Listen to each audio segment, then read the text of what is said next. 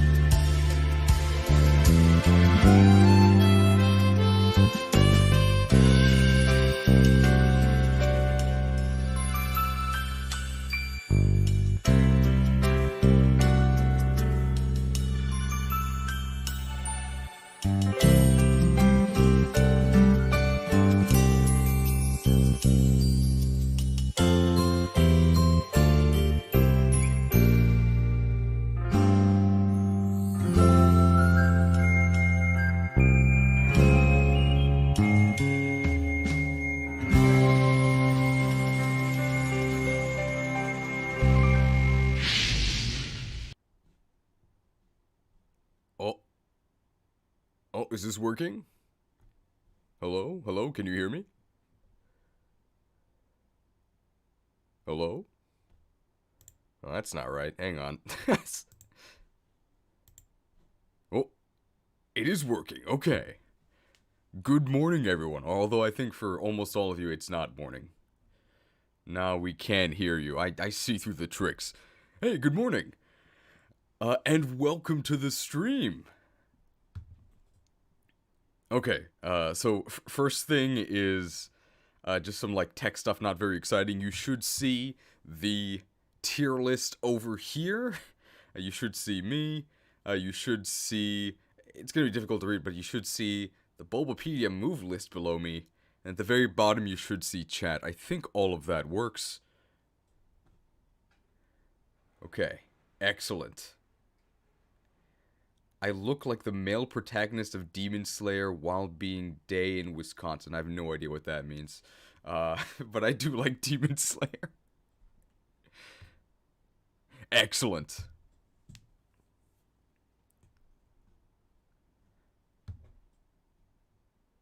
Okay.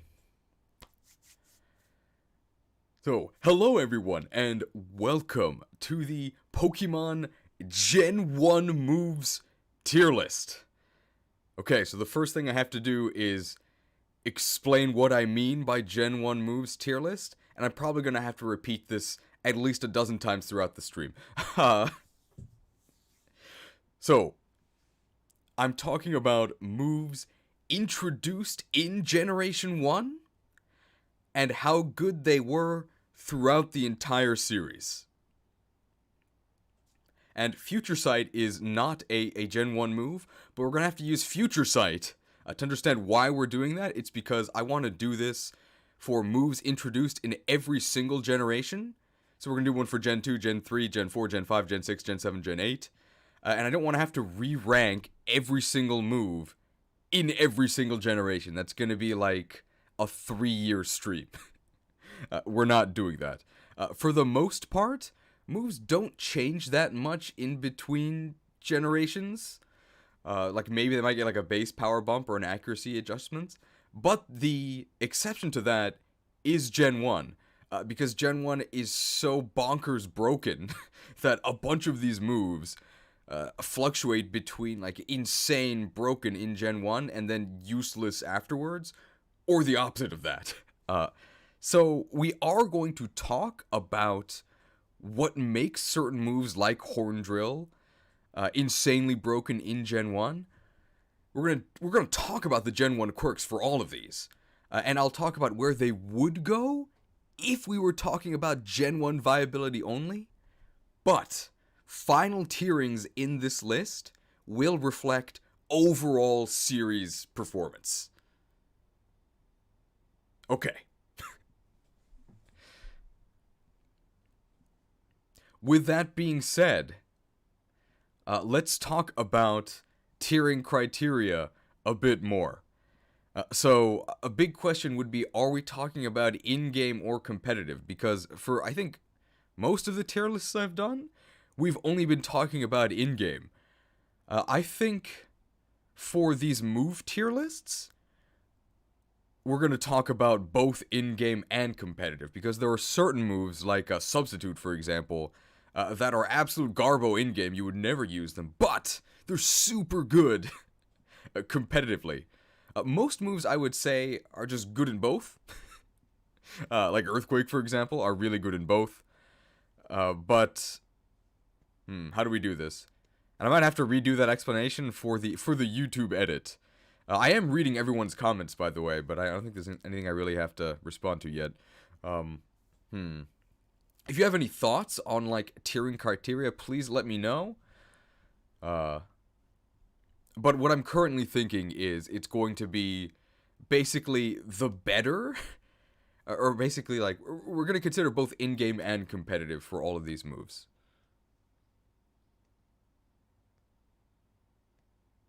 Does the Pokemon the move is on matter to tiering? Yes. I think that's important to consider. Yes, it does.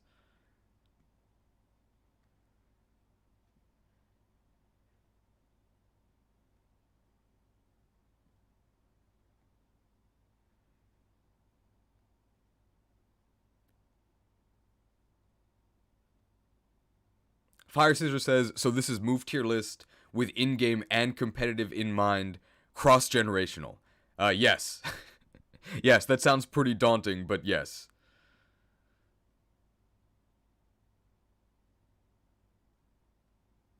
Is this main series only? Yes, this is definitely main series only. I think if you start to get into spin-offs, it's just too much. Spin-offs are definitely beyond the scope of this list.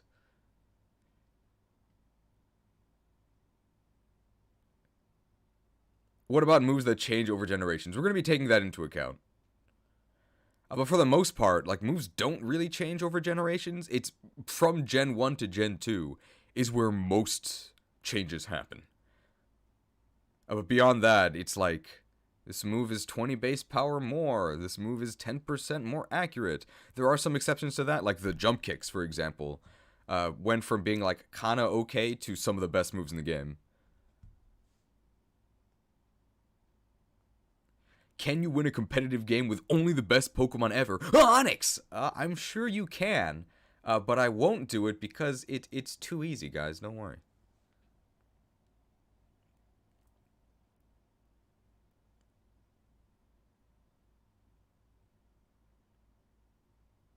Strange question, but is the usefulness of the TMHM outside of battle, as in the overworld, considered at all? No, I don't think that's a factor.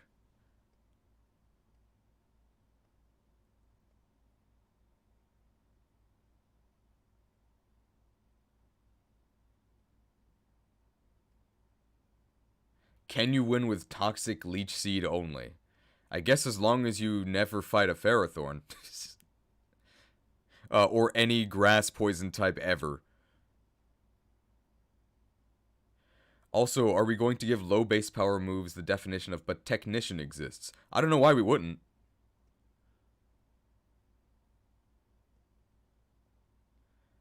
For Horndrill, will we consider that X accuracy is broken? Yeah.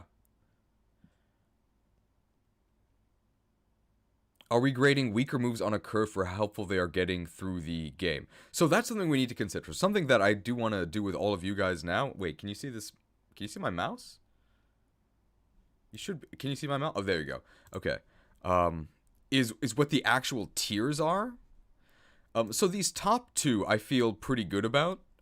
So meta-defining, these are going to be moves that, well, as the name suggests, are meta-defining. So these are the best of the best. You're using these moves, your opponent's using these moves, the computer's using these moves, everyone's using these moves. And if they're not using moves, you have to consider the possibility that they might be. Right below meta-defining are staple moves. So these are usually, like, the best moves of their type. They might not be, like, the most exciting, but you're not really upset to be using them. These two tiers, I think, are kind of set. What I'm wondering about are these three below. So, filler and outclassed is where I'm thinking of putting moves like tackle, scratch, like moves that are, you know, they're terrible, but you gotta start with something, right? So I don't really think it's fair to call them useless, because they do have a role, an important role, even if it's not that glamorous. Yeah, so like Ember, Water Gun, Ember, those would all be considered filler or outclassed. Then niche would be moves that are, well, they're niche, right? There's situations where you would use them. So an example of that would be like Barrier. Is Barrier a useless move? I wouldn't say it's useless, but I don't really think you'd really use it in most situations. And then useless is like, I think it's really hard for a move to be useless. Like, not even Splash is useless because in Generation 7 you can use Normalium Z and use Z Splash, which gives you +3 attack. So even Splash is not useless.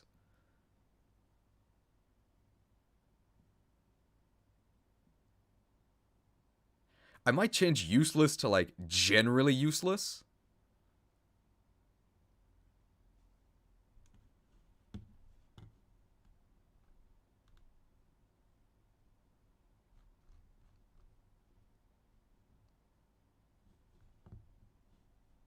So Tackle and Bubble Beam in the same tier. Yes, they would be in the same tier.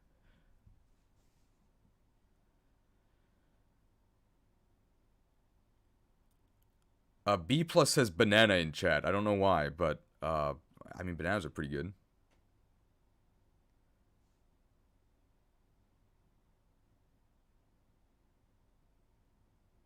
Bite is useless, that's for sure. So is everybody okay with these tiers? But Bubble Beam can lower speed. I mean, yeah, that's true. Is this in the context of only Gen 1? No.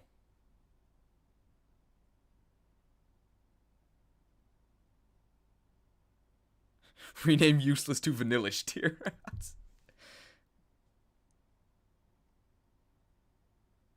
Yeah, I think I'm gonna rename useless to mostly useless. Just to hopefully dodge people being like, well, actually, during a solar eclipse when all the planets align and you use this move, you can actually deal double-digit damage. Like, okay, whatever.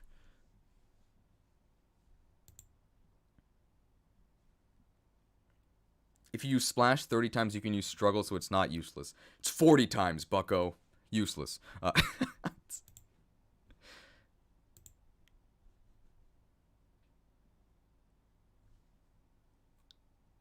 In my opinion, too many criteria, maybe scale it back. Thank you for the donation. What do you mean by that? Maybe put niche above filler. Niche implies a good niche, while filler is pretty much never reasonable to use as soon as you have access to a better move. That's possible.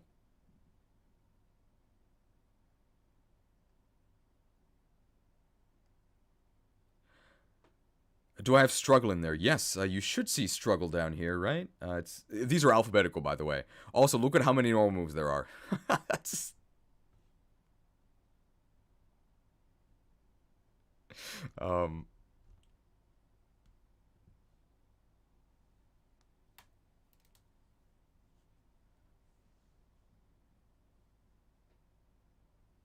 What about signature moves?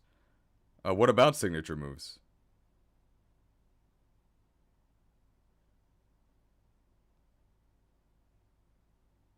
Also, for all channel members, I added a new emote.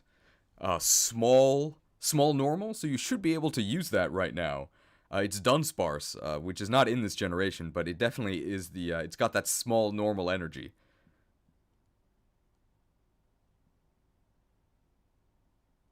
Yes! Look at that. Beautiful. Is exclusivity of moves accounted for? I think so. It doesn't really matter in this generation, though. Because, spoiler, Spore will be in meta-defining, even though Parasect is hot garbage. Well, actually, if it was hot garbage, it'd be dead, because it's 4x weak to fire. Bro, you have a really nice voice, thank you. Although, like, somebody commented on the Arceus video that my voice was fake. Like, what do you mean? Like, this is what I sound like. What about glitch moves? No, we're not accounting for glitch moves. But we are talking about how glitches affect the viability of moves.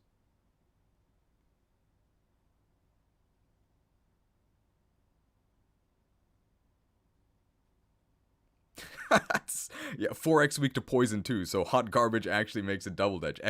Excellent. I'm going to repeat that when we talk about Spore. Thank you. My voice is so good, it sounds fake. I mean, like, am I, like, changing my voice slightly? Like, maybe a little bit, but, like, not much. And, like, there's no digital changes to it. Okay. So I think we've gone through all of the criteria, so I'm going to repeat everything for people who are just joining us and for the YouTube edit.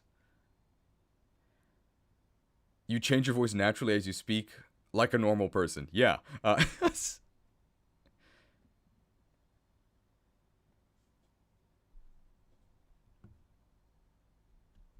Okay. So here we go. And we're going to start ranking soon. So, hello, everyone, and welcome to the Pokemon Generation 1 moves tier list. So, just to be clear, we're ranking all of the moves introduced in Generation 1. There's a lot of them, over 160. For how good they are throughout the series, in both in-game and competitive. I know that sounds like a very wide net to cast, But I think it'll work out, and if it doesn't, we'll do it differently next time. uh,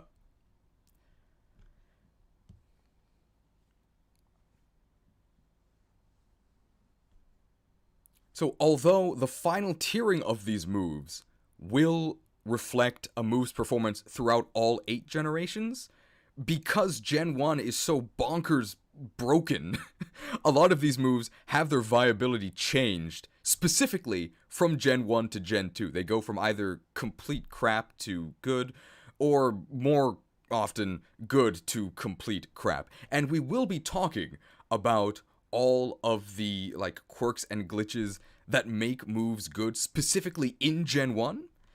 So I'll say where they would be if this list were Gen 1 mechanics only, but in the end, the placements will be considering all 8 generations. I said that now, I know I'm going to have to say it like another 7 or 8 times.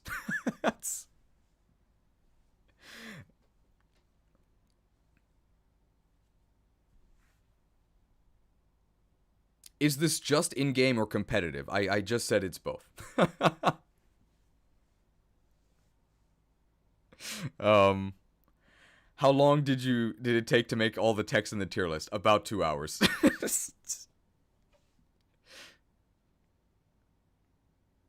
Wait, is this Gen 1 or through 8? See, guys, I literally just said it's all generations. I'm gonna have to leave it to, like, people in chat or moderators to explain that, because if I have to like repeat myself every single time, we're never gonna finish this.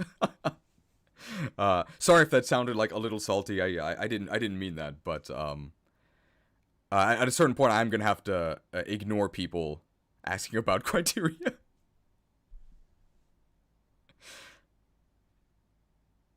Why don't I use a stream bot with commands? Still not clear enough. Are these Gen 3 moves? Alright, that's pretty funny. Should have a chat command to just dump the rules in chat. I don't think YouTube has chat commands. Weird way to do the list, but I'm down. Okay, so I do think it's important to say, the reason why I'm doing it like this is because I want to eventually do moves introduced in each generation, right? So every move introduced in Generation 2, every move introduced in Generation 3, 4. And that's why I can't rank all of these moves like... What is it? I might have to repeat that for YouTube. So the reason why I'm doing it this way is because I want to eventually do the moves introduced in each generation. And really, it's only Gen 1 where the mechanics are, like, different within the generation.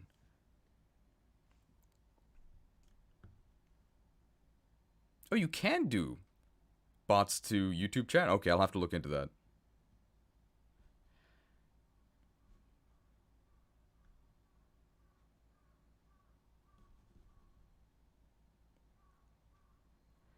Okay, I'll explain the tiers for the YouTube edit. So the tiers, at the very top we have meta-defining. So as the name implies, these moves define the meta, whether in-game or in competitive. You're using these moves, your opponent's using these moves, the computer's using these moves, and if not, you have to consider the possibility that they might be using these moves. They're everywhere. Under that we have staples. These moves are just a step below. They're very good. You're probably using them. And you're not upset when you have to. These are generally the best moves of their specific types. Then we have filler and outclassed. So these are your tackles, your scratches. I mean, they're bad moves, but hey, you gotta start with something, right? And I don't think it's necessarily fair to call like scratch and tackle useless, because they do have a use. You start with them, and you don't really have any other options. And in that sense, I would like to consider them as like filler. They're not useless. Then under that we have niche. So these moves have some specific use, which might be useful, might not be, probably not useful. But it saves them from being the bottom tier, mostly useless. So these are from moves which I don't really know why you would ever use them. They're probably useless. And I just added mostly to the useless, just to save myself from commenters going, well, actually, and then I mean, they're gonna do that anyway, but I tried. I tried to defend myself. Okay. I think we're finally ready to start. Does anybody have any final questions or suggestions before we get into it? Can't wait for the Gen 1 item tier list. Gonna be waiting for a while. E-growl. I don't know what that means.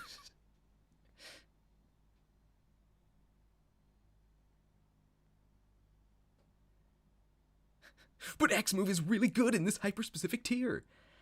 Adding a tier for gutted moves. Suggestion. Discuss if you're talking casually or competitively. Yes, I'll mention that when I'm talking about how good a move is. If it's, like, specifically only good in one or the other. Why am I vibrating? Am I? I don't think I am. Is something like explosion a staple or niche? We'll talk about that when we get there, but that's something I myself thought about. Is Stealth Rocks in S+? Well, it's not in this game. Time to move on. Yeah, I agree with that. Okay, let's see. So this is called moves introduced in Gen 1 tier list. Yeah, that could be one way to think of it.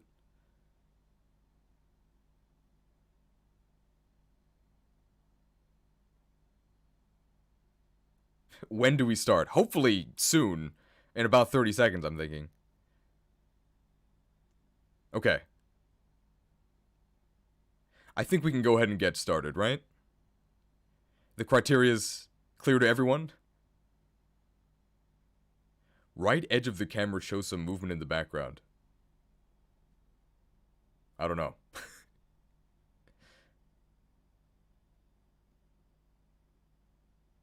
Everybody always asks, when do we start? But nobody ever asks, how do we start? Okay, well, we start by me deciding that I've had enough. Alright, here we go. Okay, we're kicking everything off with Absorb. 20 base power, heals you for half the damage it deals.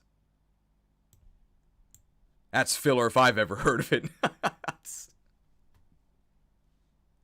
Yeah, there's no reason to use this once you have either Mega Drain or Giga Drain, but hey, if you don't have those, use Absorb. And that's that.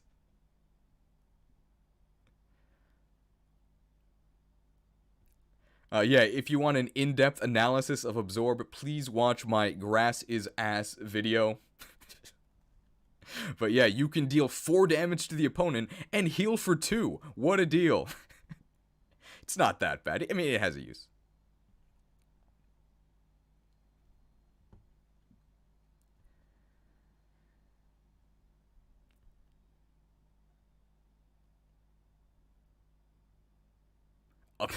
Absorb absolute nightmare for Onyx only playthroughs. Small rocks in the chat, please. Yeah, Absorb's really not that bad, guys. I'd not even put it in filler. I'd put it in mostly useless. I'd agree, but I think because it is generally like an early game move, it escapes the mostly useless. Is this live? Yes.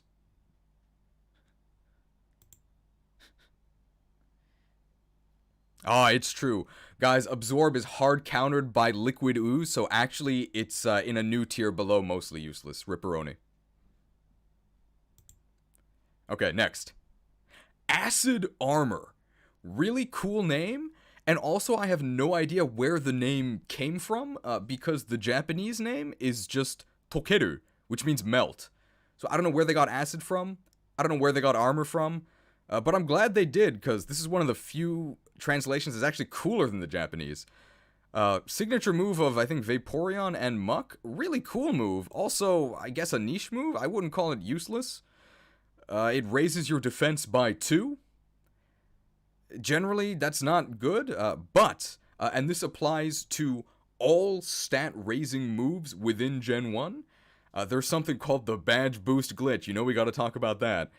Where every odd badge, so that's the Boulder badge, the Thunder badge, the Soul Badge, and the Volcano Badge.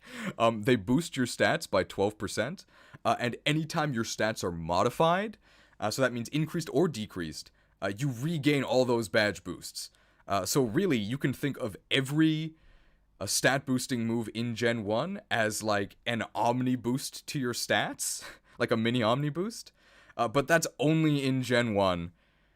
So in Gen 1, I think you can consider this like a staple move, but this is considering all generations, so I would say it's a niche move. Important question in the chat. Who is J Rose? And why is he 11?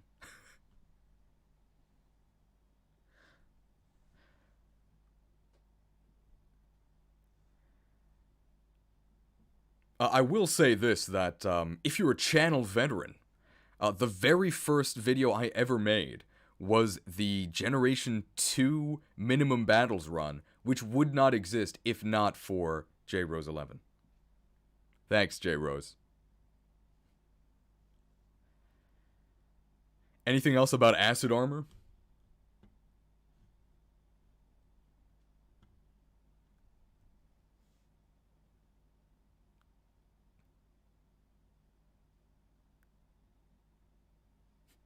I merely adopted the challenge run. It's true, I don't do many of them. Yes, I do think it's a good thing to mention, yeah. Badge Boost Glitch does not apply in Link battles. So it's purely for in-game.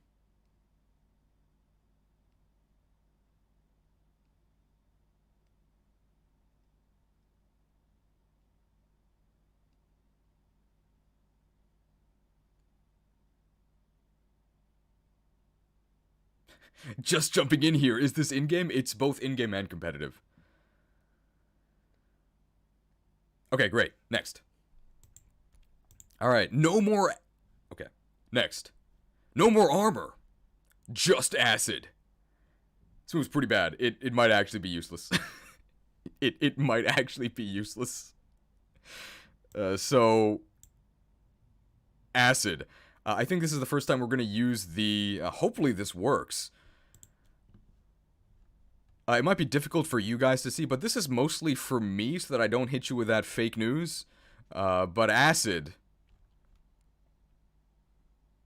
In Generation 1, acid inflicts damage and has a 33.2% chance of lowering the target's defense by 1 stage. Okay. Base power 40. And then it's since been nerfed, so now it nerfs... It's since been nerfed, so now it reduces special defense instead. At only a 10% chance. Not good. Not good. The question is, does this go in filler or does it go in useless?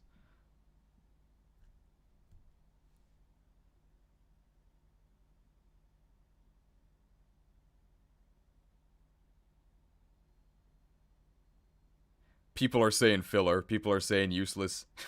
It's better than... Never mind. Useless. I think that put it well. Yeah, it's useless.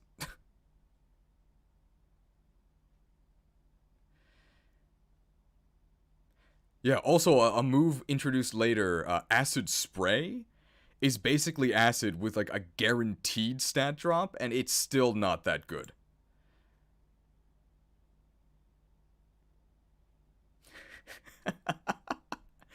Miguel, he sees the future. You can't put the second best poison type move in filler. Guys, if you don't know, poison type in Gen 1, it's really bad. How bad does it get? You're gonna find out. Okay, that's enough. Agility! It's a psychic type move. I think that's a little weird. But agility, it raises your speed by +2. Among the stat boosting moves, agility is pretty good, but maybe not as useful as you would think. Generally, using a turn just to boost your speed is not worth it. In game, I don't think you would ever use this. In competitive, the only Pokemon I can think that really uses agility is like Empoleon with like substitute Pitaya Berry. I don't know. It's probably better than Acid Armor. Again, in Gen 1, because this is a stat boost move, you can use it with the badge boost glitch. It's useful in that. It's also really good on enemies in Gen 1, because if you're weak to Psychic, they'll just spam agility and, like, waste their life.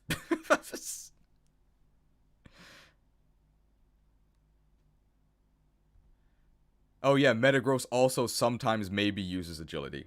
That's about it.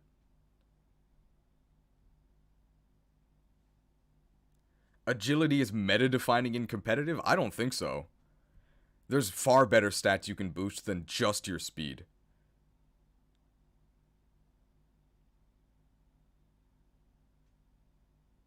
Agility is staple tier? Really? Oh yeah, Porygon Z can also use it? If only we're anime agility. Yeah, in the we're not considering the anime, by the way, but yeah, in the anime, agility is apparently pretty good.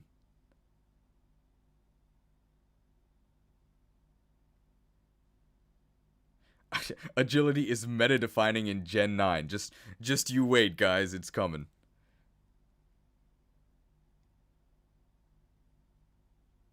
A few people have mentioned, so I will as well. Agility and I guess all stat boosts can potentially be used as part of baton pass chains in competitive, but I think generally you'd just be using speed boost for that.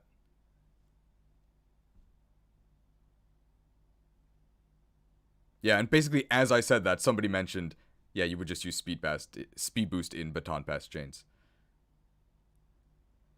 Ooh, good note by Dylan Cujo. What about Z moves? I think it is important to mention Z moves, but that doesn't change anything for the moves we've talked about so far. Are we considering use in challenge runs and Nuzlocke? I don't think so.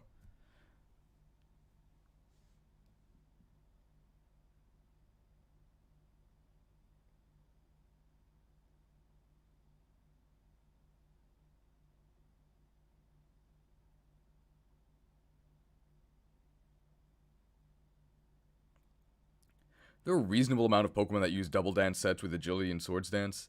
That's true.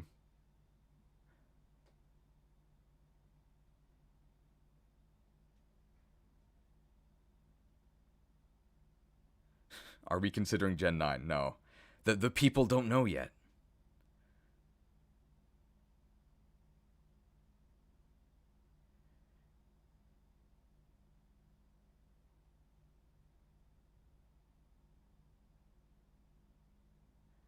I think a lot of people are assuming it's Gen 1 only. Yeah, I'm gonna leave it up to people in chat to re-explain the criteria because there's so many moves. I can't redo the criteria every single time.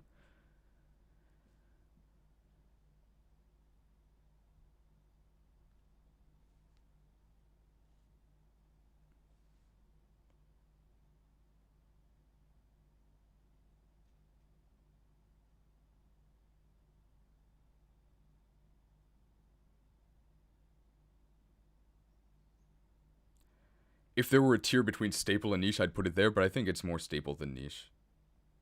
You know, I think considering what everyone has said, and the fact that raising speed is generally better than acid armor, I think I've been swayed. I think agility will be a very low staple move.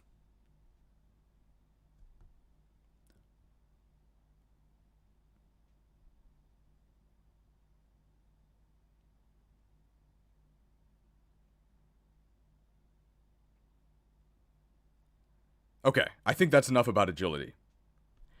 Amnesia. It's the special version of acid armor, right? It just raises your special defense by 2.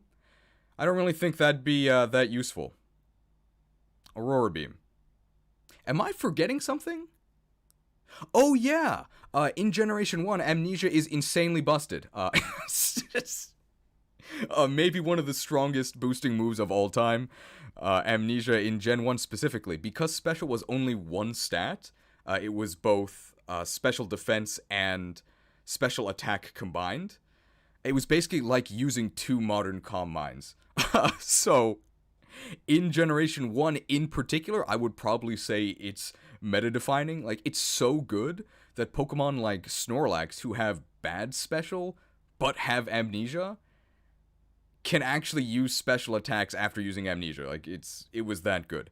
And of course, if you're Mewtwo using Amnesia, like, forget about it. Forget about it, right? Amnesia. But because we're considering all generations in this, Amnesia past Gen 1 with that special interaction is pretty bad. Generally, like, raising your own special defense doesn't really do anything. You would much rather use Calm Mind.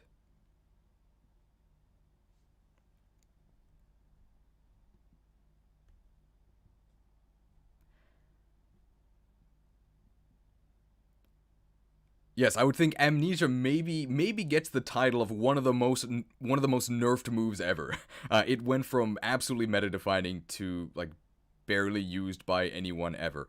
If you can think of a legitimate use for Amnesia past Gen 1, let me know, cuz I can't think of one. Oh yeah, okay, we'll put Amnesia in front of Acid Armor in honor of the Gen 1 jank.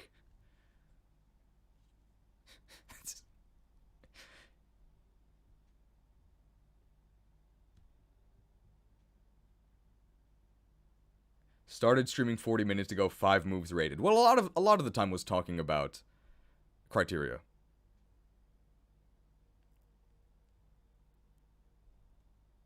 I guess you could use it with stored power. Okay. Curse, Amnesia, Heavy Slam, Waylord, LOL. LOL is right, that sounds terrible. Okay. Aurora Beam. I think this one's pretty straightforward. It's the Ice Beam at home. If you have Ice Beam, why would you ever use Aurora Beam? But if you don't have Ice Beam, Aurora Beam's okay. There you go. Easy. I guess it's really pretty. And I guess specifically, if you're doing a level 5 Mewtwo versus the Elite 4 run, Aurora Beam is really important because it can drop your attack, which will then boost all of your stats due to the badge boost glitch. Okay.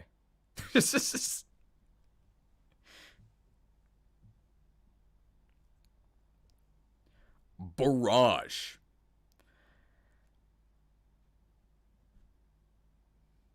Any other things about Aurora Beam? I don't think so. I think that's it. Yeah. Okay. All right. Barrage. The signature move of the execute line. This is a barrage of balls. It's horrible.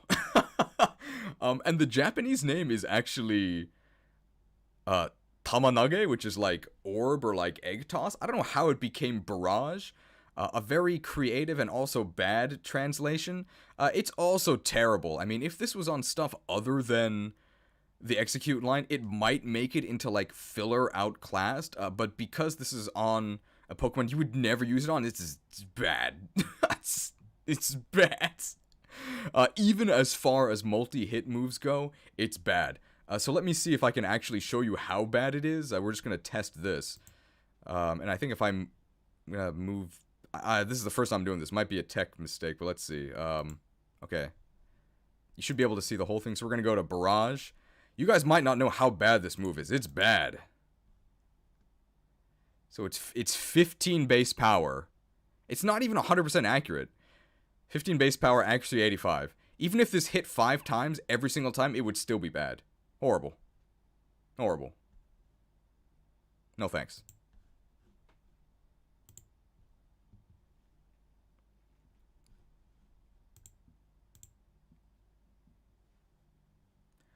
Why is it even exclusive to the execute line? It's because the Japanese name is, like, egg toss. And they just didn't translate it that way. They just made it sound generic.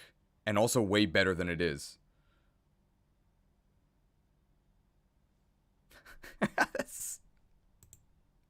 Okay, I think we can get through Barrier really quickly thanks to a comment from MCG Raven.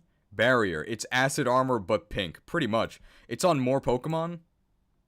And it's a psychic type move. But it does the exact same thing. It just gives you +2 defense. So everything we said about acid armor also applies to Barrier. Except I think acid armor has a cooler name.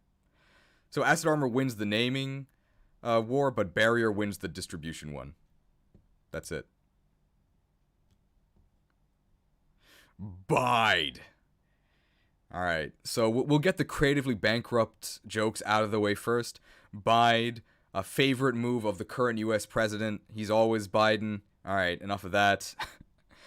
Bide's really bad. But wait, does it go in niche? It might be useless. It might be useless. Okay, so Bide has a very specific niche in Gen 1, in that it's one of the only ways to hit, like, ghost Pokemon with a normal move, because Bide actually ignores type immunities.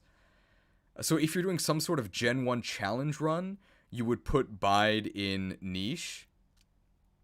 But I think since it's overall useless in 7 out of 8 generations, and it's not even that good in Gen 1, I think this is actually useless.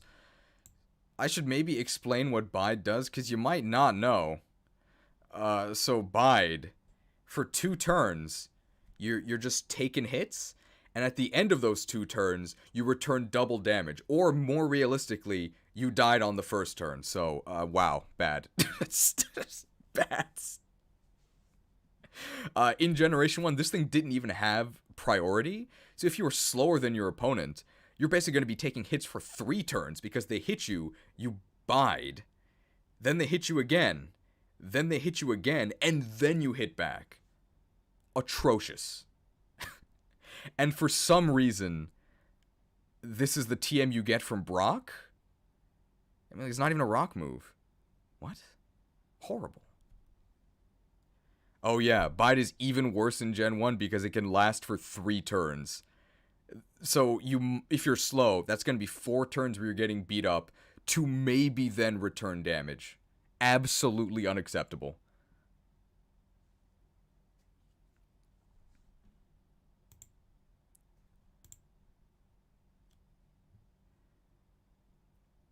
Okay.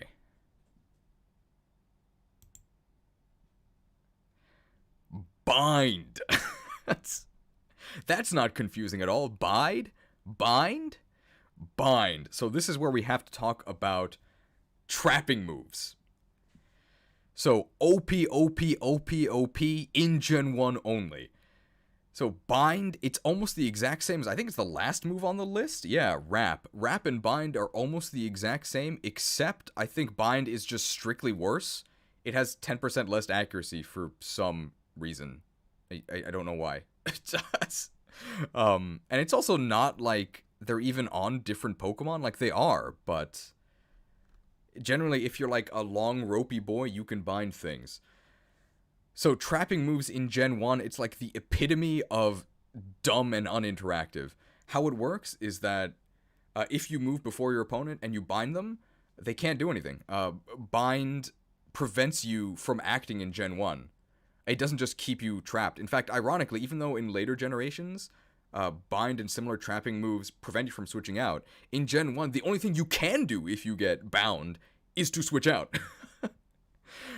So bind, wrap, and other trapping moves in Gen 1 basically just lock your opponent in a hell where they will slowly die, unable to move, over the course of like 20 turns. It's agony. It is agony. So in-game, even though this is kind of an auto win, it takes forever, so I don't think you would use it. In competitive Gen 1, I guess you could use it. You can use it in combination. Dragonite in particular can use it in combination with agility to be faster than the opponent. Then start binding them and lock them down. In Generation 1 only, I would maybe consider this a staple move because of how much cheese you can do with it. But I think considering all generations, this is just a niche move. It's not useless. Right, it does do the periodic damage at the end of turn and prevent opponents from switching out. But I don't really think you could consider that like useful. It's like a very niche thing, and we're gonna do Wrap at the exact same time because they're basically the same move, but Wrap is like strictly better for some reason.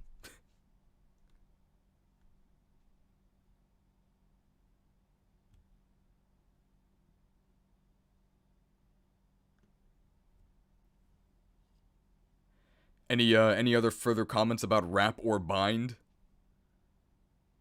Quick question, where's counter? Is that not in here? Uh-oh. Whoops. Well, counter should be in here, but,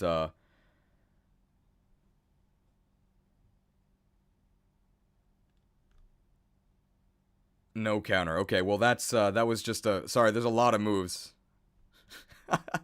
We'll talk about counter when we get there. Please remind me to talk about counter.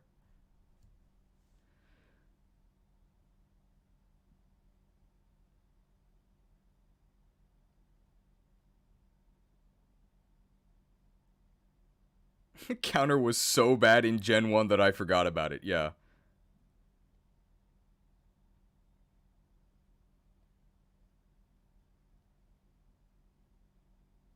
Okay. Bite! I would consider this a filler move. It was actually normal type in Gen 1, only became a dark move in Generation 2. 60 base power with a chance to flinch. If you have Technician, it's better than Crunch. Hey. I think it's better than Absorb. I think Bite, for a filler move, is fine. It's definitely much better as a dark move now.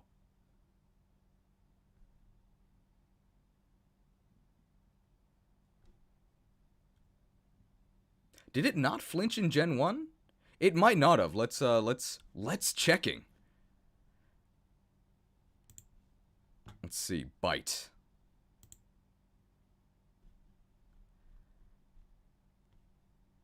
Oh, okay. It did flinch in Gen 1, but only at a 10% chance. And then from Gen 2 onwards, it flinches with a 30% chance. So just overall buffed from Gen 2 onwards. As far as filler moves go, it's not bad.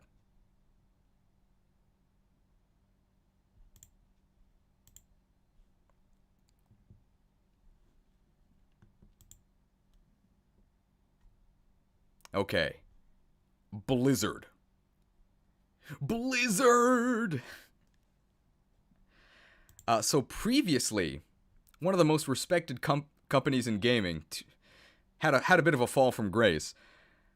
So Blizzard in Gen 1, specifically the Gen 1 of Gen 1, so red and green, was giga OP. Arguably the best move of all time. Because, 1, it was 90% accurate. And 2, it had a 30% chance to freeze. And in Gen 1, freeze meant you were dead. In fact, it was worse than dead, because you never thawed out. So in that sense, you were dead. But, because you were still, like, on the field, your opponent could then set up. Absolutely disgusting. So, it was 120 base power, 90 accuracy, with a free one-hit KO move. Absolutely disgusting. Best move of all time. But we have to think beyond the Gen 1 of Gen 1. So, in actual Gen 1, also Giga OP, meta-defining for sure. If you had Blizzard, you were probably spamming it all the time, and that was a good strategy, because you can't really stop it. Freeze chance at only 10%, but I mean still a free 10% chance to better than one hit KO, amazing. Unfortunately, because we are considering all generations, a Blizzard is just a staple move. It's generally kind of bad. I'd rather use Ice Beam, but it's good in Hail, and in doubles it hits both your opponents. If it's hailing, it has 100% accuracy. So I think it's a fine move. Also, thank you for the $5 donation from Hugo is here. Shout out to my boy, Gen 1 JP Blizzard. 120 BP, 90 accuracy, and a 30% chance to freeze. Yeah, absolutely disgusting.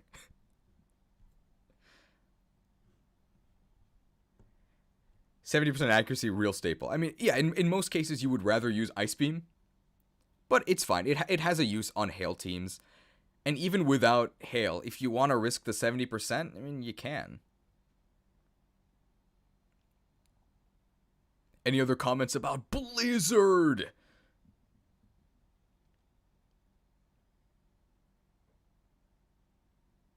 Okay, I'm getting well actually in the chat here, but I mean, I guess it's fair.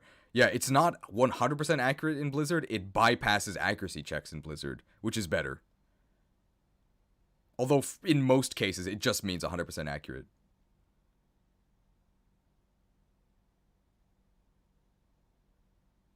I feel like you're gonna need a tier below staples where something is not niche, but simply commonly used, but not exactly a staple, like double edge. Double edge would be a staple move.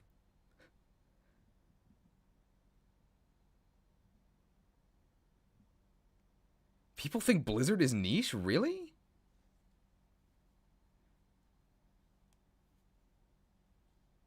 I get that it's only used with hail, but I don't think it's that bad.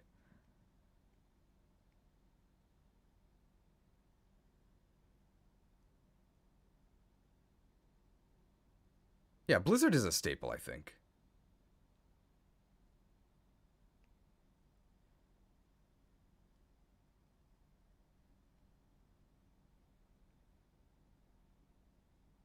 Yeah, Blizzard is better than niche. Blizzard is fine in staples.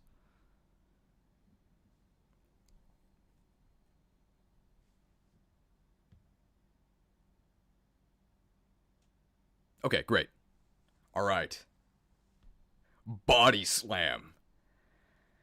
So Body Slam is pretty much like the gold standard of normal moves. It's really good.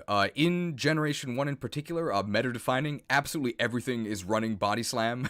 Get ready to get slammed. And it also has a unique interaction with Minimize, where it will ignore the accuracy boost of Minimize and deal double damage. I don't think it actually does that in Gen 1, but I mean, it's neat that that interaction exists.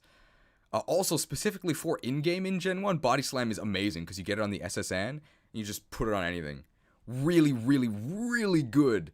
Would be meta-defining if this was Gen 1 only, but I think since then, movesets have sort of evolved. Body Slam is rarely the best thing you can be doing, but it's still, like, really good. Like, nobody's making fun of Body Slam. I think we'll actually put it above Blizzard. Like, Body Slam is just pretty good. Yeah, and a 30% chance to paralyze, like for free. 85 base power, 100% accuracy, 30% chance to paralyze. That's a lot of really solid aspects. Also, yes, good to note that on Pokemon such as Jirachi, who have Serene Grace that doubles secondary effect chances, Body Slam can pretty reliably paralyze.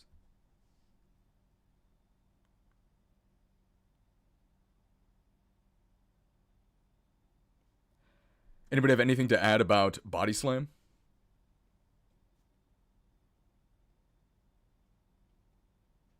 Why is agility the same tire as Body Slam? Well, I mean, by the end of this, Body Slam's going to be way higher up than agility.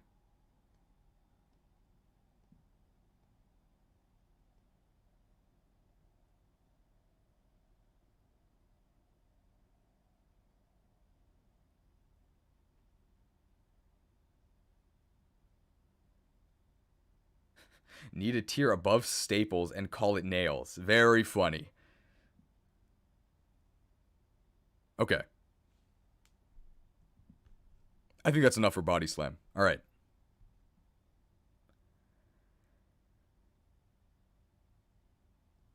We need a tier for okay good below staples. That's basically what filler and outclassed are. Like, most of these are like okay.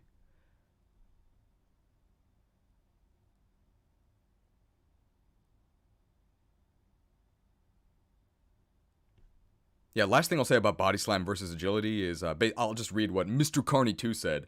Agility has been, moderately good since Generation 1. Body Slam has as well. But Body Slam was like the GOAT in Gen 1, so it gets to be higher.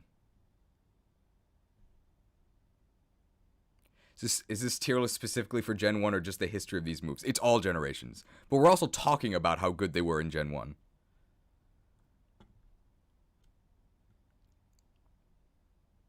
Okay. Bone Club. Talk about filler. I guess signature move of the Cubone and Marowak line. There's no reason why you'd ever use this over Earthquake once that's available, or even Dig. I guess one thing worth noting about Bone Club is that the Japanese name for the move is Hone, bone, Kombo, club, so Bone Club, but combo is also the word for, combo in Japanese. So why isn't this a multi-hit move? I got Bone Meringue. It's kind of weird. It's a filler move. It's fine. Eh. It's fine. I think I'm actually going to put it below Bite, because Bite actually, is fairly good in Gen 2 and beyond, and like Bone Club. Does anybody ever use this? I don't know. I mean, it's not bad, but I don't know why you would use it. Yeah, basically, if you used your Dig TM on something else, then maybe you'd use Bone Club. It's filler. It's fine.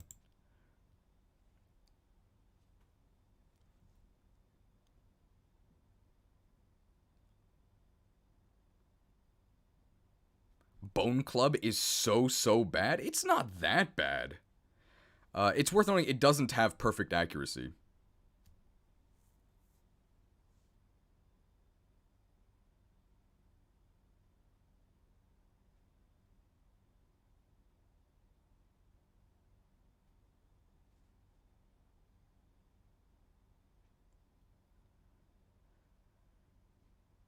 Yeah, 85 accuracy is pretty disappointing on Bone Club.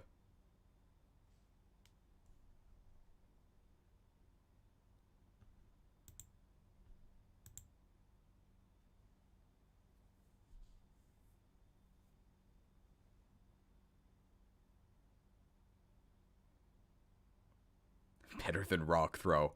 Guys, just wait till we get to Rock Throw.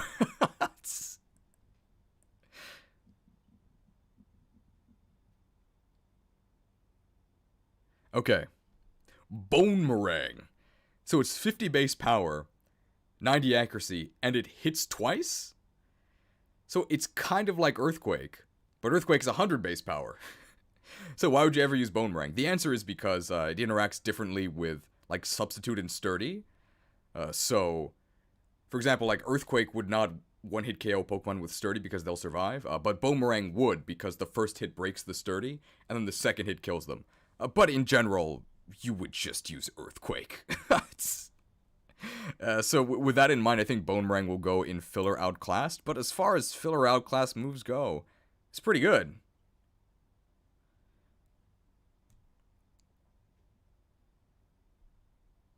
Yeah, you trade 10% accuracy to be able to hit through substitutes and sturdy. In general, Earthquake is just better. I'd rather have the perfect accuracy.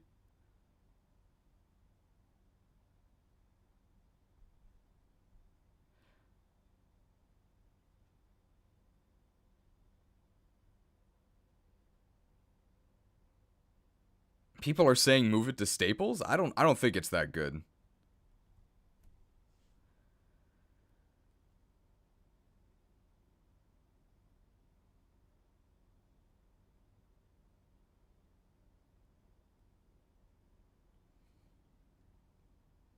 I guess another note for Bone Meringue that people have mentioned is if you're doing a double battle and you don't want to hit your ally, Bone Meringue has that niche as well.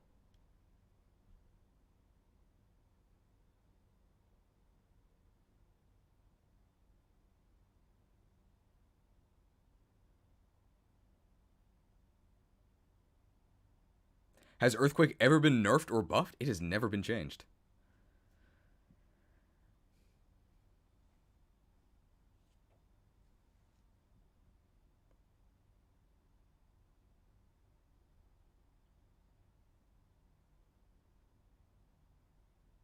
I'd say more niche than filler. Niche is for moves that, like, really, they have one very specific use. I think it's better than that.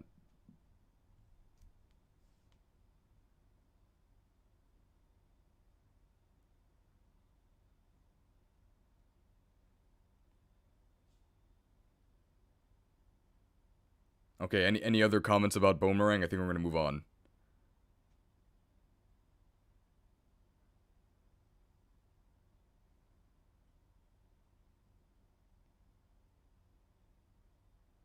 Okay. Next. Bubble Beam. It's a filler move. Bubble Beam is a filler move. You get it from Misty in Generation 1. That's pretty useful. I think it has like 55 base power. I'm gonna check this because I don't wanna lie to you guys. Bubble Beam. Here we go. It's got 65 base power. Oh, okay. Used to be a 33% chance to drop speed in Gen 1, but it got nerfed. It was too good.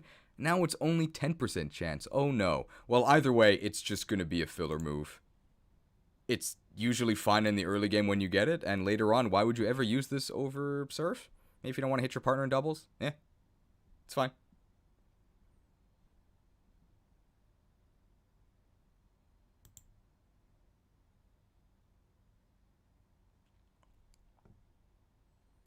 I guess you could mention that in Gen 1, a ton of Pokemon actually learned this move from the TM from Misty.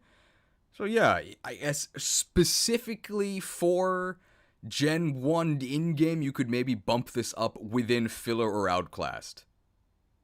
Wow.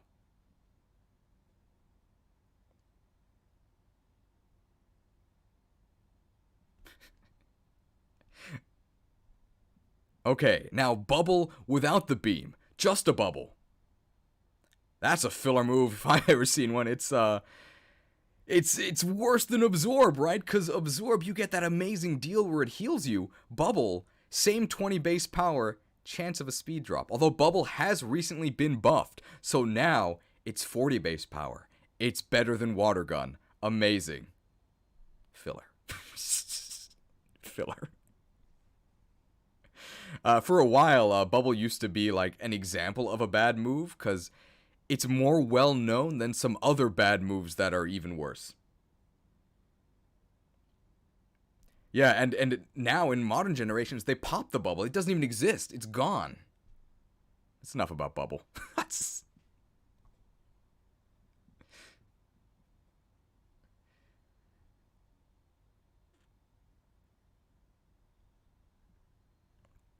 I guess it is worth noting that Bubble... Oh, how do we say this?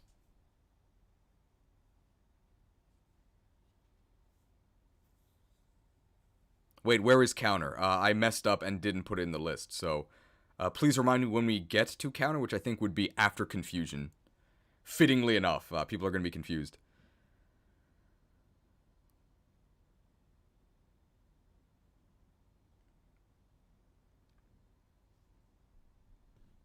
One very important note about Bubble is when you're talking about how bad...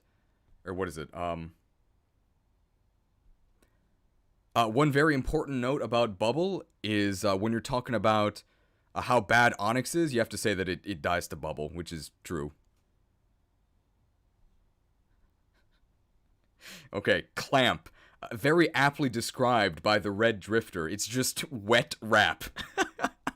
So yeah, pretty much everything that applies to Wrap and Bind also applies to Clamp.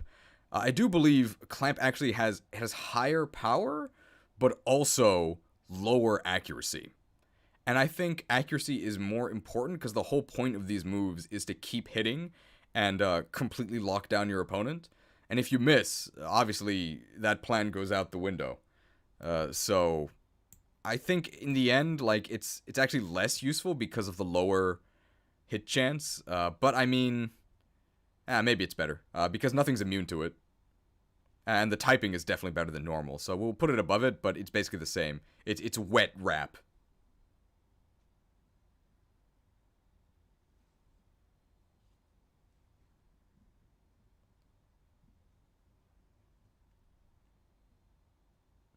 I mean, like, you can argue about the minutia, like, it should be higher because it's a better type, it should be lower because it has worse accuracy, it should be higher because it has more power. The point is they're basically the same.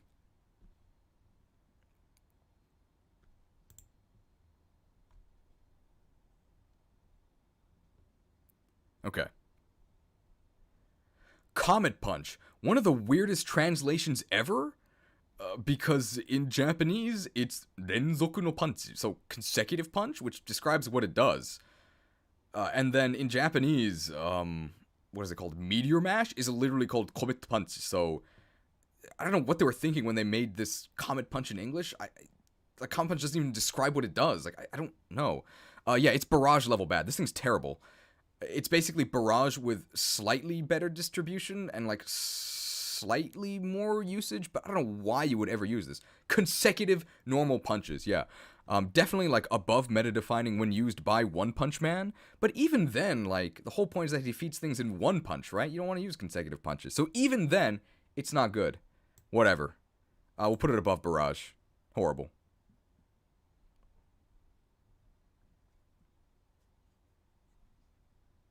Yeah, the name Comet Punch is wasted on this move.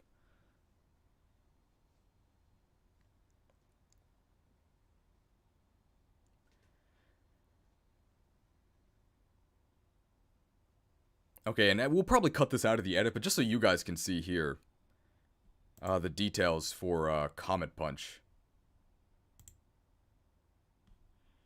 There we go. So it's 18 base power. That's so specific. 85% accuracy, multi-hit move. Bad. Horrible. Don't use it. Not even worthy of filler.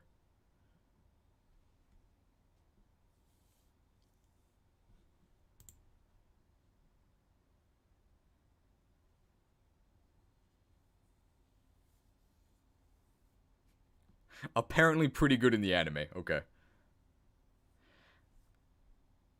Alright. Confuse Ray. I think it's going to be kind of a hot take. I don't think Confuse Ray is that good.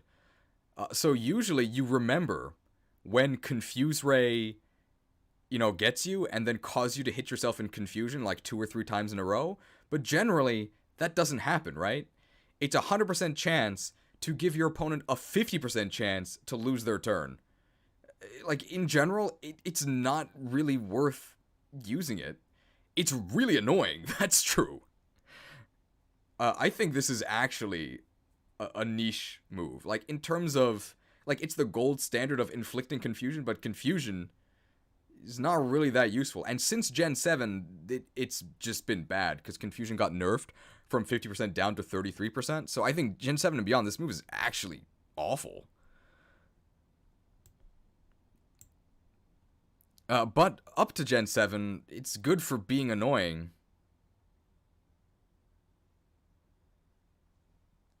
We really need a tier between staple and filler. What would we put there?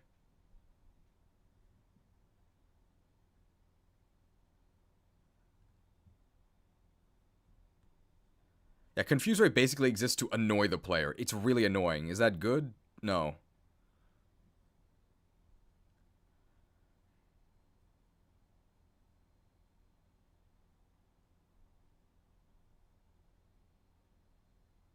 How about good?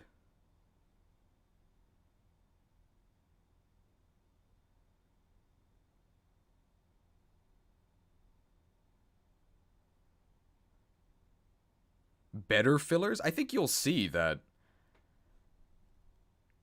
the moves that will go in staples are basically better fillers.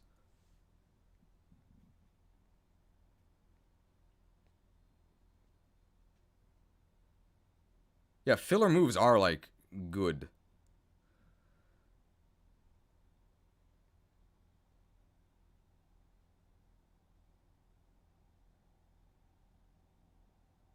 We need a tier between staples and filler. Call it common moves. Like, staples are common moves, guys.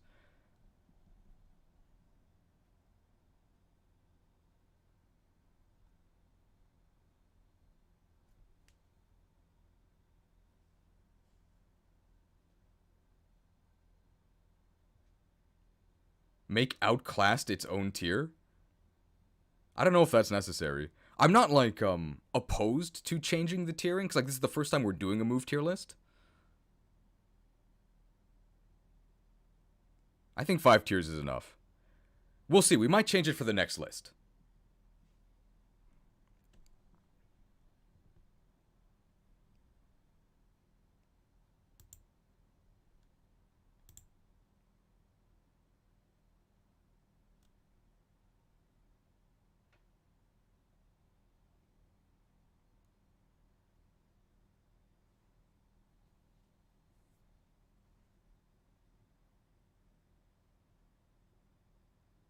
Okay.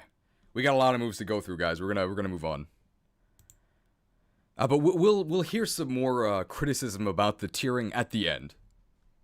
All right, move on and don't forget counter. Yeah, sounds good. All right, confusion. Shouldn't be much confusion about this one.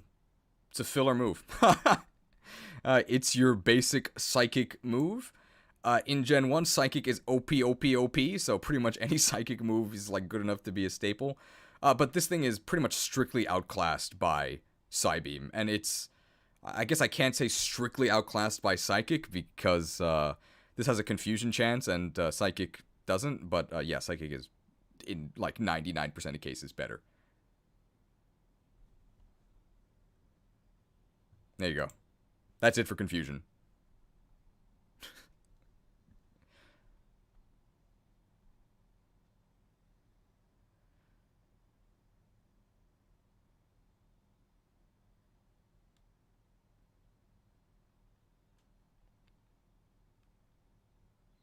Any other notes about confusion?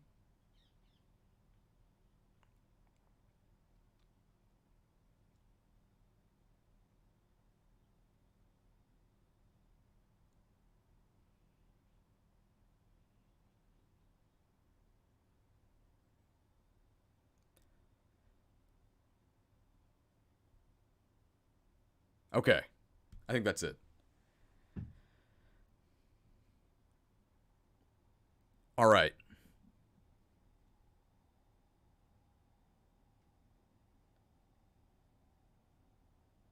Okay.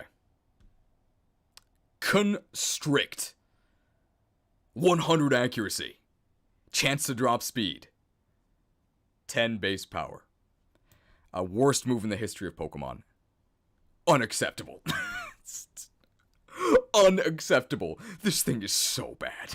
It's so bad. It's so bad. Oh my god, it's bad. Like, can anybody think of any use for Constrict? I think it's the worst move in the history of Pokemon. It's atrocious.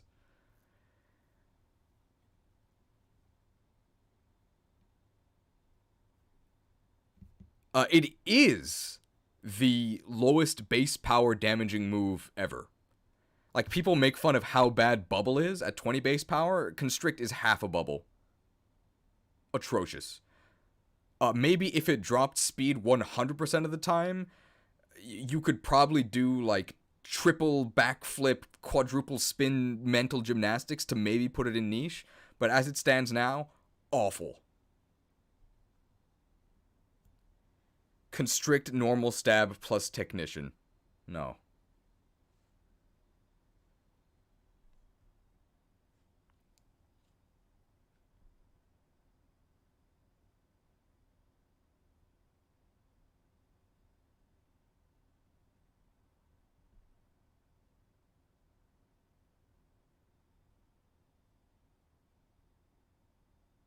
Cheese needs to use flash to light up my room. Unfortunately, because I have to start these streams at like 7 a.m. Japan time, like, this sort of happens all the time where like the light starts coming in through the room. I can't really change this. Ah, come on.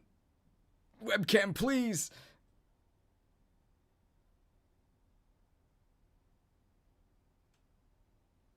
Constrict needs its own tier. Okay. Yeah, we'll give it its own tier. All right.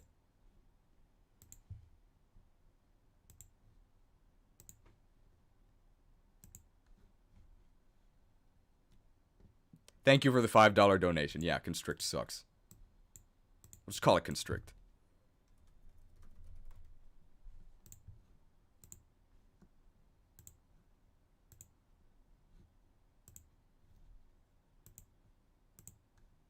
Wow, you can't even see that.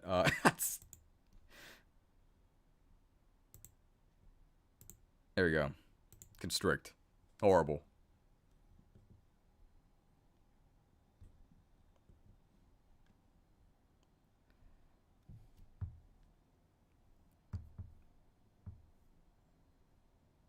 The Constrict Crucible? Okay.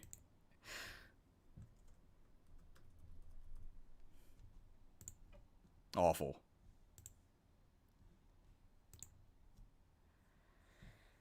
I mean, like, potential uses of Constrict, if you are doing a link battle.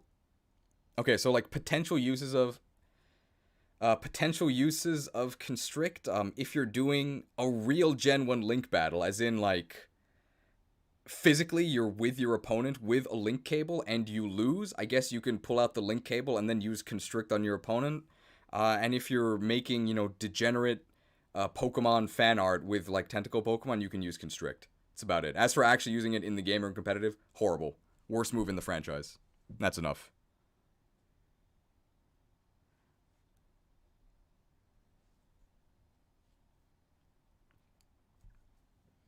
Okay, I guess true final note about Constrict was that in Gen 1 it had a 33% chance to drop speed, and Game Freak, I mean, of all of the issues in Generation 1, one of the ones that it was just so pressing, it was so oppressive, they decided, in Gen 2, we gotta nerf Constrict, down to 10% chance to drop speed. Horrible. Okay. Conversion. I think this is useless. Is it useless? Well, we are considering Z moves, I think, and if you Z move conversion, it'll actually. Well, we'll start this off from the beginning because we'll start by describing what conversion actually does, because conversion has changed a fair bit. So conversion. In Generation 1, conversion is a signature move of Porygon, and it changes Porygon to its opponent's type. In Gen 2 and beyond, conversion changes you to the first move in your move list.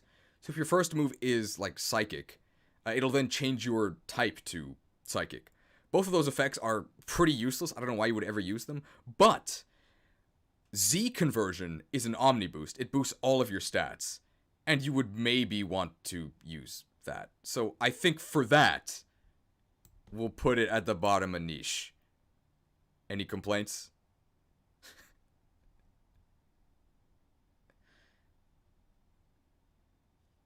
Wrong, there's a new move for that. It's conversion 2. No, they just changed conversion.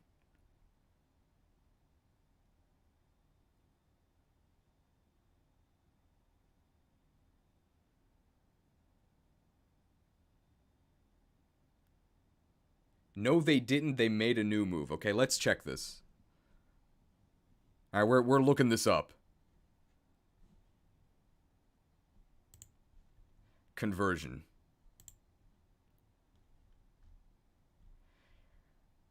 Generation 1. Conversion changes the user's current type to the target's current type. The original user's stats or types are restored once it switches out. We need to check that. Generations 2 to 4. Conversion changes the user's type to match the type of one of the user's move. Yeah. That's what I said it did, right? Chat is wrong?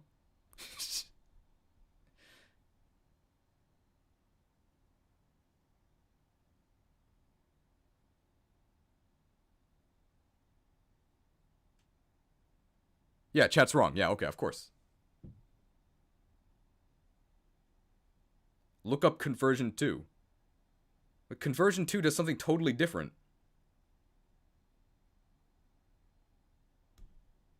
Yeah, what are you guys talking about? Conversion 2 is a different move, guys. Yeah, I read all these moves beforehand, guys.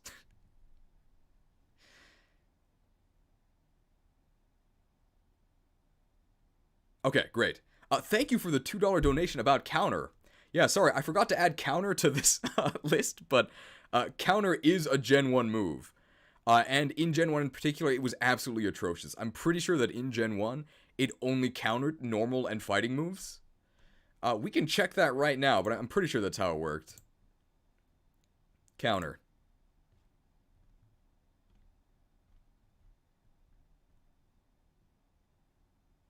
Is that a lie? I might have lied. No, it was only normal or fighting, yeah. And then afterwards, it was changed to actually counter all physical moves, which makes it way better.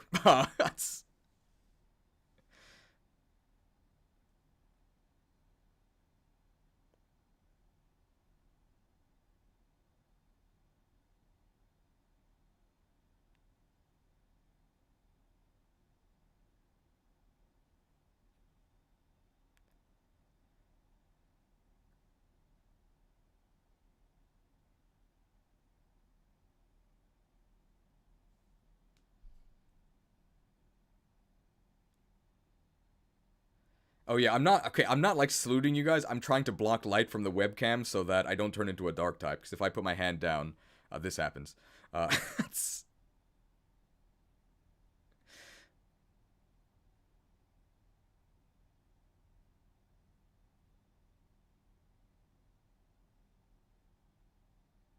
okay. So I think counter, if it existed in this list, sorry about that. I would probably put counter in niche for Generation One because even though it only counters fighting and normal moves are everywhere, so it does have that use. I think that in Generations 2 and beyond, I would actually probably put counter at the bottom of like staples because it has like a unique use that you kind of see all the time. Uh, in competitive, in game, it's absolute garbage. You would never use it. But counter is like a move that people use. Yes, and as part of special Gen 1 jank, you can counter items, and you can counter. It's really silly.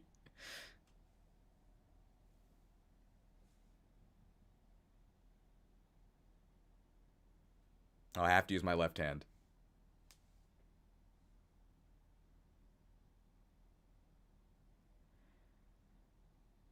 So just to reiterate that, counter, I would put it in niche in Gen 1, and I would put it like at bottom of staples for 2 and beyond.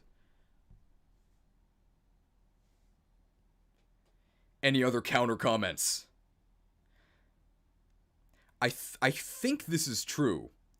It might be fake news, but I know we have some Italians in the chat, but I believe that counter in like it was initially translated as literally like kitchen counter. Is that true? Yeah, we're just doing a Wobbuffet impression for counter. That's what it is. Wobbuffet. Yes, Fabio, can you confirm or deny? Was counter translated as kitchen counter?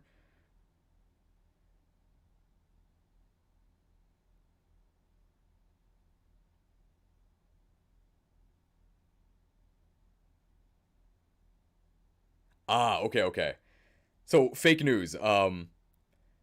Counter was translated in Italian at least up to Gen 6 as like literally a thing that counts like numerically rather than countering an attack, and then it got fixed.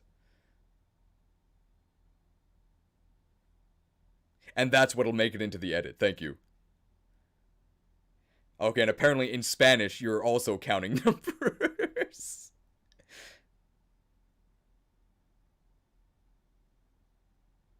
Okay, I think that's enough about imaginary counter.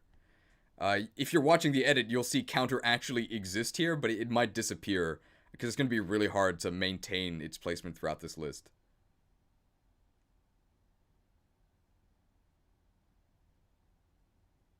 Okay. Can I put my hand down? Will this work? Oh, no, dark type.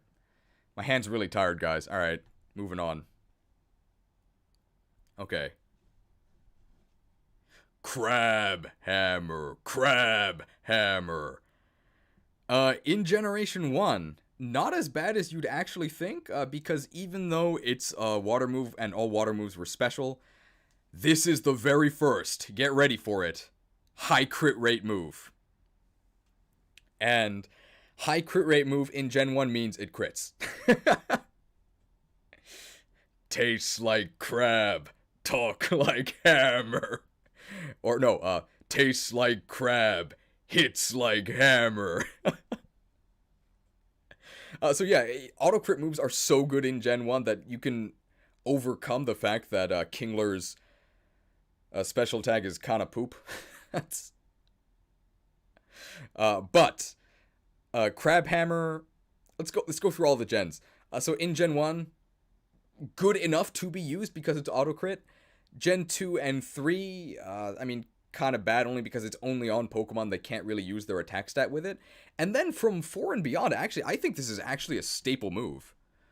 I think it's actually, like, good. Like, if you can use Crab Hammer, you're using it. You can compare it to Waterfall. You trade a little bit of accuracy for a little bit more power, and that high crit rate. Usually you're considering the power in that. It was buffed from 80 to 100 BP, right? I don't think... Well, we can check that, right? Let's check that. So here we go. Crab hammer. Crab hammer. So in Gen 1, it was 90 base power and 85 accuracy. Gen 5 accuracy was increased to 90. Ooh, and you're right. In Gen 7, it was increased to... Power was increased to 100.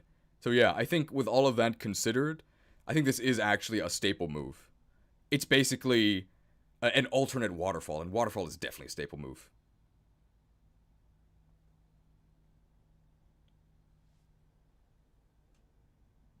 Top of staples? I don't think it's that good, no. But it is good. I think we'll put it above Blizzard. No, we won't put it above Blizzard.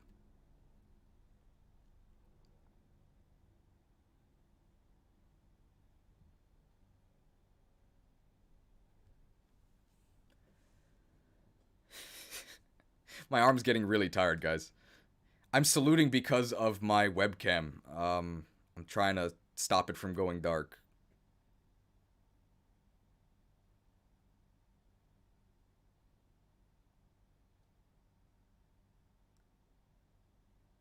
I'm putting my hand down. My hand's really tired. dark type, guys. I'm sorry.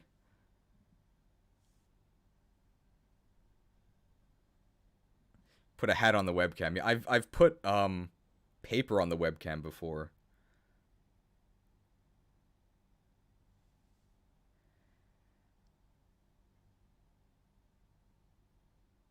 Just use a curtain. I don't know if you guys can see it. There is a curtain. Maybe if I move myself, if I go here, will this work? Oh, okay. So if I'm in the corner like this, it works. Okay. Here we go.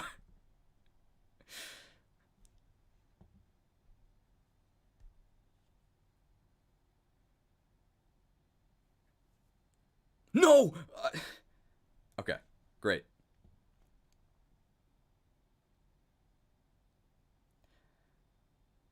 Okay, so, I think it's enough about Crab Hammer. It's pretty good.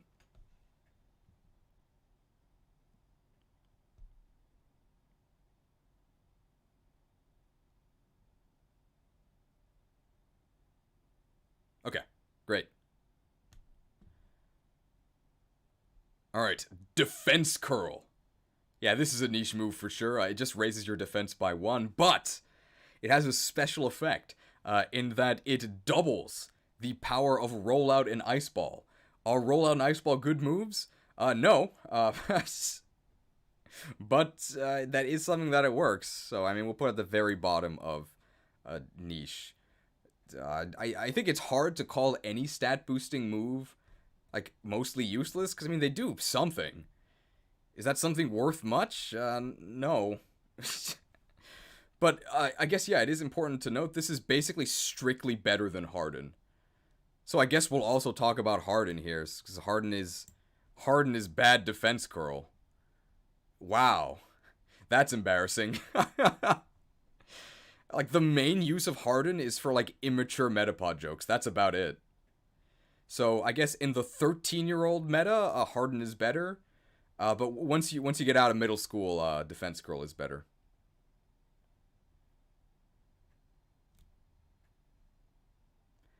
And as with all stat boosting moves, in Gen 1 you can consider them much better because you also get the badge boost glitch. But this is for all generations, so yeah, they're just gonna go at like bottom of niche. And yes, Ice Ball not only exists, but gets boosted by Defense Curl. Okay.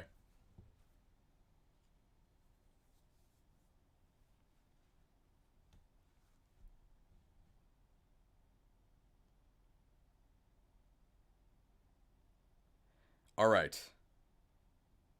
Hello, Daniel Otana. Welcome back. Sorry we had to ban you earlier. Okay, great. Dig. This move has actually been changed quite a lot. In Gen 1 in particular, it was really good. It was in Staples. It was 100 base power. It was also like OP in-game because you got it so early. It was really good. Then in Gen 2, they nerfed it quite a lot. They took it down to 60 base power, and then since then they buffed it again. Not quite up to 100, but up to 80. So that's a lot of changes. Where does dig go overall? I think it's filler. We'll put it below Bone Meringue. You basically never want to use this in competitive because like 2-turn moves are bad. In Gen 1, you could actually dodge Earthquake with dig, which was really dumb. And they changed that in Gen 2 and beyond, so it works like it should. You don't dodge it. In fact, you get wrecked. You take double damage from Earthquake if you dig. But you can escape caves with it. That's true, but I don't think that's worth anything. Yeah, there are better ground moves. But in Gen 1 in particular, yeah, it's pretty good. But this is for all generations. No! Okay, there we go. Dig with Ninjask to boost speed more. What a strategy. Just protect, bro.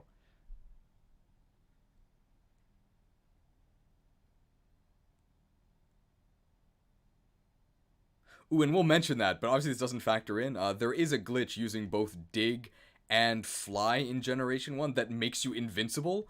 So if you get fully paralyzed during the invulnerability turn of dig or fly, you stay invulnerable. Like, you stay in that state and you can still attack. Really stupid. I'm not counting that, but that is possible.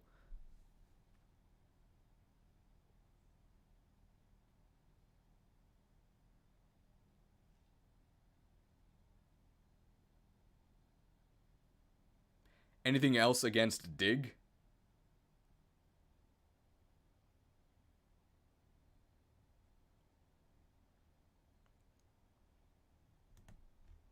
We're only on D. We're only on D, guys. I actually like to use dig with Vikavolt because nobody expects that. This is going to sound really rude and aggressive, but nobody expects that because it's really bad. I'm sorry.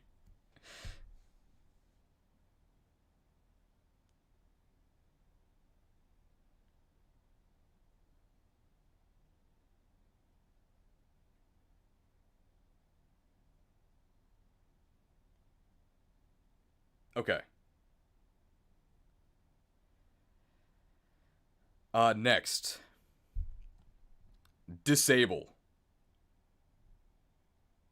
It's hard to put into words how atrocious disable was early on. I'm just going to read you what it used to do. Because in modern games, how it works is it disables the last move your opponent used with 100% accuracy, which is, like, I think that barely gets it into niche, because you can, like, disable choice moves, and that, like, does something. But I think to understand why I think disable is actually useless, we have to look at the history of it. So, in Generation 1, it was 55% accurate. Wow. So when did they buff the accuracy? They buffed in Gen 2, right? Nope, they buffed it in Generation 4 to 80%. And it took until Generation 5 to actually make it a 100% chance to do barely anything. Wow, what a move. That sounds pretty bad to me. That sounds pretty bad to me. So the question is if it goes in mostly useless or in, like, barely niche, because maybe Gengar can disable something.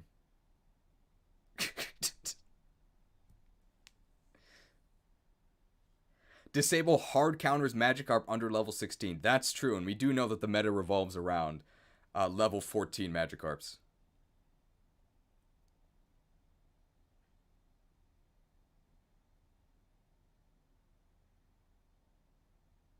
Bottom of niche. Mostly useless or bottom of niche. Those are going to be the options. Gengar uses disable with its ability. I don't think that counts, because, like, cursed body is... It's an ability, right? That's not a move.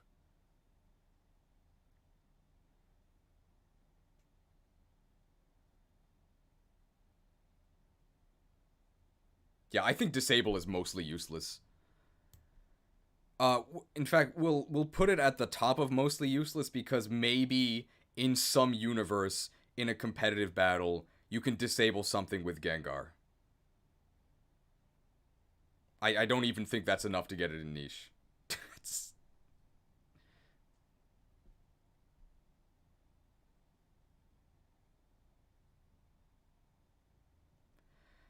I guess one important use for disable is if you're, for some reason, doing an A button only run of a certain game, a disable is a mega one hit KO move because you're then forced to reset your game.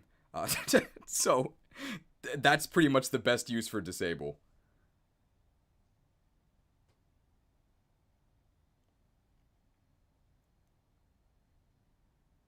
And I guess if your opponent is using a choice item which locks them into one move and you disable them, they're forced to struggle or switch. So that's something, but like, are you really going to use a move slot for that?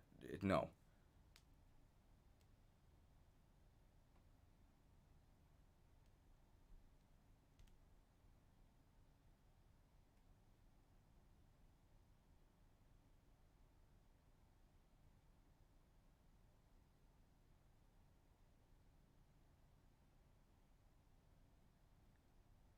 Any other things about disable? I really like disable on Moody Glalie. Okay, moving on.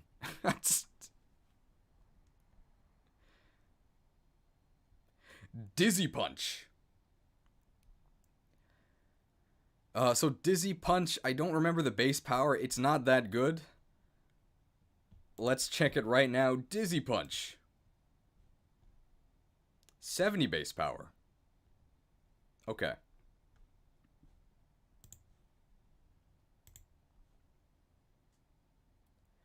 Okay, so Dizzy Punch, it's a 70 base power move, and in Generation 1, it didn't even have a chance to confuse. Wow. Yeah, this is a filler outclassed move. I mean, would you ever choose to use this? Maybe. 70 base power is not horrible, but wow.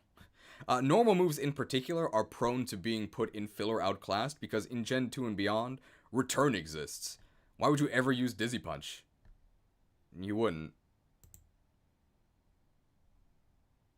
Has a cool name. Yes, that's true. Okay, I think that's enough. Why on earth would they call it Dizzy Punch if it doesn't confuse? I don't know. Uh, I don't know. But at least in Gen 2 and beyond, it does confuse.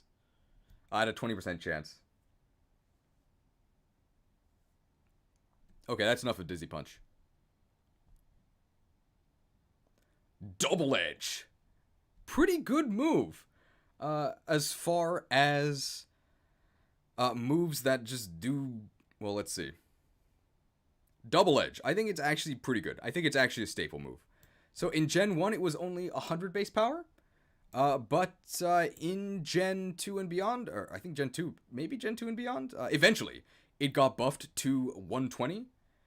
You take 1/3, I think, of the damage you deal as recoil. But there are several Pokemon where Double Edge is really good.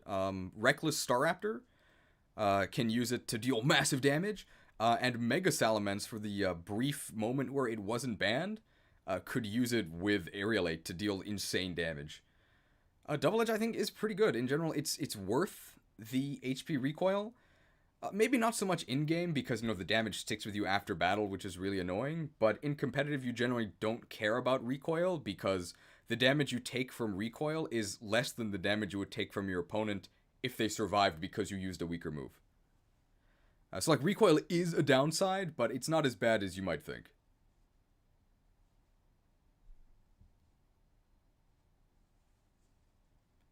Yeah, I think that's a good way to describe it. Air Tempest. It's not good on most mons, but if it's good, it's really good. Yeah. Yeah, can't wait for Triple Edge.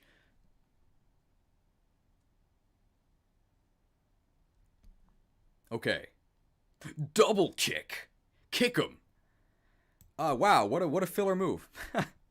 It's a filler move. What would you use this for in Gen 1? In yellow, you get Nidoran and you can double kick Onix. That's pretty useful. People talk about double kick on Jolteon. It's not good on Jolteon.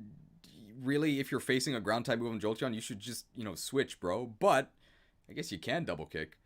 Yes, very important to mention. This is a key player in the Game Freak is bad meta, because when you talk about bad animations in the new games, you gotta talk about double kick because it's really embarrassing. Your Pokemon just hops twice. Whereas in the old games, they used to actually have like kicking animations.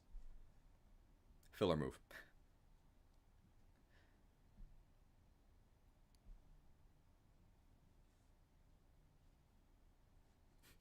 Waiting on single kick. When will they add kick? You'll notice there's a lot of kicks.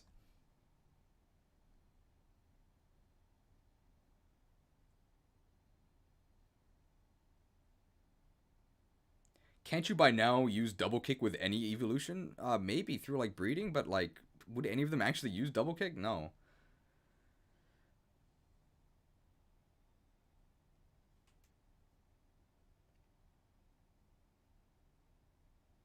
Oh, Jolteon uses double kick in Gen 1 for Chansey. I guess. That's so specific. That's. It is a filler. Okay. Alright. We just got done double kicking, and now we will double slap, which always hits at least double and maybe can be triple slap or quadruple slap or quintuple slap. No matter how many slaps you get, it's pretty bad. I don't like multi-hit moves. They're not good in general. I mean, there are exceptions, right? Like Rock Blast, Bullet Seed. What's the Ice Moon? Icicle Spear. If you have like Skill Link or Technician, these actually get pretty good. But without those, and considering it's just like a normal move, this thing is not good. Is it 100% hit? It might be 100% hit though. We can check that. Double slap.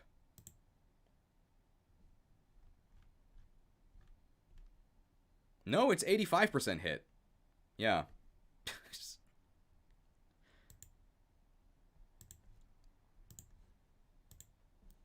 So yeah, all of these multi-hit moves, they're basically just RNG fiestas. So first you have to hit. Then you have to hit multiple times. I mean, there's not an accuracy check on each one. But even if you hit all 5 times, it's like not that good.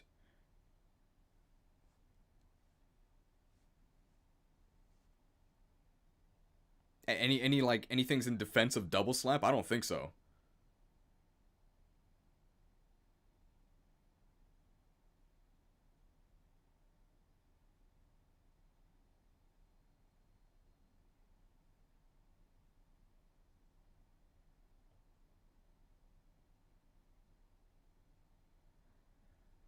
Yeah, like certain Pokemon can make good use of multi-hit moves, like Pokemon with Skill Link and Technician. But if you don't have those, you would never use these. Yes, in the anime, it's very important for Jigglypuff to be able to slap things, and I guess in the pay-to-win garbage game, Pokemon Unite, Wigglytuff uses double slap. Okay, but the Japanese name is pretty good. Oh, what is the Japanese name? Let's see what it is.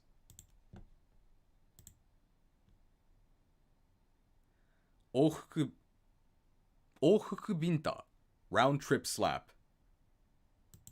I guess so. It's not that interesting.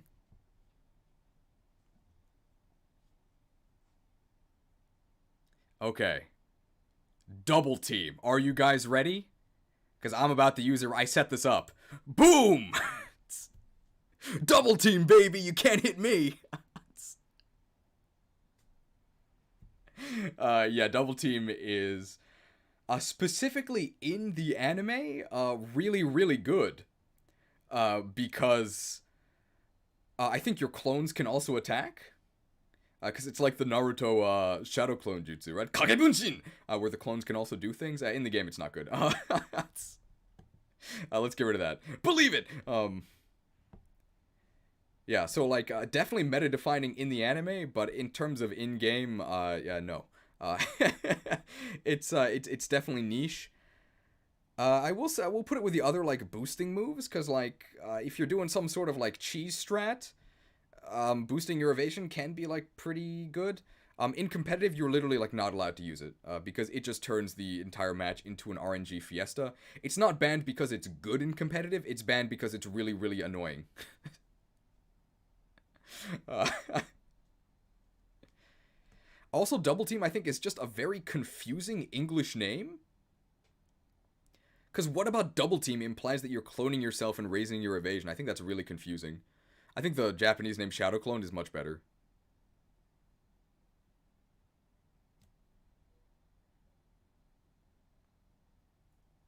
Yeah, it's banned because it removes skill from the game. And I know, like, people are going to meme about, like, what's so skillful about Pokemon? But yeah, I agree with this being unusable in competitive. I don't think it's fun to just lose because of coin flips.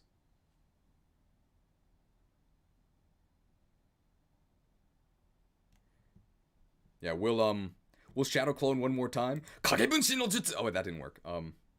We'll Shadow Clone one more time. Kagebunshin! And then that's it. Okay, next.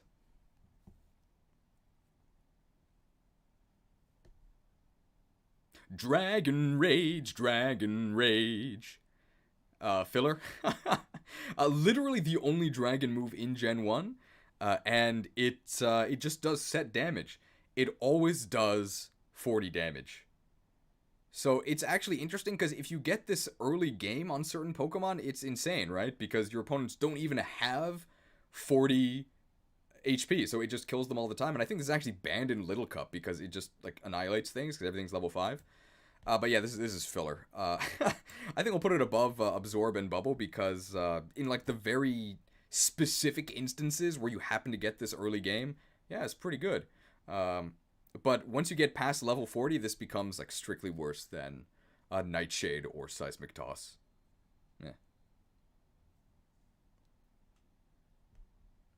Yeah. Anything to add about Dragon Rage? Dragon Rage. Come along, take 40 damage. It's time for Dragon Rage. Okay. Alright. Whoop.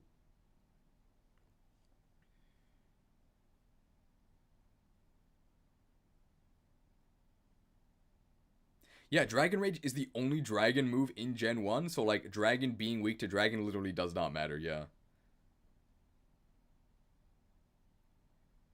So we will say this. So yeah, Dragon Rage is overpowered in Little Cup. It's banned.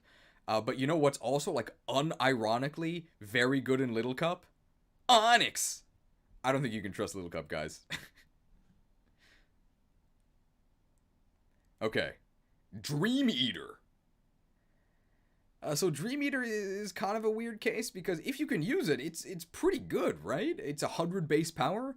And it heals you for half the damage you deal. So unlike Absorb, where like I mean I guess the healing effect sort of costs you a lot of base power, Dream Eater hits pretty hard. The issue is your opponent has to be asleep.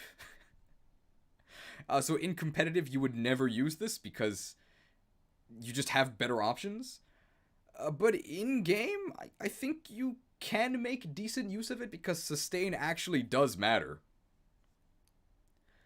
I think, like, I mean, enough people do, like, hypnosis Dream Eater things to maybe get this into filler. I don't know if this goes in filler or if it goes in niche.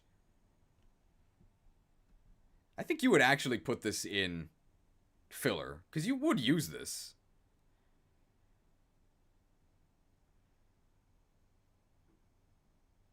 People are saying niche. The question is niche or filler. Niche since it's so dependent on sleep. Yeah, I think I will agree with that. I think that because you have to dedicate a move slot to sleep, and like sleep moves are unreliable to begin with, I think we will put it in niche despite the fact that if you use it, it's actually pretty strong. So put it at, I think, like the top of niche. Because you have to like combo to use it, but it's pretty good if you do that. Yeah.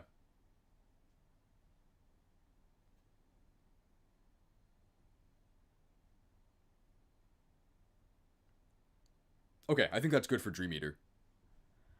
Alright, Drill Peck. I think this one should be pretty straightforward. It's just a staple move. If you're a flying type and you're looking for an okay flying move, use Drill Peck. It's the best flying type move in Gen 1. Since then, you've gotten some better options. Like acrobatics is better. I mean, if you don't have your item, but typically you do want to use items. So like acrobatic strats are like very specific. Yeah, I think drill peck is a very solid flying type option. Solid enough that it's not filler. Like there are cases where drill peck is actually your best flying move.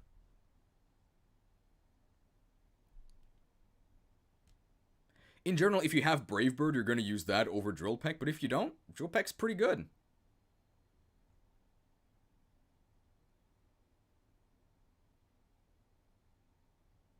Yeah, I think drill peck now it's overclassed. Or drill peck, like nowadays, is outclassed. But there are still Pokemon that run drill peck. I think it gets a staple overall.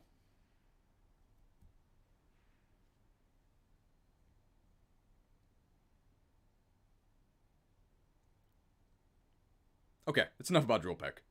How long have we been going? 2 hours. How many are left? Uh-oh. Alright, well, I think we can be done in like 5 hours.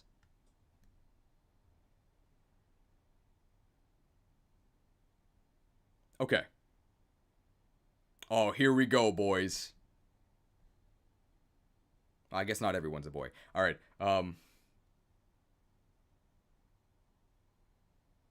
okay. Here we go. Earthquake. EQ.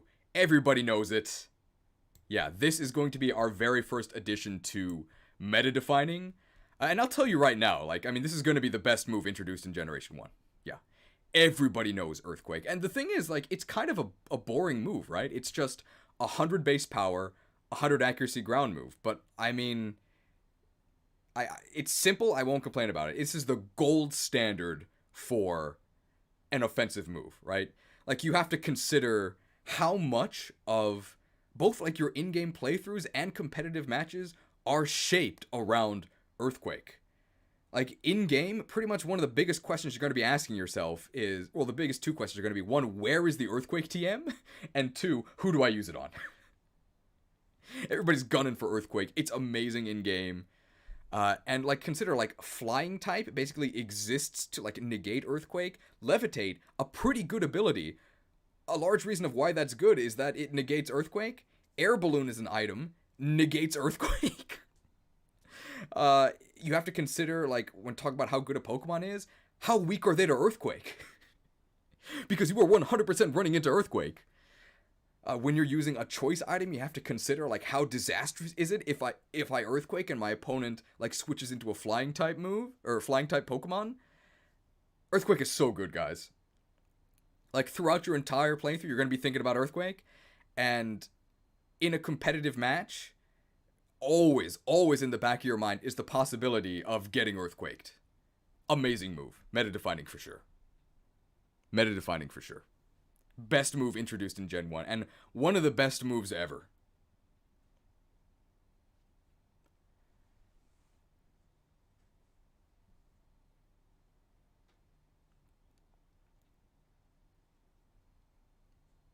I guess it's also worth noting, should we talk about Earthquake in doubles? Kind of.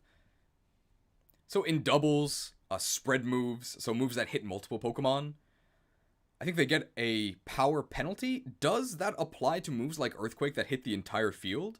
Or is that only spread moves that hit only opponents?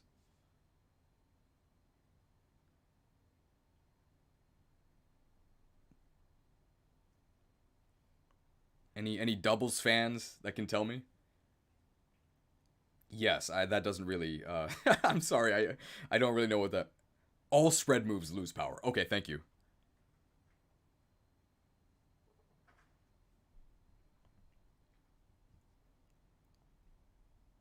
Okay, yeah.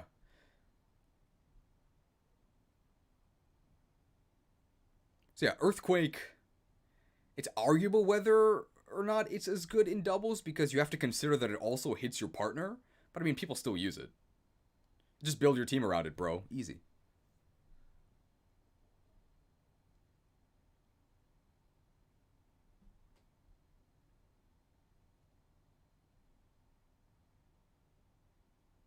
Okay. So I'll just say this again for the YouTube edit. Um, Earthquake arguably not as good in doubles because it suffers from the spread move penalty. So it's only going to be at 75 base power, and you also have to consider that it hits your partner potentially. But just build your team around it. 5 head, like easy. Still really good. People still use it. But high horsepower definitely has more of a use in VGC than it would VGC doubles than it would in like singles. Okay. Egg bomb. I think I did an entire egg moves run in Gen 1, so I hate this move so much. I never want to see this again. Yeah, I think this is one that goes in useless because of the Pokemon that get it. If this was like a more general move that more Pokemon could use, I guess I'd put it in filler outclassed because it's 100 base power, 75% accuracy. Why would you ever use that over return? The answer would be because you don't have access to return, right? But that barely even works because almost every Pokemon learns return. Egg Bomb is garbage. I'm putting it here. It's bad. Is it worse than... It's not worse than Bide. It's better than Barrage. Okay, there we go. There we go. So yeah, I guess Egg Bomb, a staple move if you're doing a really dumb Gen 1 egg move only meme video. Other than that, horrible. There we go. It would be in filler if it was on Pokemon other than Exeggutor and Chansey.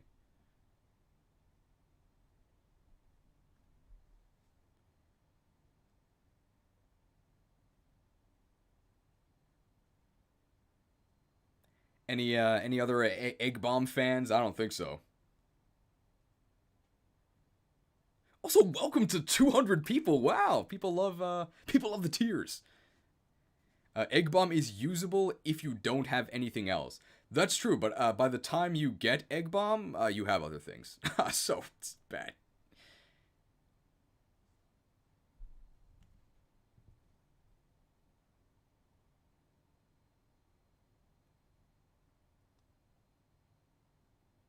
Good source of protein. Okay, that's enough about Egg Bomb. Okay. Ember. I think this is pretty straightforward. It's a it's your filler move for fire. I think it's definitely better than like Water Gun because you get that 10% burn chance, which is a real upside. But yeah, 40 base power fire move. Use it in the early game and then replace it with better moves later. Sure. Ember Island Players is one of the best episodes of Avatar: The Last Airbender ever, but I mean that doesn't factor in here. But that is another place where Ember is featured, I guess.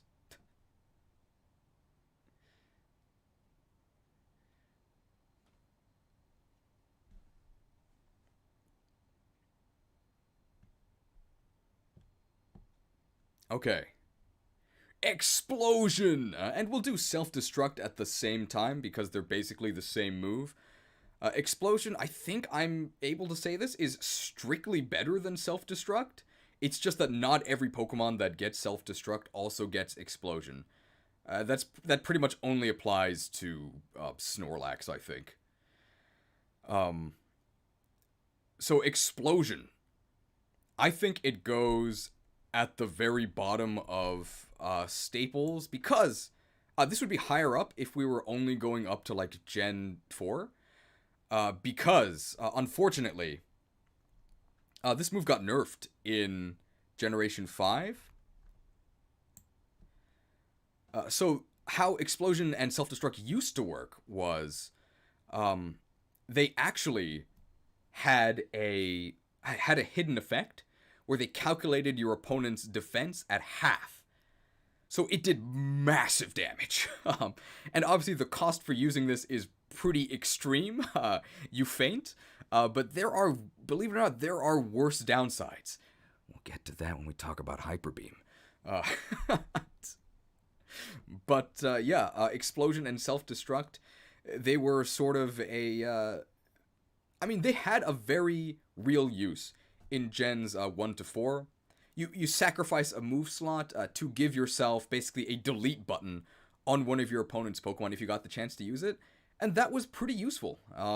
Once you were done doing like other things that you wanted to do, like maybe like setting up stealth rocks, or like applying status, and you wanted to get another one of your Pokemon onto the field while dealing massive damage, you could just go kaboom. Okay, I mean, soap scum, lime scale, rust, gone. That'll make more sense in the edit, I promise. Okay.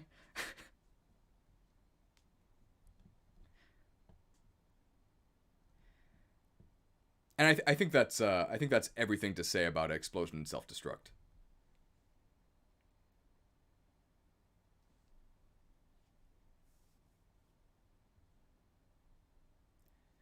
We'll maybe mention that. Well, no, I was gonna mention explosion, like sturdy Custat berry as a thing. Where so I'll explain this. I'll probably cut it out of the edit, but for you guys, how Custat berry works is if you're at low HP, it basically acts as a guaranteed quick claw. So what you do on Golem, the Boulder, is you would get knocked down to your sturdy. Then your Custat Berry would activate, allowing you to move first, and then you would explode. But that's only in Gen 5, so that's already using nerfed explosion, so it's not that good, unfortunately. Also, I think somebody mentioned Memento being bad. Memento is really good. Memento is actually really good. Because what it does is Memento has the same downside as Explosion and Self-Destruct, where you faint when you use it. And what you do is you lower both of your opponent's attacking stats by 2, which is deceptively good, because basically it forces your opponent to switch. They're not forced to switch, but they're highly encouraged to switch, which means that the Pokemon that you just get to bring in pretty much gets a free turn. Memento is really good.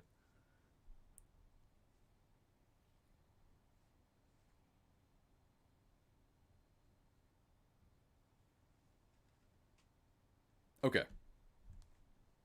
Fire Blast. Channel veterans might know that this is my favorite move of all time. It's really cool. So the symbol that it makes, Dai, is used in the Obon festival here in Japan. You burn that symbol into mountainsides to help guide the spirits of the dead back to the world. Like, really cool. I think this is definitely a staple move. Yeah, I'll put it staple above Body Slam. This is just the gold standard for like risk reward moves, right? Because you get a drop in accuracy for a bit of extra power. I think that Flamethrower is overall better, but Fire Blast is not bad at all. And I think in Generation 1, it actually had a 30% burn chance, which was really nice. And that's since been nerfed to 10%, rightfully so.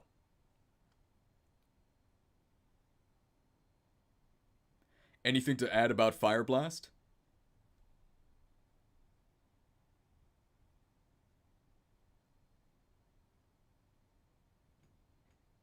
I hate Fire Blast because it's not 100% accuracy. Flamethrower is far better. I agree that Flamethrower is generally better, but the higher power of Fire Blast definitely does have a use.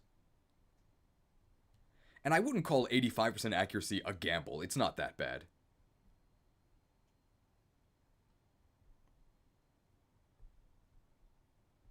Oh, I didn't mention what the symbol die actually means. It just means big. It just means big or great.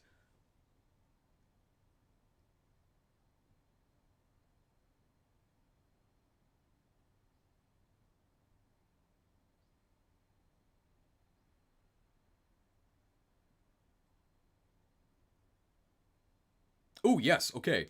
Good note. Yeah, Fire Blast also tends to be... Okay, I don't know if I would call Fire Blast more accessible than Flamethrower. Actually, I probably will cut that out of the edit. I don't think that's really worth mentioning. Okay.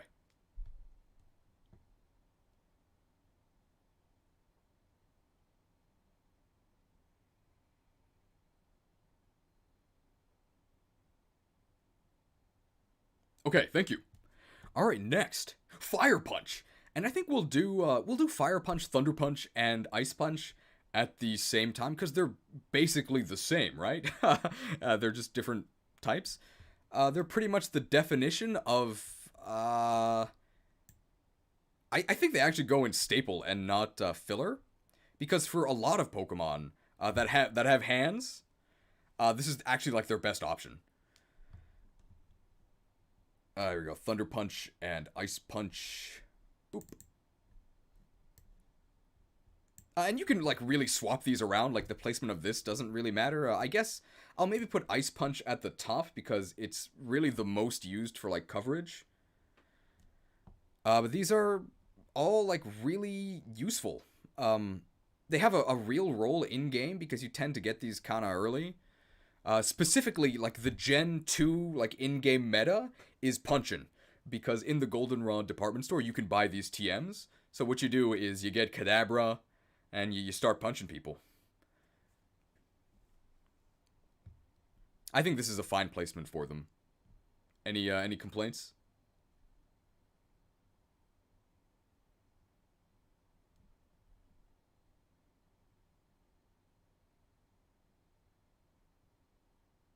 Gen 2 Zam with the punches, yeah.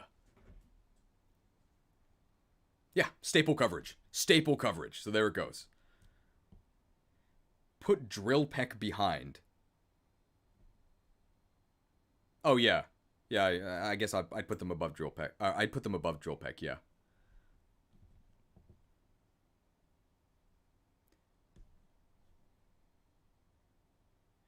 I have a bit of a complaint about Thunder Punch. What's your complaint about Thunder Punch? That there aren't any better physical electric moves?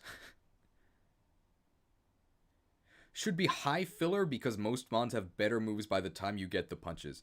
I mean, that's kind of fair, but also in competitive, these are sometimes the best you get. And you do use them, like, unironically.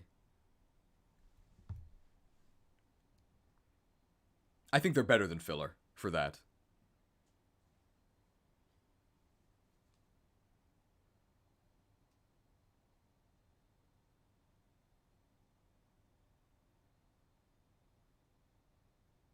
Oh, you could argue that Thunder Punch has worse coverage than Fire Punch? Uh, I would agree with that, except for what we're going to talk about when we get to, I think, Ice Beam. Oh yeah, and they do get boosted by Iron Fist if you happen to have that. Staple coverage moves, we'll leave it at that. Fire Spin. So as somebody in the chat put it earlier, a clamp is just wet wrap, and Fire Spin is just not wet wrap, I guess. I think that again, like, these four are like basically the same. It's hot wrap, I guess. So you get a more useful type. But you also get terrible accuracy. It's like 70 accuracy, which is really bad. The anime makes you think that this move is super good. I mean, how can we? It could be spicy rap. It could be hot rap. Rap where you're spitting fire. But yeah, in general, past Gen 1, this is absolute garbage.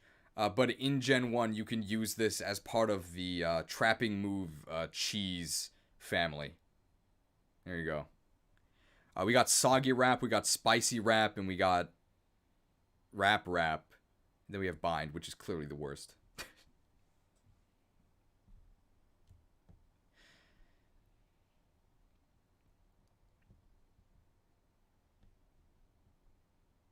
Yeah, Fire Spin is pretty overpowered in the anime. Okay. Fissure! I guess we'll talk about all of the Oko moves together because they're kind of the same. So, the thumbnail of this video has Horn Drill in it. Because in Gen 1, Horn Drill was the closest thing you could get to an I win button. And to understand why, we have to talk about Gen 1 X accuracy. So, Gen 1 X accuracy, it didn't increase your accuracy. It just removed the accuracy check. So it basically turned every move into Swift. Which meant that if you had Horn Drill, and it had a condition to use, so you had to be faster than your opponent. But if you were faster than your opponent and you had Horn Drill, you could just click Horn Drill and knock them out. And that was it. That's absurd. So in Gen 1 in-game only, this would go in staples. But because this is a tier list for all generations, all of the Oko moves are going to be going in niche. So it's a 30% chance to knock out your opponent. Why do that when you have a 100% chance to knock them out with a better move that actually does damage, basically? So Fissure, Horn Drill, where's H? Horn Drill and Guillotine. I know it's Guillotine, guys. I just wanted to trigger you a bit. Yeah, there you go. Horn Drill and Guillotine, I think, are exactly the same. I don't think there's any differences in them. But Fissure, because it's a ground type move, you can hit ghosts with it, but you also can't hit flying types. You got to consider that. I think, in general, actually, we'll put these we'll put Fissure below them, because flying types are more common than ghost types. Where is Sheer Cold? I mean, it doesn't exist yet, but Sheer Cold, I guess, would be the best among these, except you get an accuracy penalty if you're not an ice type. And I mean, an accuracy penalty on a 30% accurate move is pretty rough. I don't even know if there are any non-ice types that learn Sheer Cold, though. Smeargle? Yeah, Sheer Cold doesn't exist yet, guys.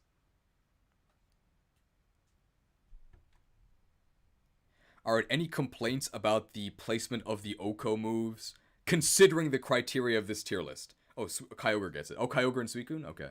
I mean, oh wow, a fair amount of Pokemon that do get it. I don't know why you would ever use Sheer Cold on those Pokemon, but...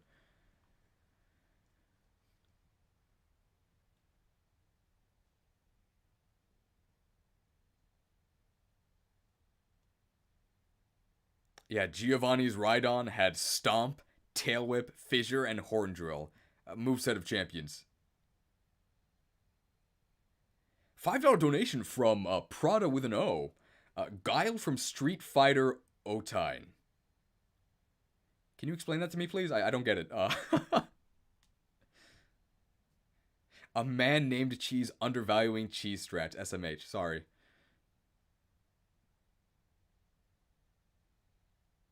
Should Oko moves not have been on the list, period, count as a complaint because the idea is kind of dumb?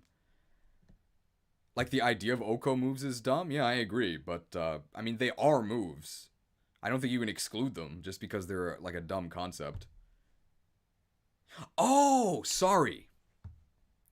Yeah, I've been pronouncing it wrong. It should be Guillotine, sorry. My mistake, guys. I'll delete my channel after the stream.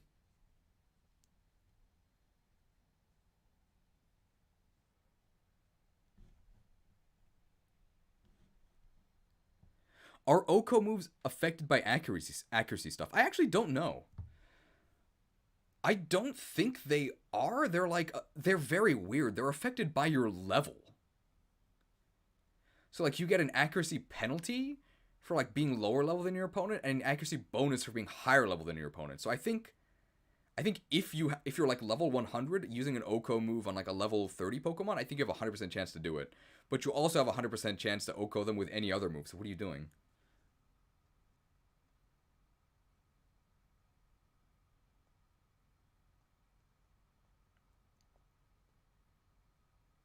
Pronounce Arceus for us. There you go.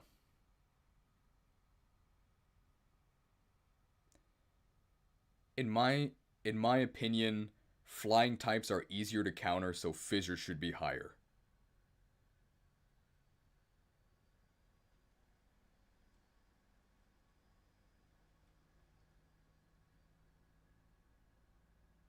Okay. So this is the last thing we'll say about accuracy regarding the Oko moves.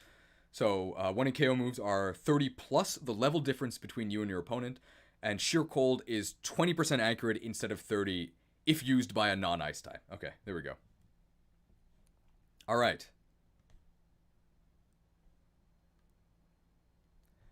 Flamethrower. I mean, everybody already knows. These are going to be staple moves. The Flamethrower, Ice Beam, and there's one other move that we'll talk about later. Oh, no, I had a... We're not going to rank them together because I have something planned for this. So, where does Ice Beam go? I. Guys, I know the alphabet. H-I. So we'll go there. We're gonna redo this. I'm gonna cut it out, so fake news. But I'm gonna rank them separately, unlike the punches, just because I have something planned. Sorry. So yeah, flamethrower. I'm gonna redo this for the YouTube edit. Flamethrower. I think you guys all already know. Gold standard of staple moves, right? Previously 95 base power, has since been nerfed to 90, which is still very good. 100% accurate, deals massive damage, and has a chance to burn. Amazing. Amazing. What's bad about Flamethrower? Nothing. There are cases where you'd rather get the extra power from Fire Blast, but I think in most cases, you would rather just use Flamethrower. Very, very good move. And thankfully for this tier list, it's going to be really long, really straightforward. Good move.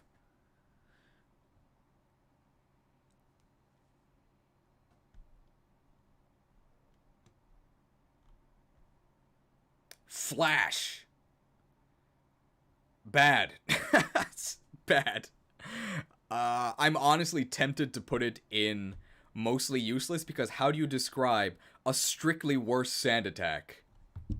That's bad. I guess I'll put it at the top of mostly useless. If this was 100% accurate the entire time, I would maybe put it in niche, because that's where I think Sand Attack is going to go. But Flash literally has 70% accuracy. What? Why?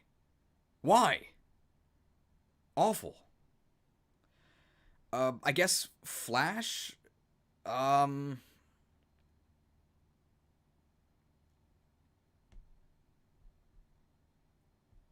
I mean, Flash, you can use it outside of battle, but I'm not gonna count that. And I think it's used for a joke with an NPC, and I think in Gen 6, where the trainer that gives you Flash is like wearing a trench coat, so they like make a joke out of that. That's about it. Bad.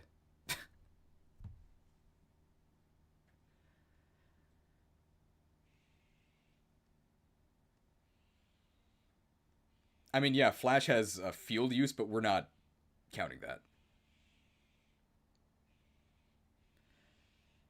So we've been going for 2.5 hours. I gotta go to the bathroom. But while I'm in the loo, can you guys please check about the if that like dude having Flash, like the dude who gives you Flash wearing a trench coat, is that like, oh, it's in black and white? Okay, okay. I said did I say Gen 5 or did I say Gen 6? We'll fix it in editing. We'll fix it in editing. I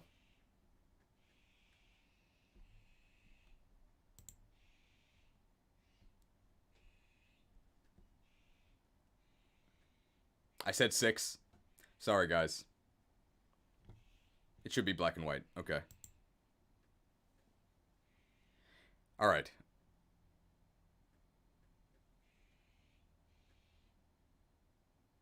Why is kicking sand 100% accurate, but an omnidirectional flash of light is not? Because you can close your eyes, bro. Come on. Come on. I don't know why. I don't know why. Don't assume that I'm correct, please. As much as I complain about being, well, actually, that is why you guys are here, right? I actually encourage you to, well, actually me, because we are trying to build an accurate list here. Although, I mean, there are points where the well, actuallys does go too far. Did I miss cut? Oh my god, I missed cut. Guys, there were so many moves. I maybe should have like double checked if I didn't I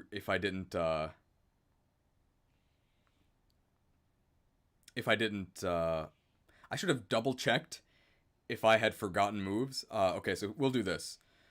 Oh my god, people didn't even notice that I forgot cut because it's so bad. Yeah, I just cut it out. It didn't make the cut easy. Okay, so I'm going to go to the bathroom, and then once I get back, we'll talk about cut. So I'll be right back, guys.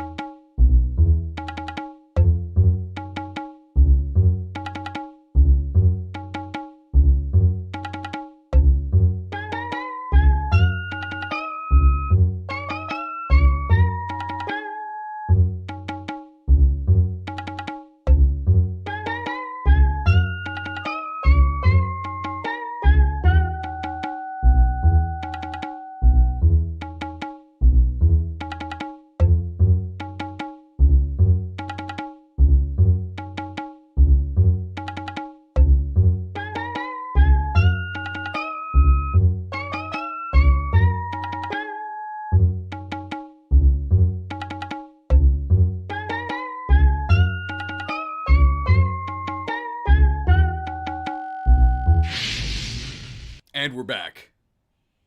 Okay. Who do you plan on using for your starter in Legends Arceus? So we'll answer that before we continue, just to give people a chance to get back here. I'll probably run a poll on the channel for it, but what I'm actually, this is gonna blow your guys' minds. I'm actually planning on using Rowlet, um, with a big asterisk. So that's if there's no Hisuian forms for the final evolutions. But it's because I want to use Hisuian Growlithe, and I don't want it to overlap with Typhlosion. So we'll actually be using Grass if there's no Hisuian forms. I know. Guys, I've been replaced when I went to the bathroom. This isn't actually cheese anymore. And I want this on record here in the live stream. So people have suspected that there are Hisuian forms for the starters, which I think there might be, because we haven't even seen any gameplay of the final forms, right? And why would they choose those three? Specifically, like Oshawott, who has a samurai final evolution, if they weren't going to do something crazy with him. I'm really excited. And my suspicion is that they're going to be based on, like, Japanese warriors, and I think Typhlosion is going to be like a standard bearer, right? So I think what they're going to do is they're going to change his, like, flame collar to flames running down his back like Cyndaquil, and that the flames are gonna form like a flag. I think that's gonna be so cool. Game Freak, hire me, please. Okay.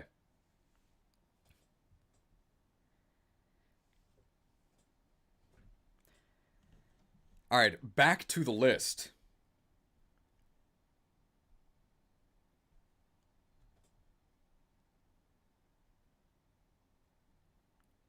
Okay. Cut. You might notice it's not on the list. That's because, it didn't make the cut. It got cut from the list. And that's a meta-defining joke, okay? Like, it's so meta, it's not even in the list. Okay, yeah, we gotta talk about cut. I forgot to add it, sorry. So, cut. One of the worst translations ever? Sneakily. We were robbed. So the Japanese name of cut is Iaigiri. And you probably don't know what that means, but it's basically the ultimate weeb move. Like, if you've studied the blade, you know about Iaigiri. So, Iaijutsu is the art of basically drawing your weapon, killing your opponent, cleaning your weapon, and resheathing it in one move. So yeah, ultimate weeb move. And in pretty much any Japanese game that has swords, somebody's doing that, right? So in... Trying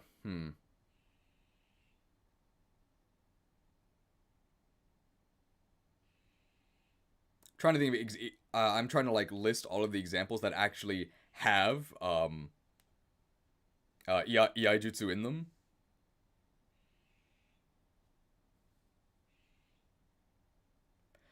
So, like, in Monster Hunter, the longsword has an Iaijutsu counter that's obscenely overpowered.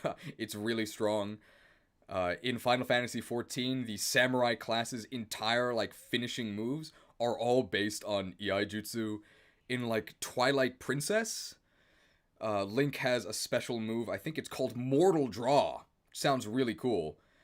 Is if you draw your weapon as an enemy attacks you and you don't lock on, you instantly kill them. Really cool. And in Pokemon, what do we get as Iaijutsu? We get cut. We were robbed, okay? And we were especially robbed because cut sucks. It's a super filler move. It's like Scratch plus, right? But Scratch is a pretty low bar to clear, right?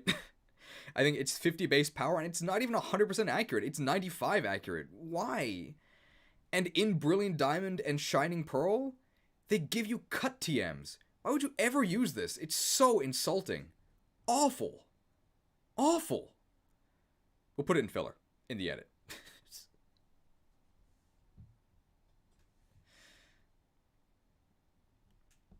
And also, it's worth noting that in Gen 1, cut is absolutely awful because there is no move deleter.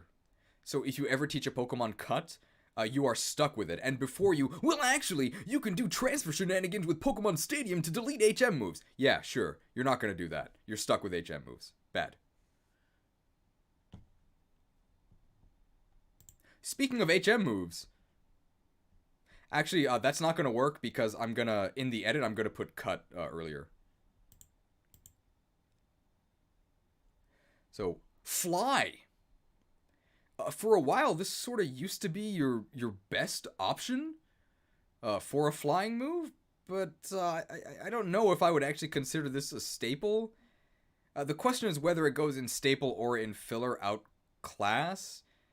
I think people are bringing it up because of Z moves and max moves.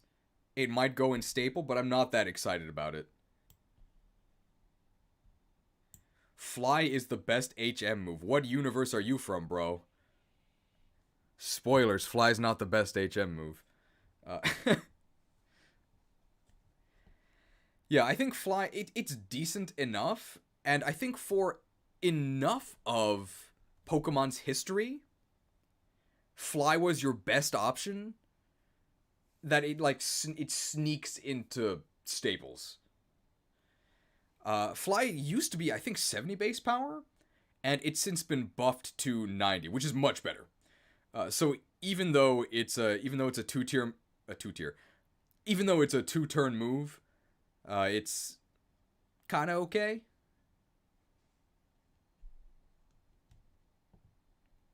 Bounce is overall better than Fly because it has the paralysis chance.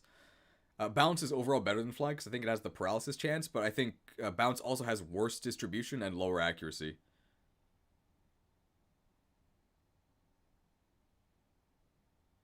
Yeah, we'll put Fly, like, below Dropek, I guess.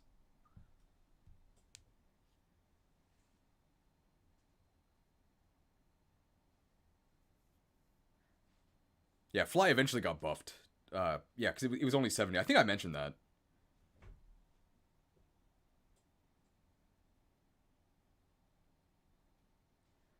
Yeah, Fly is only up here because for a while it was your best option. It's mostly outclassed nowadays, but even sometimes now you'll use it with Max Airstream. Sure. I'm not too excited about this here, but it's not that bad.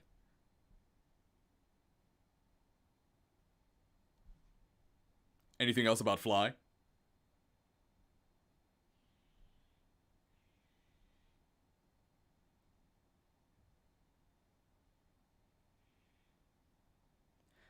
Two-turn move, 70 power, wing attack is better in early gens. I don't think so, because wing attack used to be even weaker. Okay. I think that's enough about Fly. Alright. Focus energy.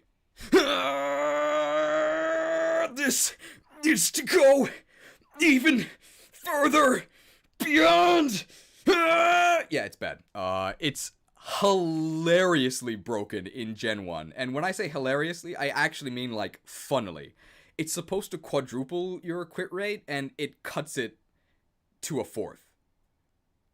You can't tell me that's not hilarious. So in Gen 1, like, actively bad? So bad. I think they fixed it in Stadium. In Gen 1, it was completely useless, but since then, it's just mostly useless. I forgot Dig? What? We ranked Dig, didn't we? Dig's right here. What are you guys talking about? What? It was underground, guys. You just didn't notice it. Dig is right here. Yeah, so specifically in Gen 1, Focus Energy is actually worse than Constrict. But since then, it actually works. Is it good? No. But with, like, crit mechanics change, so what Focus Energy does now is it raises your crit by 2 stages. And since I think Gen 6, when they nerfed crits down to 1.5 damage instead of double. But Focus Energy does have a niche use. You can put it on, yeah, basically Kingdra. So you focus energy, and then you equip a scope lens, which I believe gives you almost 100% crit. It might actually be 100% crit. And then with 100% crit and a Draco Meteor, that ignores the stat drop from Draco Meteor, because crits ignore your own stat drops. Is that good? I don't really think so, but I mean, it's kind of neat. So I think it dodges mostly useless, but I wouldn't use this move. Anything else about Focus Energy?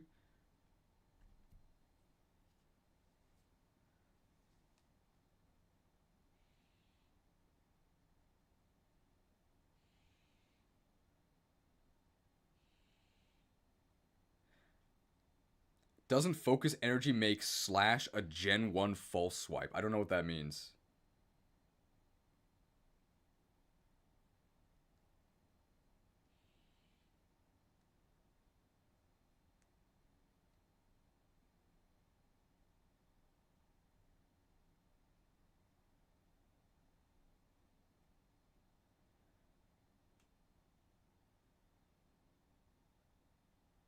Okay, nothing else about Focus Energy?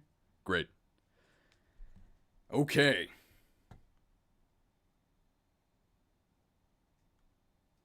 Yeah, I may as well do the next two together. Yeah.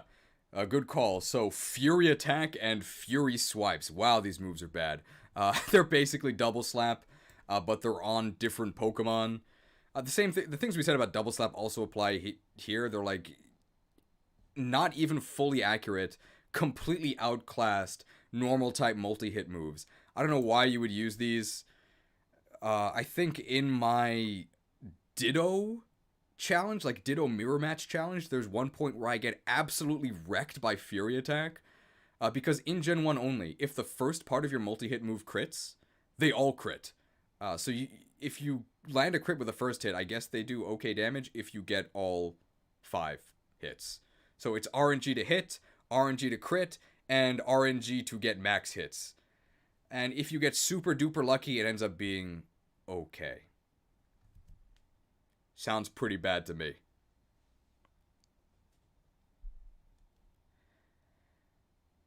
I guess one thing to add about a Fury Attack, don't they have like very minor differences in power? I think so. I mean, we can check that now.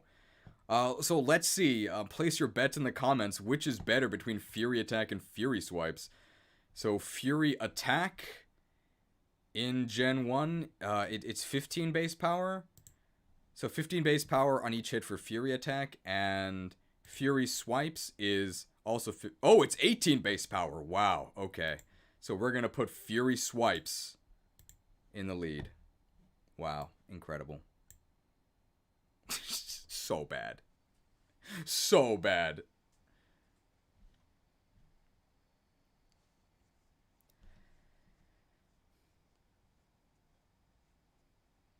I guess we should mention the memes that you can do with this. So, one thing you can do is in doubles, if you have a Pokemon with the ability Anger Point, what Anger Point does is if you get crit, it gives you a belly drum. So, you have your partner Fury Swipe you with a scope lens, hoping to crit you. And then you get the max attack, and then you can like Rock Slide your opponent. You can do this with like Vigoroth and Tauros. I think you can tell by the way I'm describing this, it's not good. And it's not really even that fun, but hey, you can do it. Bad. Also, Fury Attack's Japanese name, if you go to a like Bulbapedia or something, it'll tell you that the Japanese name is a Disturbed Stab, which sounds really cool, right? Like, oh, I'm so disturbed. But yeah, it means disturbed as in like not continuous, right? It means like segmented. So not even cool in Japanese. Bad.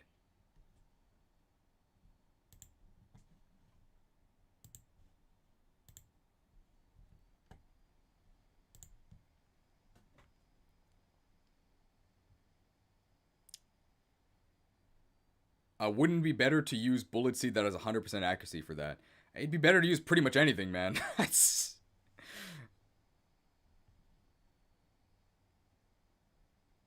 Okay. Glare. Okay, move. It's now... It actually has been buffed throughout the generations. It's now perfectly accurate. It wasn't always. It used to have, I think, 80? It was considerably lower. We can check that. Glare. Used to be 75. Then in Generation 5, it was buffed to 90. And then in 6 onwards, it's now 100.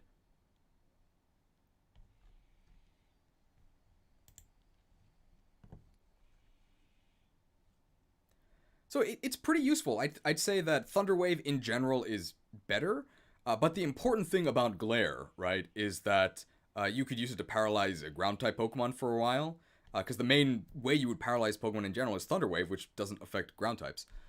So Glare had that use. Also, Glare in Japanese is literally snake eyes, and they just left that part out of the English, so it's really confusing as to why mostly snakes get it, whereas in Japanese it's very clear. I don't know why they got rid of the snake part. But Glare is, I think, pretty good. I don't know where to put it. Maybe we would put it in staples, because if you have Glare, you're probably using it. But then again, it's so, like, specific that maybe it would actually go in niche. I think I'll put it in niche next to, like, Confuse Ray. It's a staple? People are saying staple. Yeah. Yeah, we could put it in staple. Sure. We'll put it here. How's that?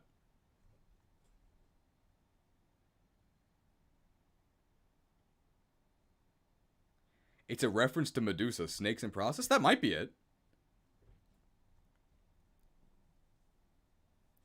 Staple since it's just better Thunderwave. Well, it's better now, but it wasn't always better. In fact, for most of the game, it was not better.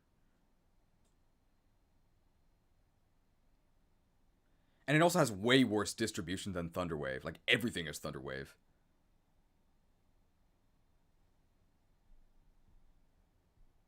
Seems high for a 75% accurate move. I agree, but it's been buffed, right? It's 100 now. And it's been it was 90 since Gen 5. It was 90 in Gen 5. And 100 since Gen 6. So, I think it's fine to be here.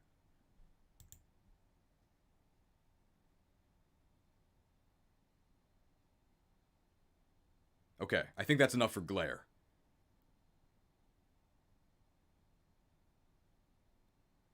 Okay, great. Growl. What is this? Okay. I don't know if any Pokemon can learn both Thunderwave and Glare, so I guess you use the ones you have access to. Okay. Alright. Growl.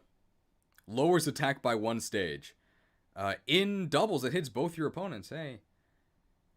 So lowering attack by 1 stage is not very exciting, but, I mean, one way to look at it is Intimidate is one of the best abilities in the game, right?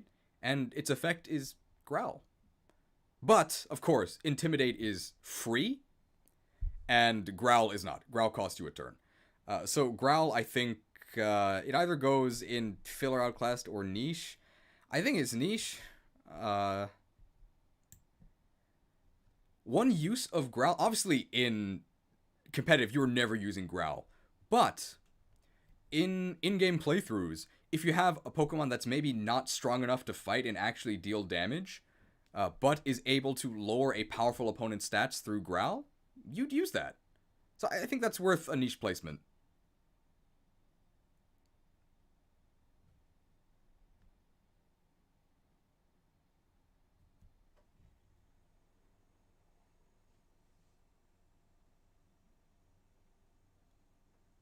Growl is worse than Baby Doll Eyes and Charm. Yes, that is true.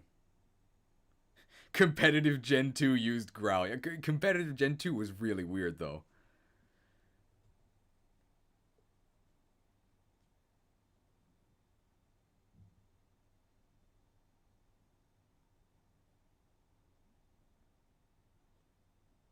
People want to put it in Outclassed.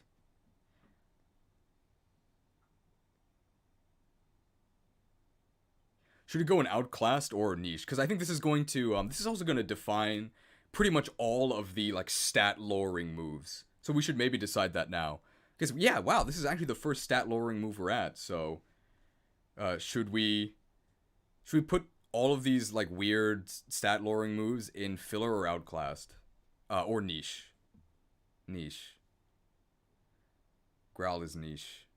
I'm thinking they go in niche. How is Hyper Beam not top 1? We haven't even ranked it, bro. It's not going to be in the top, by the way. Niche, niche. You forgot Flash. Are people like... What do you... I did not forget Flash. Flash... Where is Flash? It should be on here, right? Yeah, it's right here.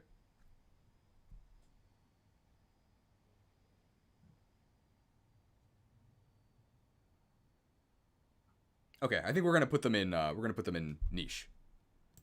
And Flash is lower because Flash sucks. It's got 70% accuracy. It's so bad.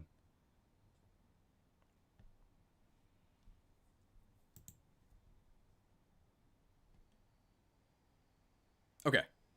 So probably most of these stat lowering moves are going to end up in niche. Most. Why would you use Growl when Baby Doll Eyes at least has priority? And the answer is because you don't learn Baby Doll Eyes. Okay. Growth. Growth is actually pretty good. Like, deceptively good. So in Generation 1, Growth raised your special, which made it half an amnesia. So in Gen 1, pretty darn good.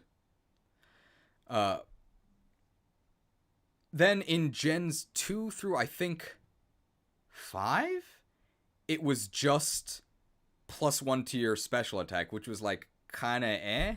That would put it here in niche, but it got the big buffs, right?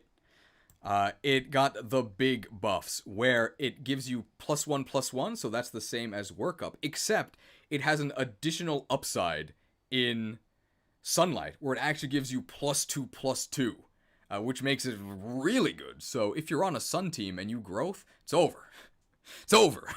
And in the worst case scenario where it's not Sunny, it's still +1/+1 to both your offenses, which is fine. So in Gen 1, I would probably put it in Staples. Until it was given the buff to be +1/+1, I'd probably put it in, like, niche. But then it got buffed. So I think overall, I'm going to put it here in Staples next to Agility. I think that's fine.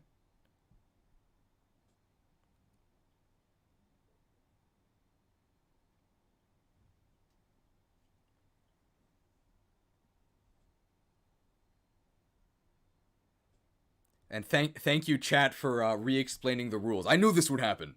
Yeah, these are for moves introduced in Gen 1. But we're considering their placement throughout the history of the game.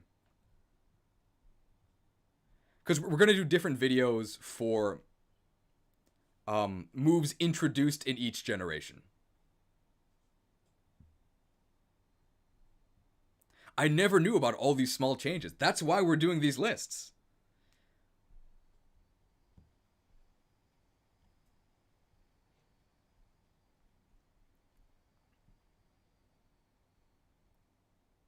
Okay, I think that's enough for growth. Although I do want to see when exactly growth was buffed.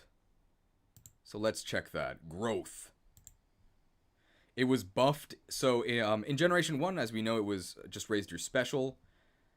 2 to 4, it was only your special attack. And then Generation 5 is when it got the big buff to be +1/+1 no matter what, and +2/+2 in Sunlight. Okay, yeah, so I think its placement is fine where it is.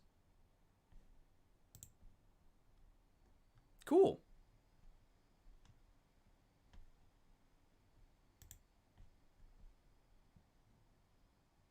Is this list factoring in everything from casual in-game to competitive? Yes, it's factoring in both. And in general, we're going to take the performance of a move for the aspect it was like better in.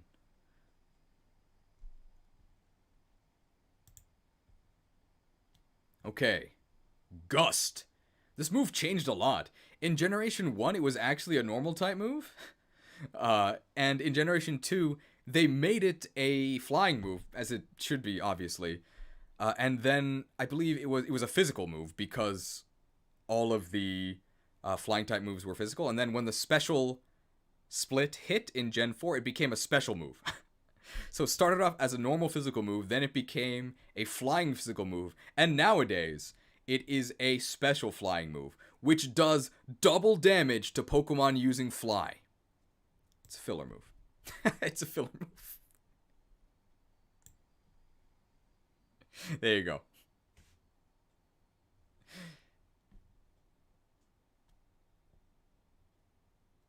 Wait, where is counter? So counter and cut, I forgot. We talked about it, and I'll put it in editing. But I forgot to put them in the list, guys. Sorry.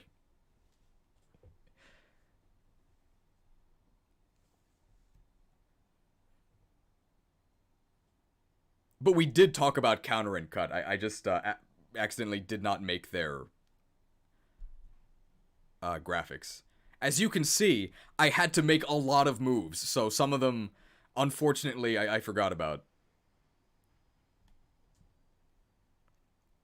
Alright.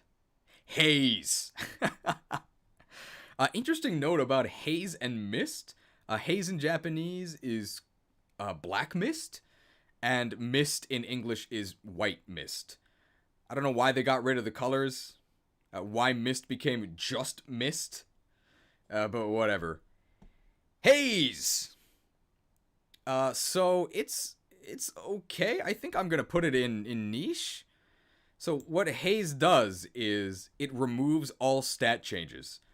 And also in Gen 1, it did a bunch of wonky stuff. It, like, removed your badge boosts. It thawed frozen Pokemon. It did a bunch of stuff it wasn't supposed to. I think it also removed confusion. Just an absolute mess. And then in Gen 2 and beyond, it does what it's supposed to do. It just removes stat changes.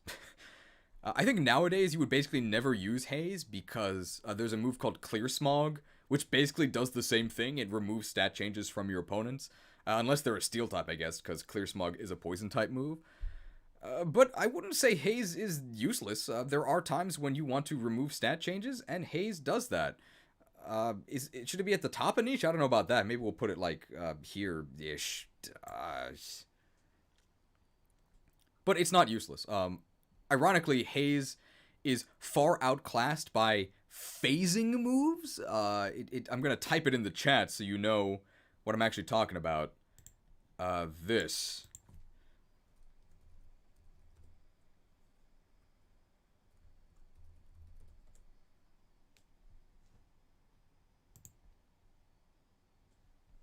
So it's P hazing, phasing. I think the P stands for pseudo.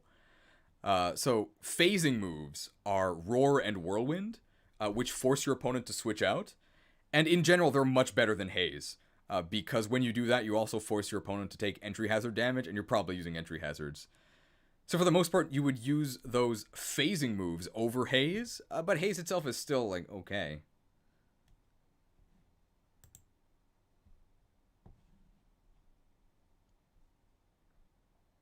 I think that's it for Haze. Anything else to say about Haze?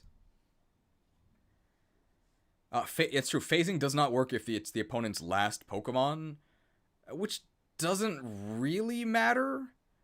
Except in Gen 2, sometimes what you can do is kill your entire team so that your last Pokemon is Snorlax, and then your opponent can no longer roar you out, and then you win. But that's so specific. Top of niche? I mean, honestly, I think it's... Yeah, okay, maybe. We'll put it top of niche. Haze has the benefit of not having negative priority like Roar. That's true. But for the most part, the Pokemon that are using Haze are, like, not that fast. They were going second anyway.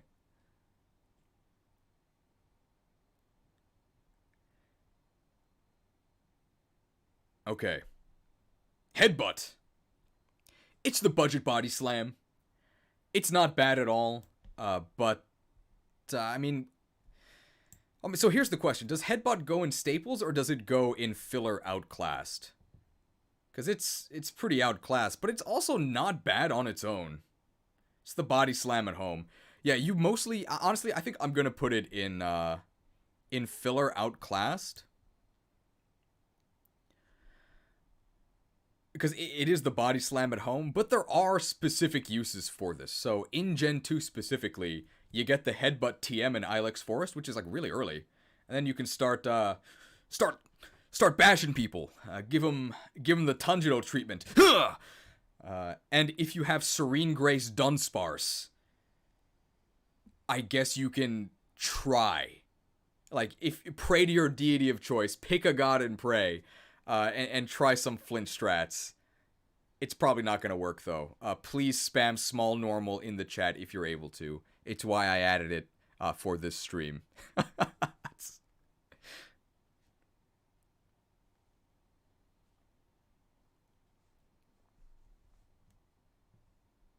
What is Dunsparce outspeeding to flinch? Well, obviously, you paralyze them with Serene Grace Body Slam first, right? It's not good. Very much a meme strat. Oh, is the new episode of Demon Slayer out tomorrow? No way. Oh, I'm really excited. Well, actually, don't you mean Heart Gold Soul Silver as well for Headbutt? Yeah, sure.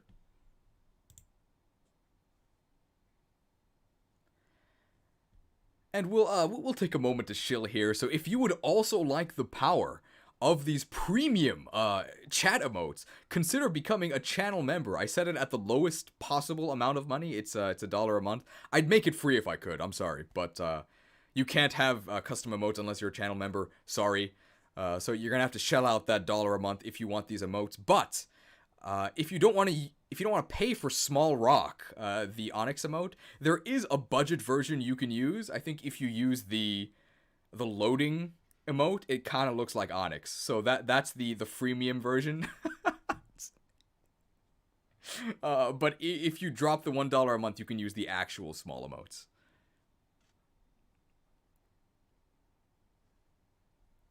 Okay, that's enough shilling. Almost. Also consider joining the Discord or evolving into a mighty Patreon. Links in the description. Yeah. And you can see in the chat now, Onyx versus Budget Onyx.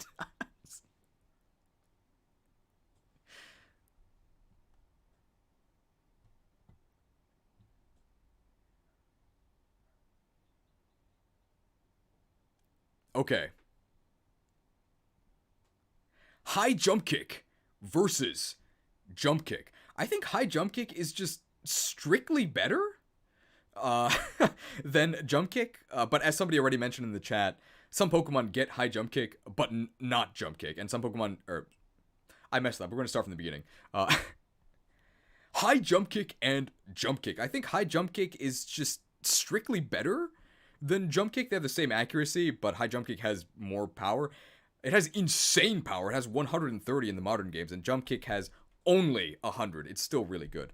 But somebody already pointed out in the chat, basically, some Pokemon get jump kick, but not high jump kick. If you get both, obviously you should just use high jump kick. High jump kick used to be spelled with only HI, and then they decided to change it to actually the word high. Okay. Oh, jump kick is 95 accuracy? Okay. So jump kick has slightly better accuracy than high jump kick. So it's not strictly better. Good point. But I think they both have the downside where if you miss, you lose half your health. In the modern games. The high jump kick changes are so crazy that I think I have to read this out. Because I'm going to make a mistake if I don't. They're so specific. So here we go. And I think all of these high jump kick changes also apply to jump kick. So both of these were added in Generation 1. So Generation 1, high jump kick does damage with a base power of 85. If it misses, the user will take crash damage of 1 HP.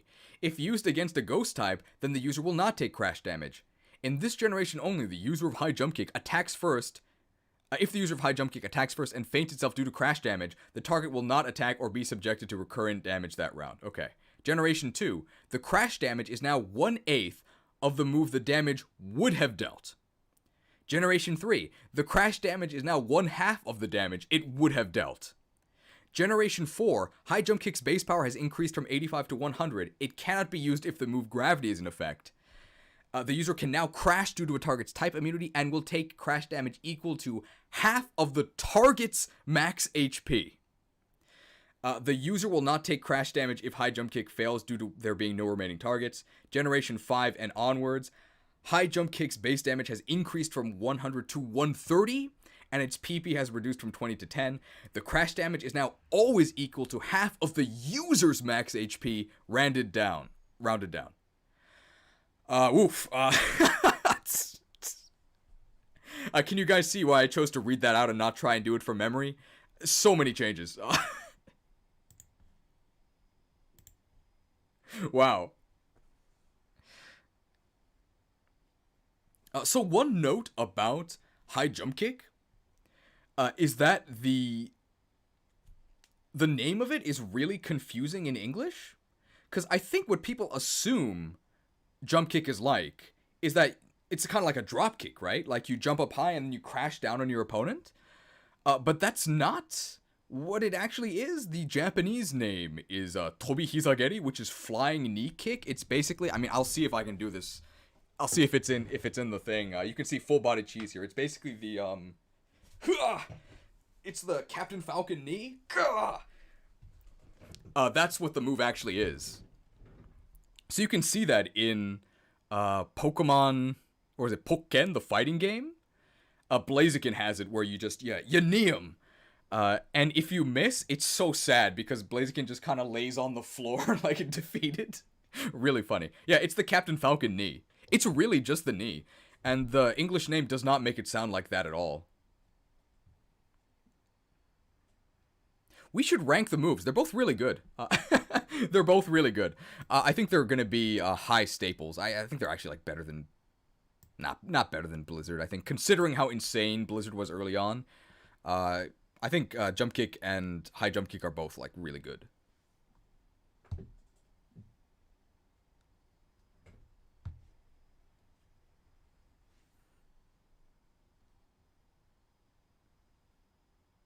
Unrelated, but I love the Hello Kitty pajamas. Thank you.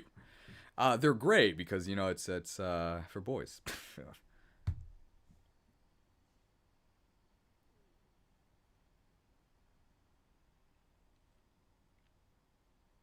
85 base damage and a high chance to miss, and it's a staple. Maybe you joined after I read out the changes in each generation, but we're ranking performance throughout Pokemon's history. Jump Kick is not a staple. It's outclassed by High Jump Kick, and they both share the only Pokemon that learns. Guys, this is not Gen 1 only.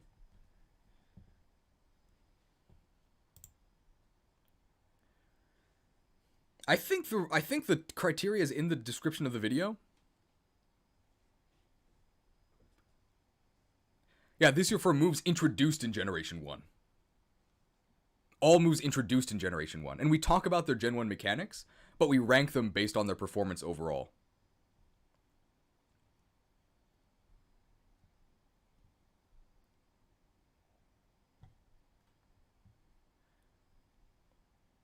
And if we want to talk about Gen 1 in particular, High Jump Kick is probably the best fighting type move in the game, but that's not saying much. Fighting in Gen 1 was really, really bad. Really bad. It might actually be the worst type in the history of Pokemon. Aside from maybe Gen 1 Poison.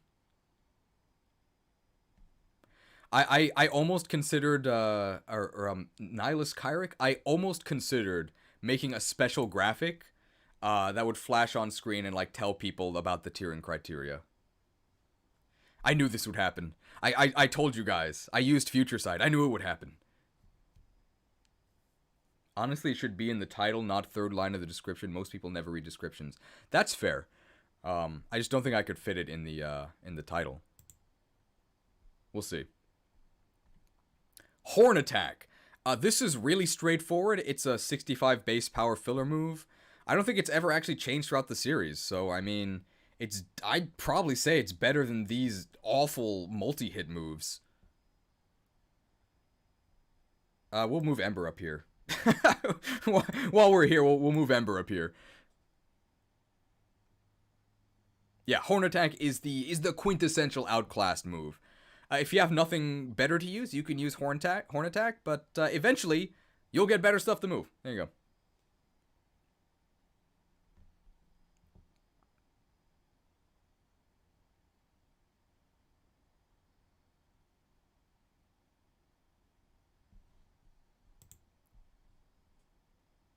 Okay, next. Hydro Pump.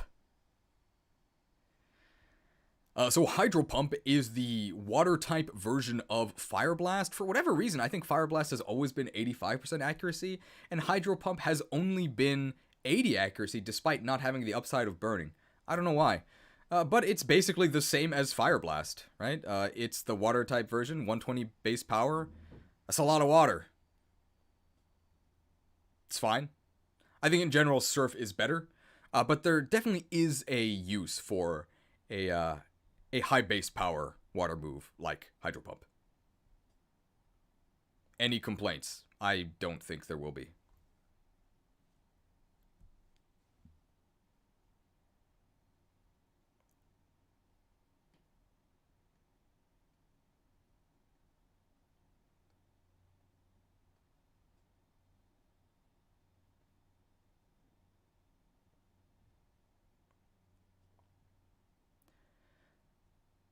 Oh yeah, so I think Bethany was talking about Blizzard. So it was very overpowered in Generation 1, and it's also guaranteed to hit in jail, which is true. Usually when your opponent is in jail, they don't have a lot of room to move around. So if you hit them with a Blizzard, they really can't dodge it. So very good if your opponent is in jail. I think she meant hail. Okay. Were Frenzy Plant, Blast Burn, and Hydro Cannon not in Gen 1? This guy started with Fire Red and Leaf Green. They were not in Gen 1, no. Alright. Here we go. Hyper Beam! One of the best moves in the anime, and in Generation 1 only. I would say this was meta-defining, right? Because of, and this is gonna be a shock to you guys, because of a bug. So Hyper Beam, I don't think the actual stats of the move have ever changed. It's always been 150 base power, 90 accuracy. But due to a bug in Gen 1, if Hyper Beam knocks out your opponent, you don't have to recharge. And even though that's a bug, I think that's actually how the move should work. Because then that makes the move actually high risk, high reward. So if you're, big brain in it and you manage to knock out your opponent, you play your cards right, then you get rewarded. And if your opponent survives, perhaps by switching into a Pokemon equipped to take it, then you are horribly punished. So in Gen 1 only, I would say this is actually meta defining because everything is using Hyper Beam. It's ripping through the meta really good. But since then, I think Hyper Beam is actually so bad that I would put it as niche. I'm going to put it here. So where do you use Hyper Beam and all Hyper Beam variants nowadays? Basically, you put them on your Gigantamax Pokemon because you don't actually want to use the move. You just want to use the base power, right? I mean, trainers only care about one thing, and it's disgusting. Base power. The hyper... I think, in general, people agree when a move is good or bad, except for one reason. I think, in general, people agree when moves are good or bad, but for some reason, people's brains, break when they're talking about Hyper Beam and Hyper Beam clones, and they, jump through a zillion hoops. They're using acrobatics without an item to try and justify why Hyper Beam is good. It is awful. The recharge is so bad. I'm dead serious when I say this. I think that Hyper Beam is worse than Splash because Splash does nothing. Hyper Beam loses you the game in competitive. It is so bad. Telling your opponent that I'm doing absolutely nothing the next turn is atrocious. It literally loses you the game. It's bad.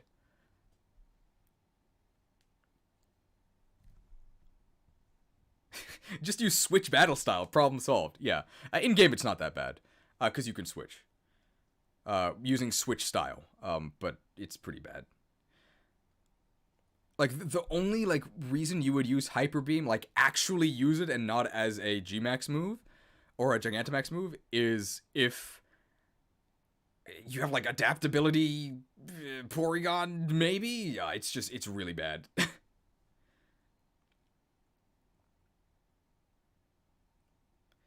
Also, people talking about using this thing on slacking. So slacking to begin with is a meme, and also it's bad on slacking because you can switch on your loafing off turn, but you can't switch if you're recharging. So it does have a very real downside. It's very bad, guys. You should almost never use it.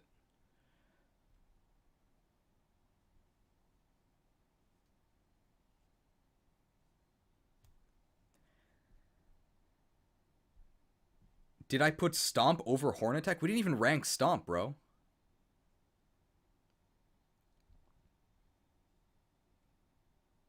Yeah, honestly, justice for Hyper Beam and Hyper Beam clones. It should be 200 base power, and it should negate recharge if it knocks out the opponent. Like, let's make it high risk, high reward, not okay reward and a game losing risk.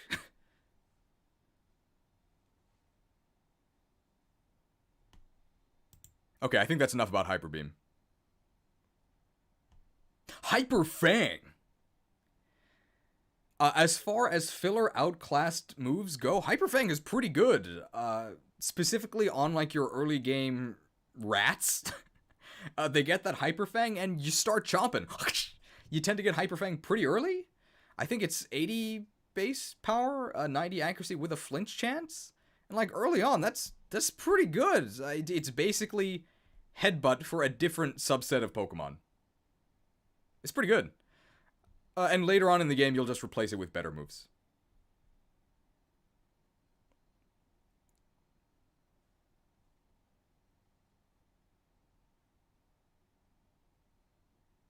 Anything to add about Hyper Fang?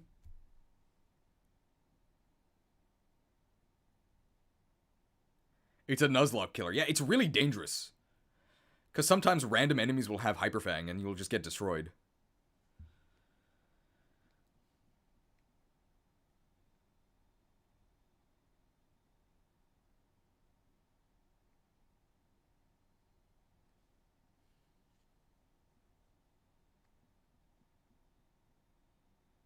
Guys, maybe a 7-hour stream. Well, how long have we been going for? Like 3.5 hours? Yeah, 3.5 hours. And we're like halfway done, right? Oh, okay. Well. Okay. Hypnosis. One of the most aggravating moves of all time because it's just RNG on RNG, right? 60% chance to hit. And then, this is our first sleep inflicting move. So in Generation 1, sleep is crazy overpowered. Because the turn you wake up, you actually can't act. So in Gen 1, this is probably worth the mischance. And past then, it is super niche, yeah.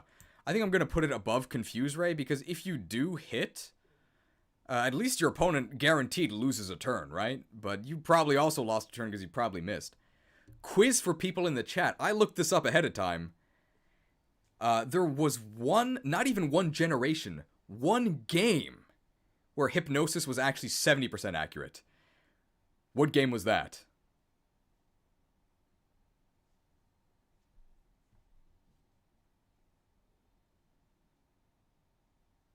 Diamond Pearl, yes.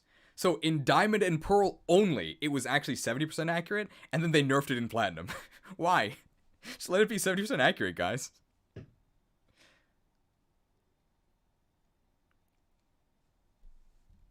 Yeah, I don't know why they nerfed it again. I would have just left it at 70, but whatever. There you go. That's Hypnosis.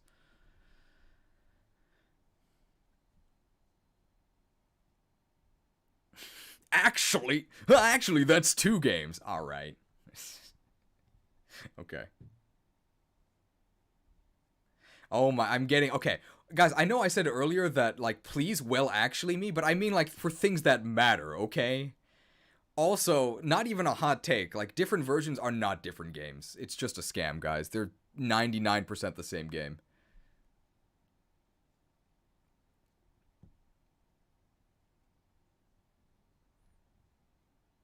Okay, that's enough for a hypnosis, I think. Alright. Ice Beam. You guys already know this thing is one of the best moves ever. Top of staples, for sure. Are you looking for a good ice... I was gonna say, are you looking for a good ice beam? Then use ice beam. I messed that up. Are you looking for a good ice move? Then use ice beam. Really good. Really, really good. Honestly, this is... this saves the ice... Well, I mean, it doesn't save the ice type, because ice type still sucks, but... Your consolation prize for being an ice type is being able to use stab ice beam. Really, really good.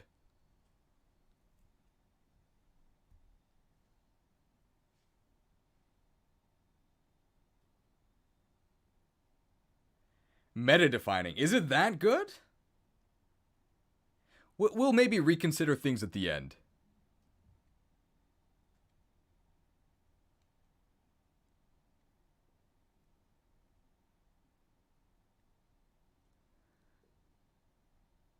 I'd say people are saying meta.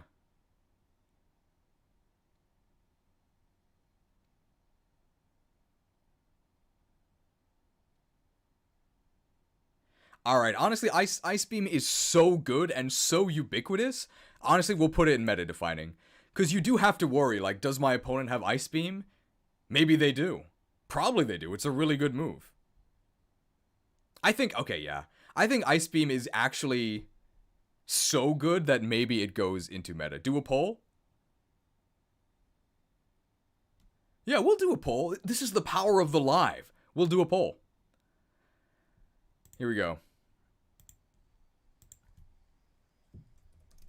Ice Beam meta or top of staple?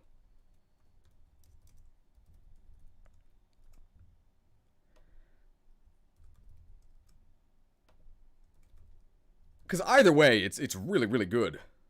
Here we go. Do a backflip in the poll. What does that mean? Here you go. You should see the poll now-ish. So Ice Beam meta or top of staple. Those are the options, because I think everybody agrees it's really good. And we'll do one more move, and then we'll go back to the Ice Beam poll to see where it goes. Okay. Karate Chop. Despite being the most obvious fighting type move ever, in Gen 1 it was actually a normal move. But in Gen 1, it's got the magic text, high critical rate. In Gen 1, it's got the magic text, high critical hit ratio. Well, actually, no moves had text because they didn't have any descriptions, but it had a high critical hit rate, which meant in Gen 1 it crit. So in Gen 1, I would actually put this in like staple because if you had Karate Chop, you were using it, right? Chop them. But since then, it's just been a filler, forgettable fighting type move. It's fine. I actually think it's better than these weird, like, multi-hit moves. We'll put it there. It's decent.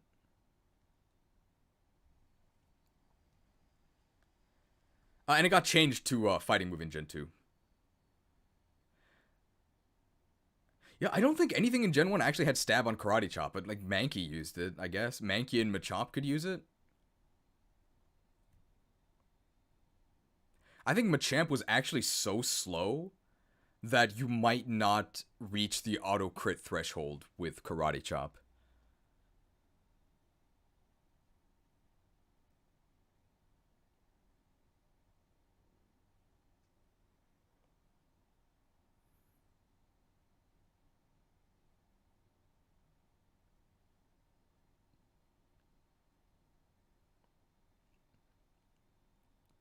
Actually, we'll put Karate Chop right below Double Kick.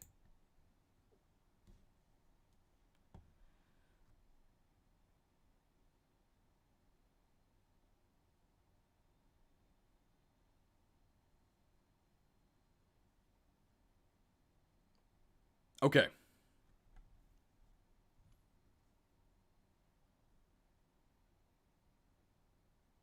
let's see the poll result for Ice Beam. I can't actually see the results without ending the poll, so I'm gonna go ahead and end it now. I think you guys have had enough time. End poll. I've done it. Okay, so let's see what the results are.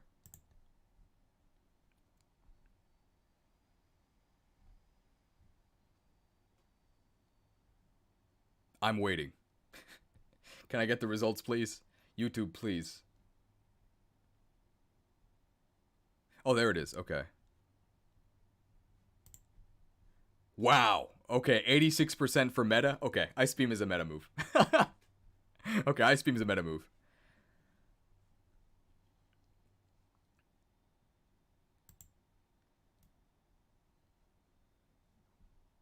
Okay. $5 donation from Blue Crimson 217. Name one special attacking water type that doesn't use Ice Beam. That's why it's meta. Yeah, it's very good. Okay. It'll go to meta. Alright. So we just talked about meta. Kinesis. It's the meta for bad moves. Wow. Wow, it's bad. Wow, it's bad. Can anybody even tell me what Kinesis does? I know what it does. But does anybody know? You might not know the depths of depravity that is Kinesis.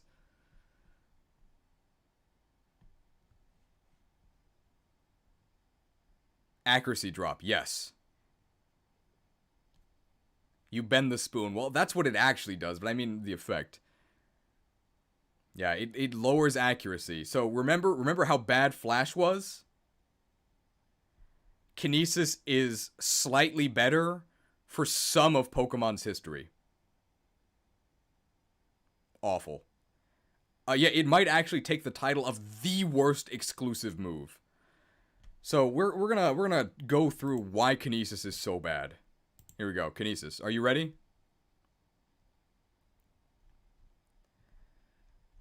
So Generation 1 just lowers accuracy by 1. And its accuracy, the accuracy of the move itself has never changed. It's always been 80%. It's not even 100% accurate, so it's strictly worse Sand Attack as a signature move. Wow. What a move. Ugh. I think it's actually worse than Flash. That's... Oh my god, because at least Flash is an HM, right? So you can put it on a lot more Pokemon once it got its accuracy buffed. Also, here's some weeb-only tips, okay? I'm keeping you guys safe from fake news. So if you look at this, you got to keep yourself safe on the internet here. We're gonna go to. I'll pull this up so you guys can actually see it. Where is this thing? Kinesis. Kinesis. Here we go. Alright. So if you look here, it looks like it says Spoon Mage, which would be an awesome name, right? But it's actually pronounced Mage, and it just means bend. So don't be deceived. It's not Spoon Mage. It's not that cool. Bad move, guys. Bad move.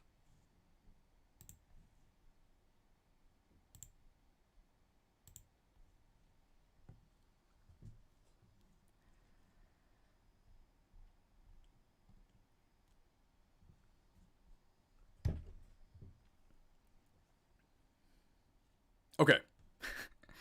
Moving on. Leech Life. One of the greatest glow-ups of all time. So Leech Life up until Gen 7, absolutely horrendous. I think it was 15 base power bug-type move. Literally worse than Absorb. Literally worse than Absorb. Awful. But, massive buff.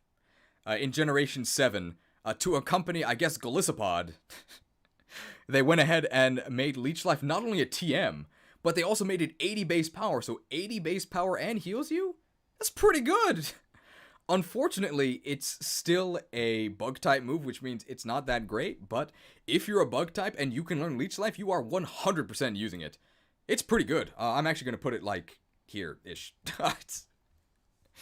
uh, maybe we'll put it at the bottom of staples because it was so bad for so long, but nowadays it is good. It is good. It only deserves filler? No way. No way. It's so good now. Is it the best damaging healing move? I'm sure there's one that's better.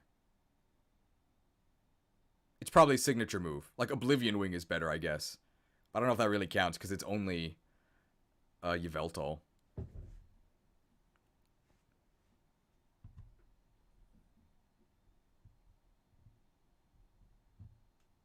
Yeah, Oblivion Wing is probably better because flying is better. I guess Dream Eater is better, but you have to combo it. Oh, Drain Kiss has a... Drain Kiss, I think, heals for a higher percentage, but has lower base power. Drain Punch is better because fighting move, yeah. Yeah, Dream Eater has 100 base damage, but you have to combo it. Horn Leech, I think, has lower base damage.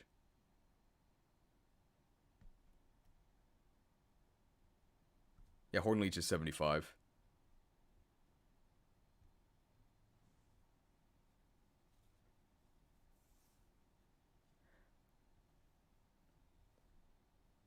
Yeah, I think most drain moves actually end up being better just because Leech Life is... I think most drain moves actually end up being better because Bug is such a garbo attacking type.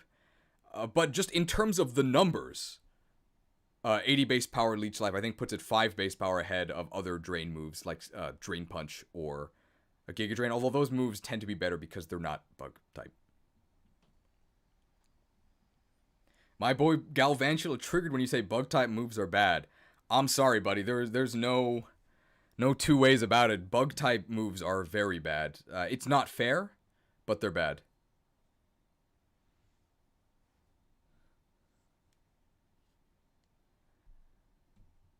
You say Bug is garbage attacking, but X-Scissor is spectacular. What's your definition of spectacular? X-Scissor's like okay. It's worse than Leech Life.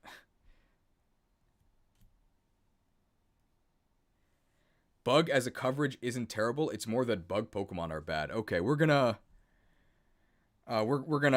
put an end to this.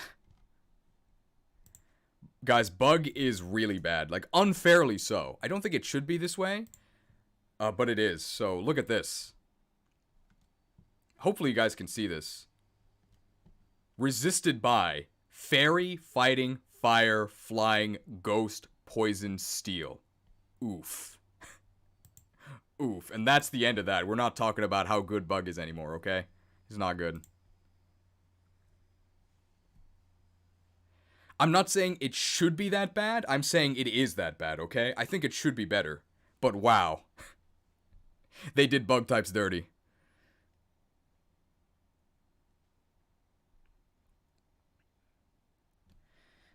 Alright, if 1,000 Zubats leech life you at once, yeah, I guess it's okay. Oh my god. Okay, here we go. Alright, get it out of your systems now. Leech Seed. Okay, yeah. Leech Seed, Toxic, Toxic, Leech Seed. Okay. Go ahead and spam the chat with your grass type propaganda. I think Leech Seed is actually pretty good. I think Leech Seed is actually pretty good. It's not meta defining, I don't think, but it is good. It's a staple move. I think I'm gonna put it here-ish. In-game Leech Seed is pretty terrible. You wouldn't use it just because it's so slow. But in competitive, Leech Seed is very important. If you're a defensive grass type, you're Leech Seeding. It's got a very good effect. It steals 12% of your opponent's HP a turn. Very useful. Now, you might be wondering, because I did talk about how bad Toxic Leech Seed was in-game, how it's basically useless. There's no point where you would actually want to use it over Razor Leaf. Unfortunately, in competitive, it's the same. So for those of you who don't know, what the toxic leech seed glitch is in Gen 1, the incrementing damage of toxic is also incremented by leech seed. So if you apply both to your opponent, they start taking massive damage, and you start healing massive damage in like 3 turns. The problem with that is that's useless in-game, because you can just Razor Leaf and knock things out in 1 hit. And it's useless in competitive because, 1, your opponent can just switch, and 2, Toxic in Gen 1 actually reverts to normal poison if you switch out in Gen 1. So, Toxic Leech Seed was never good in any context, but it is a fun meme.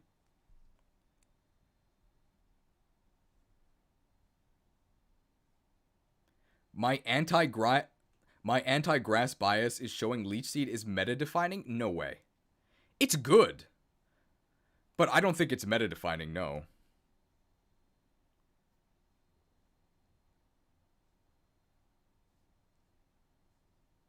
It's good. It's definitely very useful. I don't think it's meta-defining.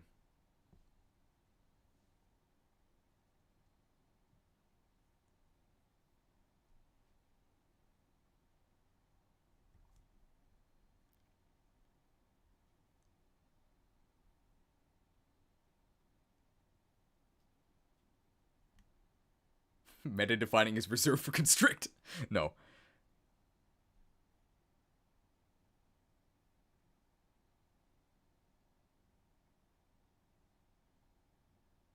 Yeah, I think this is a good comment from Armor L Armadura. Staple is plenty. These people have Ferrothorn PTSD. Yeah.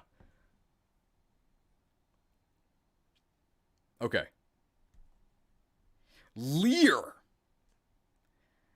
We talked about moves that lower opponent stats. I think this goes with Growl. I think it's a little bit worse than Growl, but Leer. I think the main use of Leer is teaching young kids the word Leer. I imagine many of you learned the word Leer from Pokemon, and you can make jokes about King Lear, the Shakespeare play, using Leer. That's about it.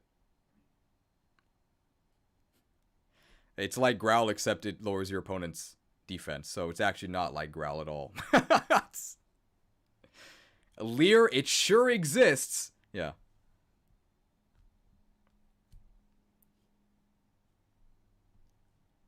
Lick. The only ghost move in Gen 1 that doesn't have set damage.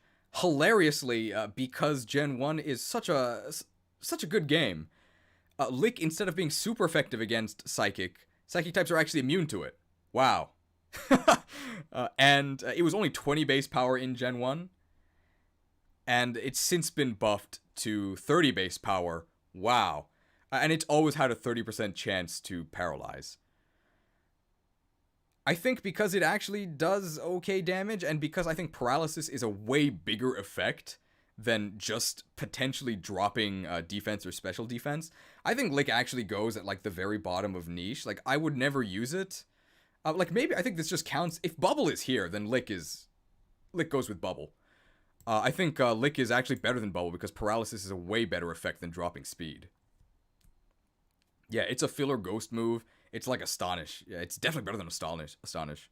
Paralysis is a pretty big effect as your secondary, and a 30% chance is pretty big. It's early game filler. You would never use this seriously in the end game or competitive. But you might use it earlier. Constrict tier? No way. Constrict is 1/3 the power of Lick and doesn't have a 30% chance to paralyze. No way. Lick is way better.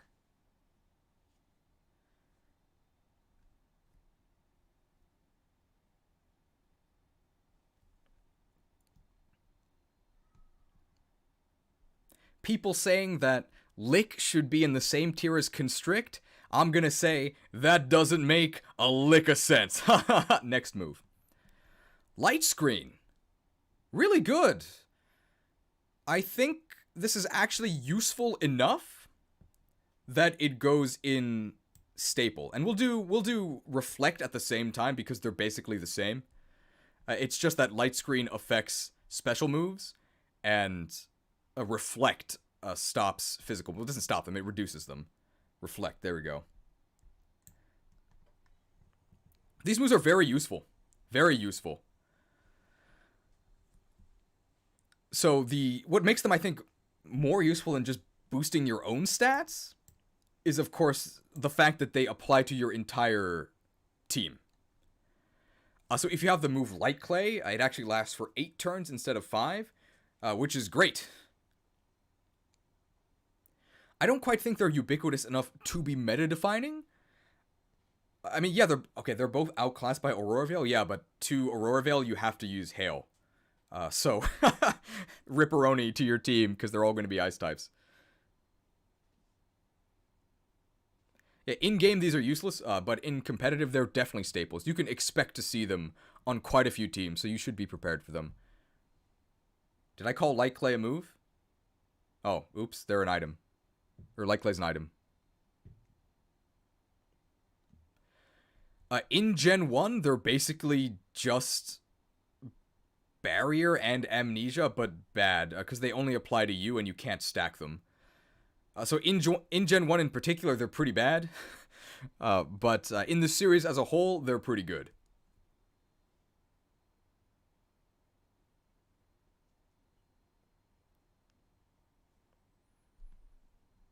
Yeah, if you're holding a Heavy Clay, then the duration only goes down to 3 turns, so don't use Heavy Clay.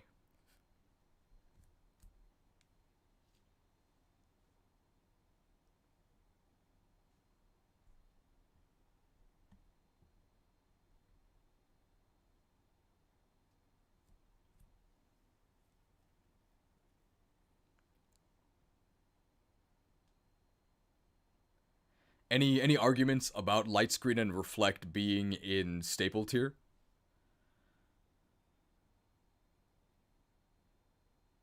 Heavy Clay doesn't exist. Yeah, it was a joke.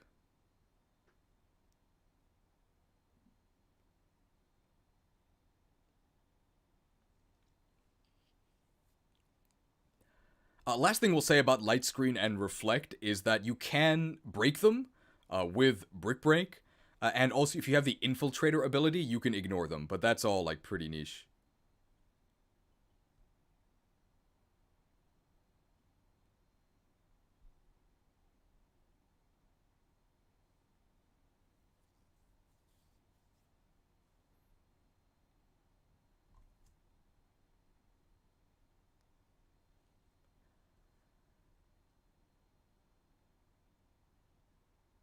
Also, Psychic Fangs? Does Psychic Fangs break screens?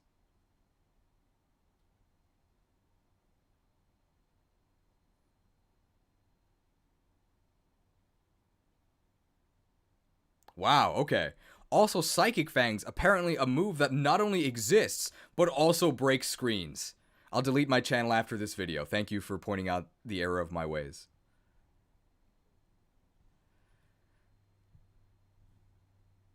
But real talk, no, please point out things like that actually are, like, important.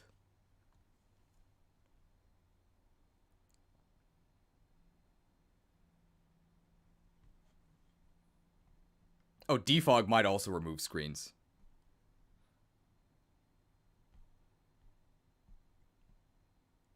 Okay. Lovely Kiss. And I guess we'll do Sleep Powder at the same time because they are the same move. It's just that different Pokemon get them. So Lovely Kiss and Sleep Powder are both really useful. They're the most widely available. Lovely Kiss isn't. More Sleep Powder is. Where's Sleep Powder? S, right? SL? Did I forget Sleep Powder? What? Okay, I also have to edit in Sleep Powder. Sorry.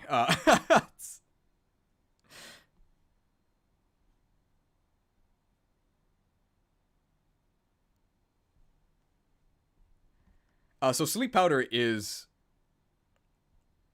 Sleep Powder should be just off screen? I think I forgot Sleep Powder.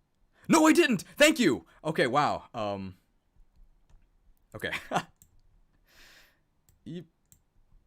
So Sleep Powder and Lovely Kiss. I think Sleep Powder is actually pretty useful. I'm gonna put it like next to Leech Seed.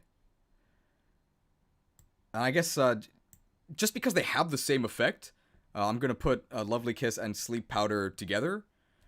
But Sleep Powder is available on far more Pokemon. It's available on like a bunch of grass types, and I think Butterfree gets it with Compound Eyes, which is nice. It basically makes it into Spore, because you get, I think, 97% accurate.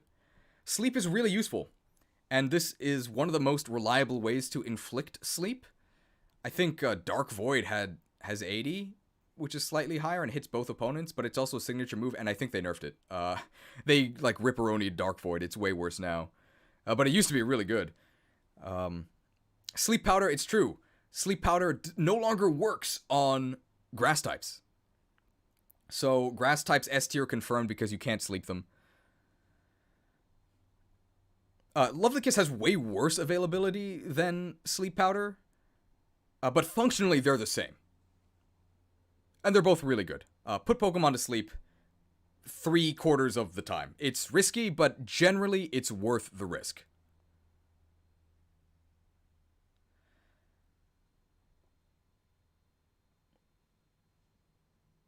Okay, yeah. So Lovely Kiss has worse distribution, but it goes through grass type powder immunity.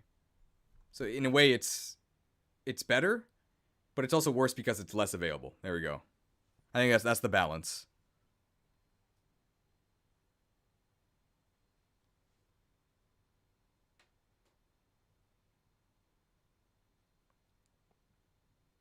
That's Onyx is immune to Lovely Kiss because no one loves it. That's so sad, guys. Can we get some small rocks in the chat?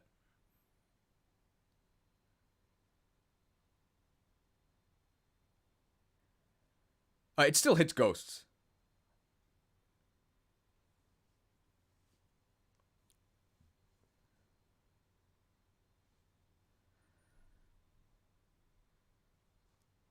All right, we've got real small rocks. We've got the budget Onyx as well.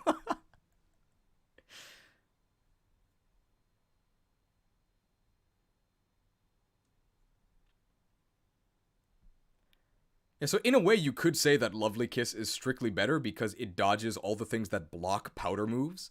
So that's grass typing, it's overcoat, like safety goggles.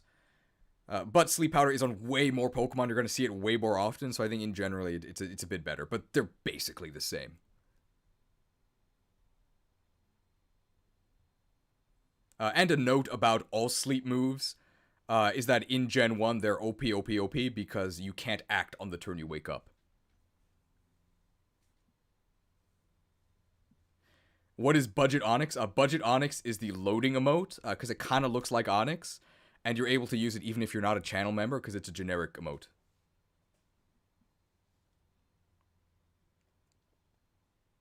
So if you're a premium channel member, you can use the real small rock, otherwise just use the loading emote.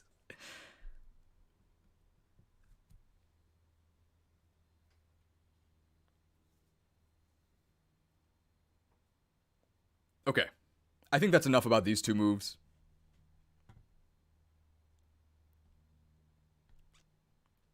Alright. Low kick. More kick moves. Kick them! I think this is our 4th kicking move. We got double kick, we got jump kick, we got high jump kick, and now we got low kick. In Generation 1, it actually was a fighting move. I think it was 60 base power with a flinch chance, and it wasn't even 100% accurate. Gen 2, I think it was the same, and I think it was in Gen 3 that they changed it to the low kick we know and love, which is that it now deals damage based on your weight.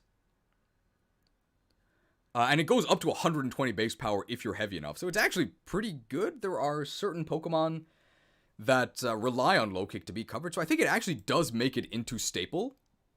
We'll put it like here-ish. An important note about low kick and its relation to weight is that remember that fighting is super effective against rock and steel, right? And what Pokemon tend to be pretty heavy? Rock and steel. Which is why I think low kick is actually kind of a good move. Otherwise, it would be like kind of suspicious.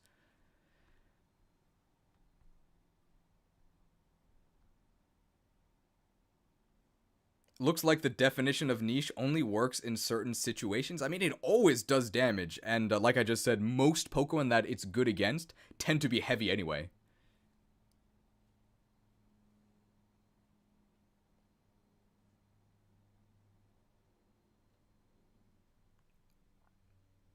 Just to make sure I'm not fake newsing you guys, we'll check the exact details of low kick. So in Gen 1, it was a base power. Oh, it was. So in Gen 1 and 2, base power 50, accuracy of 90, 30% chance to cause the target to flinch. And then Gens 3 and beyond, it's now perfectly accurate, and it does the calculation based on weight. So it goes from 20 at the low end all the way up to 120 at the high end. That's a pretty good move, I think.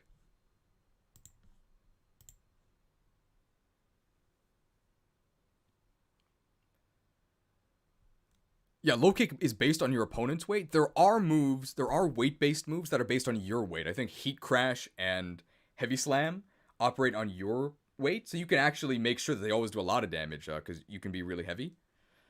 But I think those also consider your opponent's weight. Like, you have to be heavier than your opponent.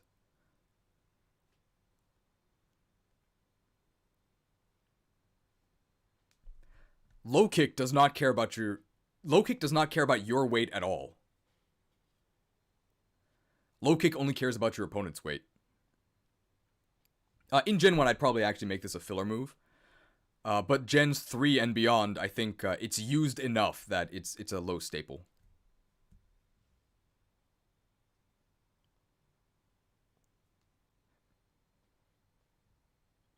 Okay.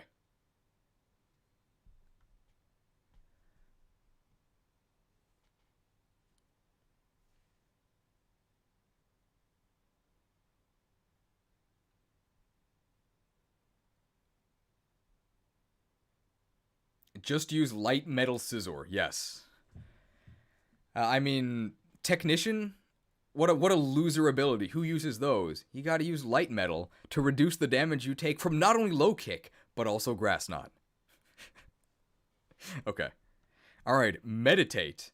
Did you guys? Well, first of all, did you guys know this move existed? And secondly, did you know this was a Gen 1 move? Because I didn't know it was a Gen 1 move. So meditate. It raises your attack by one stage. It's bad swords dance. You know, it's the I guess butter knife shuffle. But sometimes you have meditate and nothing else.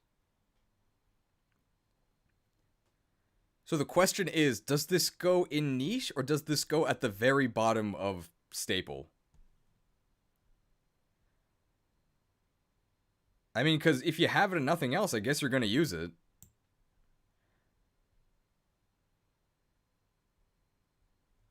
Niche? People are saying niche. Hyper niche. Yeah, I kind of agree. We'll put it with the we'll put it with we put amnesia and barrier niche. Yeah, let's put it here. It's basically, I think boosting your attack in general is better than boosting your defenses. And then in Generation 3, I guess, Growlithe would shamelessly rip this move off. I messed up. In Generation 3, Houndoom? I messed up again. In Generation 3, Poochyena would shamelessly rip this move off with Howl.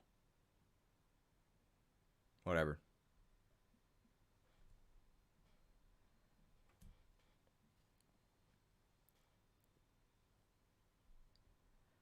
Like, I think the only Pokemon who would seriously consider using this is Meditite. I think the Meditite line, because they get it, but they don't get Swords Dance. So if you're Meditite, you might consider opting for the Butter Knife Shuffle here.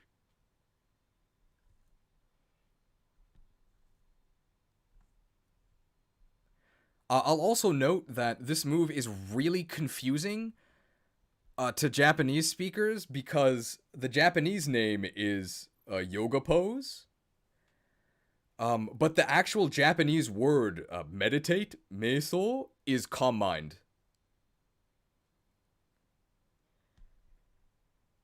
So in English, it's this move, and in Japanese, it's calm mind. Really confusing.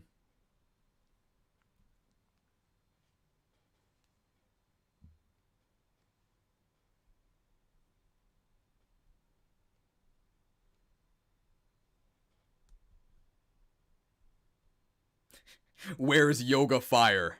Yoga Fire, Sonic Boom, Guillotine. This is now a Street Fighter ripoff stream.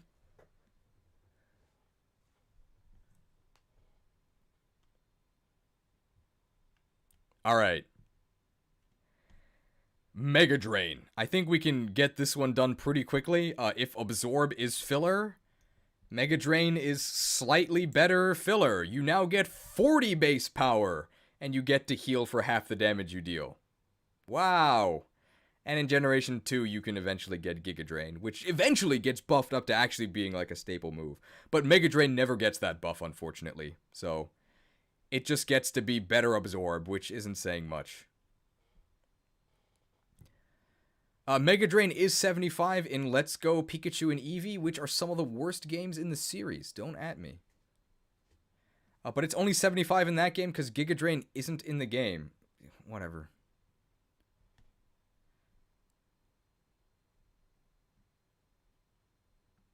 Yeah, Mega Drain is still 40 to this very day. I was surprised because I thought they would have buffed it to at least like 60, but no, it's still 40.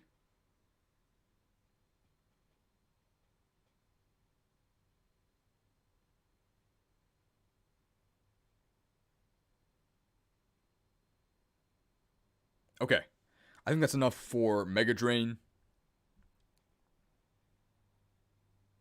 Okay. Mega Kick. Even more kicking moves. And Mega Punch. Why aren't these fighting moves? Hello? They're still normal moves to this day. Why? As far as filler moves go, they're both pretty good.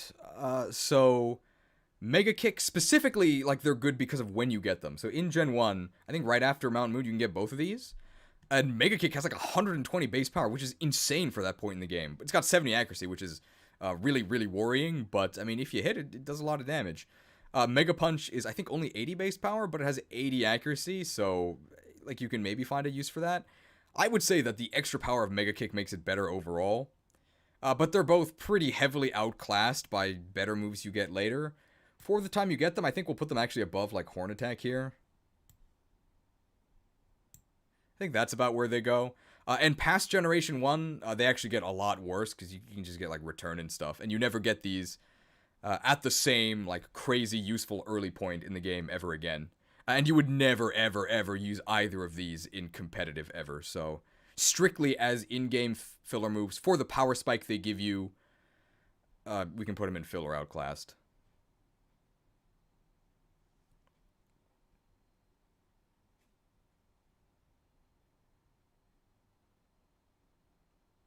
Oh, Mega Punch you get in Mount Moon, Mega Kick you get in Victory Road, is that true? Oh, and in Fire Red it's after Mount Moon for both together, okay. I don't think that really changes their placement.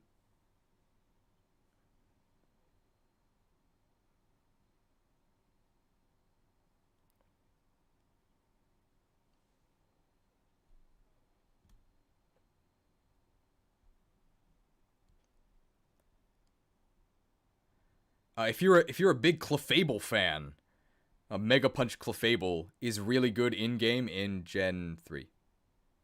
Before it became a fairy type.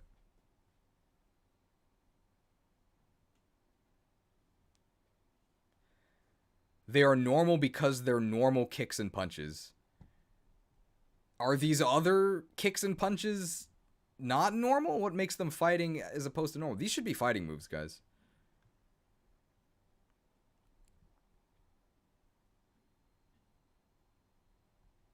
Okay. Metronome. If there was a meme tier, this would be absolute, top of that. Metronome is an absolute meme. I mean, it's fun, right? It's very fun.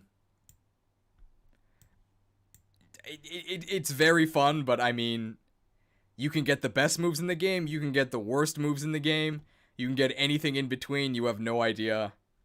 In terms of fun, one of the best moves in the game. In terms of actually being usable or used by anyone, no. No.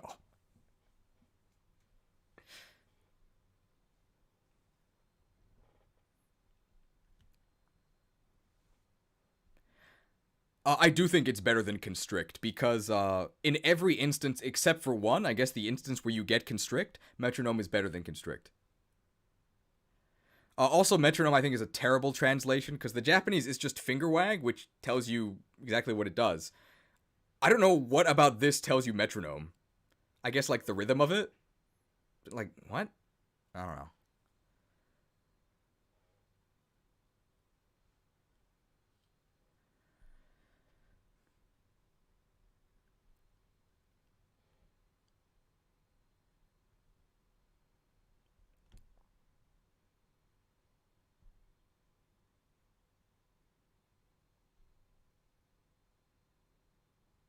Currently, Sword and Shield has a tournament where you can only use metronome. I mean, that does sound like fun. Doesn't sound good.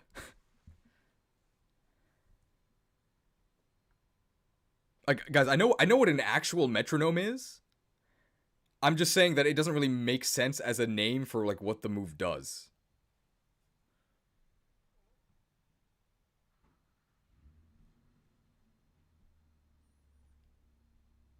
Yeah, if anything, it's like the exact opposite because metronomes, the whole point of a musical metronome is that it's steady. Whereas this move does literally anything. It's the opposite of steady. Awful name. All right. Mimic.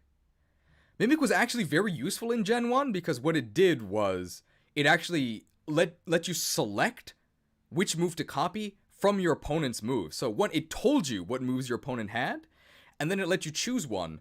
Probably a move that you didn't learn because Gen 1 movesets were like really restricted and bad.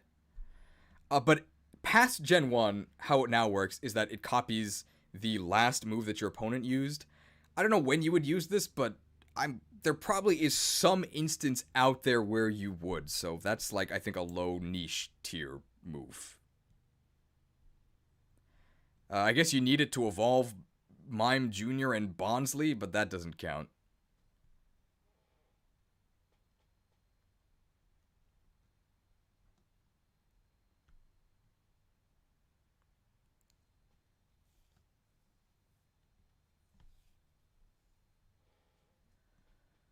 You'd go with useless for Mimic. I don't think so. I don't think it's useless.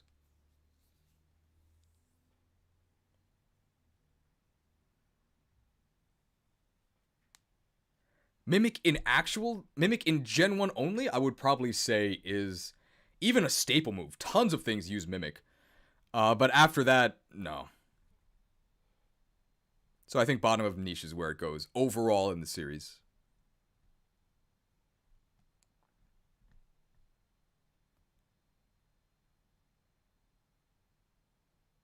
Okay. There should be a gimmick tier. That's basically what niche is. A lot of these moves are what I would consider gimmicks. Minimize. I think minimize is strictly worse double team. We put double team here, so we'll put minimize here. The issue with minimize and why it's strictly worse than double team is that certain moves like body slam, stomp, dragon rush, heat stamp, basically like the crushing moves, ignore the minimize evasion boost and actually deal double damage to you. So it's like a neat interaction, but because of that, it makes it just strictly worse than double team, which doesn't have that mechanic. Is minimize double evasion boost now? Really? Let me check. Minimize.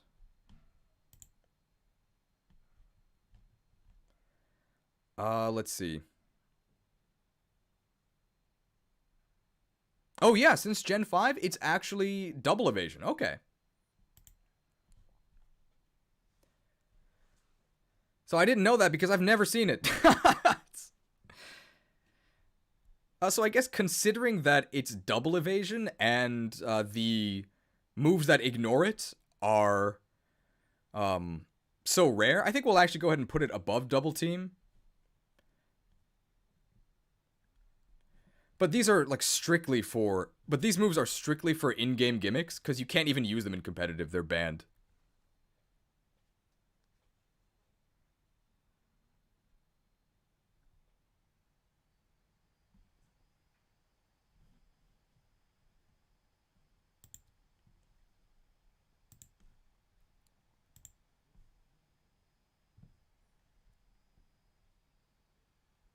Oh, you can use them in VGC? Oh, okay. Does anybody actually use it?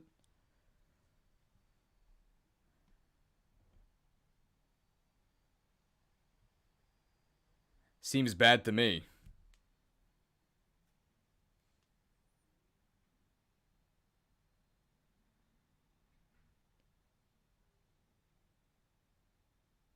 Oh, max moves also are guaranteed hits? Okay. Where's Stomp? It's alphabetical, bro. Hang on.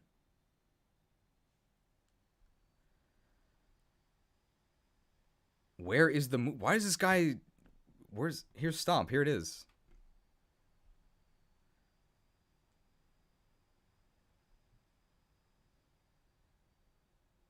Okay. I think that's enough about minimize. Alright. Mirror Move. Another very weird translation. So Mirror Move is a flying move. Mirror Move doesn't tell you that, but in Japanese, it's literally parrot mimicry, which makes a lot of sense, right? And that's why a bunch of bird Pokemon get this. So Mirror Move, where does it go? It's, I guess, it's kind of like Mimic, where it just copies the last move your opponent does. Is that useful? Not really. You don't want to use your opponent's moves. You want to use your moves. What? I don't think it's useless, but we'll put it like below Mimic. I think Mimic in general is actually more useful.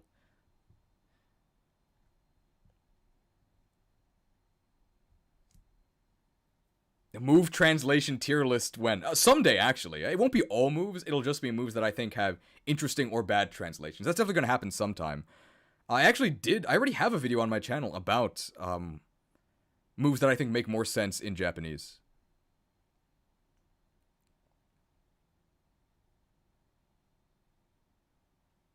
Mirror Move is triple S tier and Mystery Dungeon up there with Agility. That might be true, but we aren't talking about spin-offs at all. Mirror Move to copy your max guard and flip turn order and protect your main. That's too big brain for me.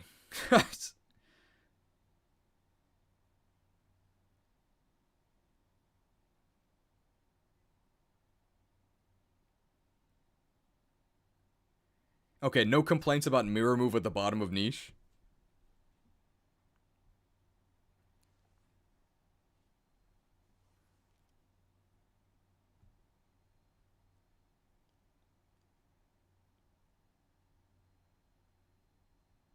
Is this a list on how they perform in Gen 1 or how they are in the current gen? It's the entire series. These are all moves that were introduced in Generation 1.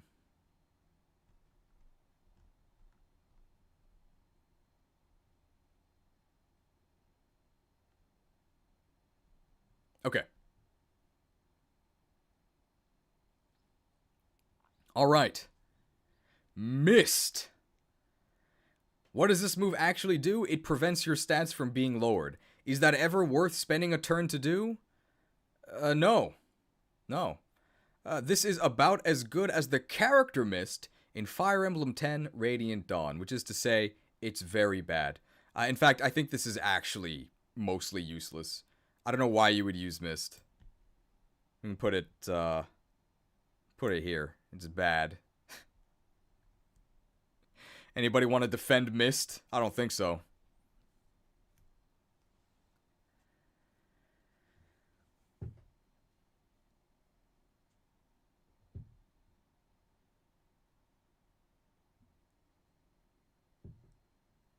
Mist is the German word for dung. That says it all. Sounds good to me. Mist prevents your stats from being lowered.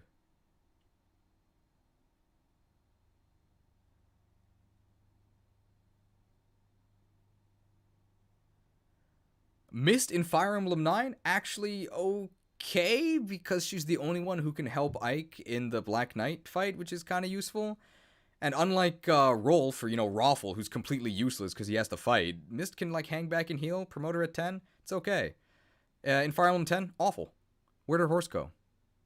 Alright, that's enough about Fire Emblem.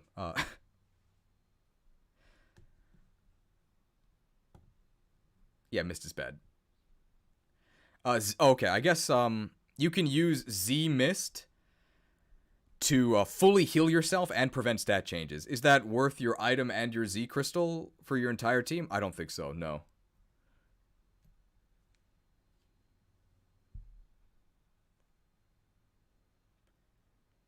And since we just mentioned Z move mist, we'll also talk about Z move mirror move, in that it gives you a swords dance boost and then copies your opponent's last move and uses the Z version of that. That's like an ultra gimmick, right? Ultra sun, ultra moon, ultra gimmick. Because you don't know what move your opponent's gonna use.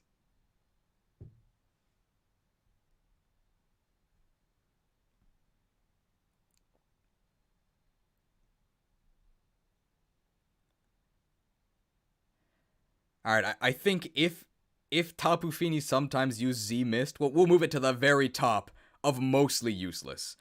Because on one Pokemon in one game, if you use a specific item, it's okay.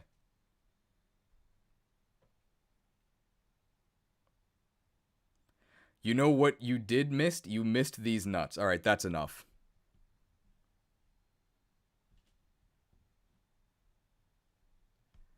Nightshade. Actually very, very useful. Nightshade, I think we're going to go ahead and put... it's definitely a staple move. Nightshade, I think we're going to put it... here-ish? Yeah, this is about where useful damaging moves go. So Nightshade does damage equal to your level. In-game, this is, not that useful, but definitely a competitive staple. Because in competitive, you're all level 50 or level 100. And that set amount of damage is very useful for Pokemon, specifically defensive Pokemon, that don't have attacking stats that are, worth using real moves with, but still want to do steady, reliable damage.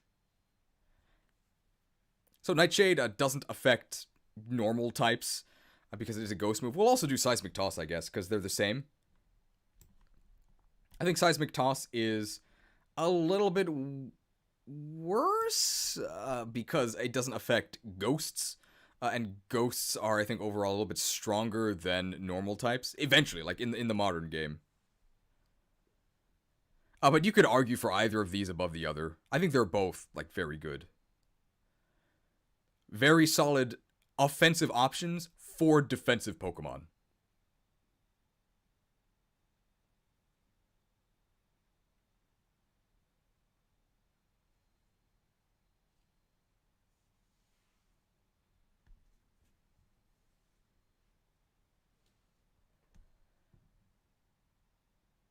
Also, when I was a kid, this was my first time seeing the word seismic, and the announcer in Pokemon Stadium 1 and 2, he says seismic toss, which I think is just wrong. I don't think that's an accent thing. He's wrong, right? I'm not crazy. Nobody says seismic toss. It's seismic, for sure.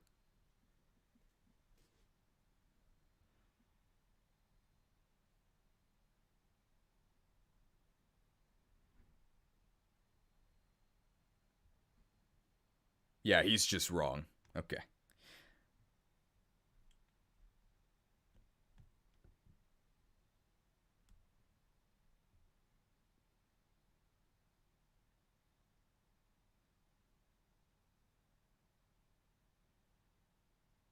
I guess some non-English speakers tend to say seismic, maybe.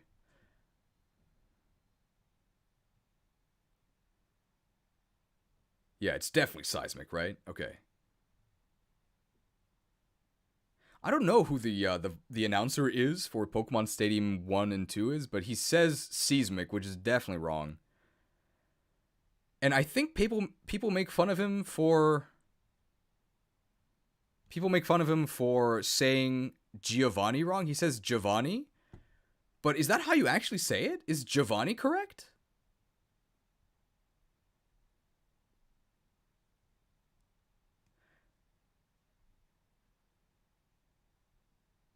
Late to the party here, but for Mist, it stops Intimidate, one of the best doubles abilities in the game. It's not great, but that's got to count for something, right? You're going to spend a turn to do that? I don't think that's worth that, no. It is an Italian name. Oh, wow, okay, yeah. So, actual Italians confirming in the chat, stop making fun of the announcer for saying Giovanni. Giovanni is correct, but seismic is not.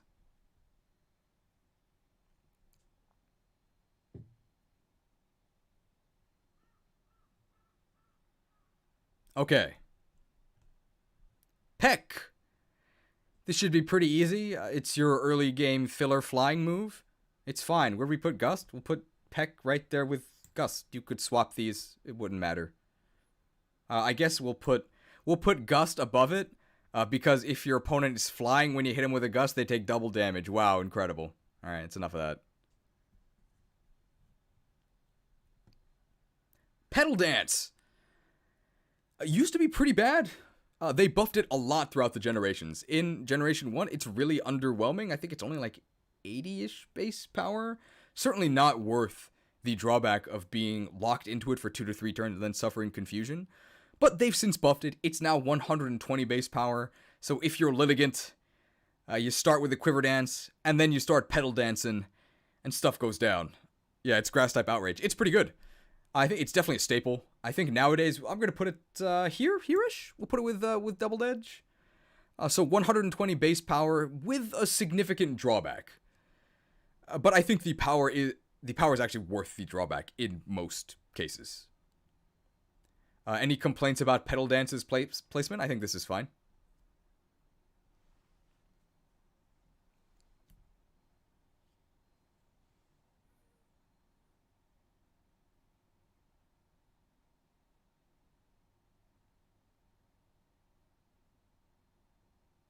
You're right. I think it's worse than the punches. We'll put it right below the punches. We'll also put Crab Hammer below the punches. What?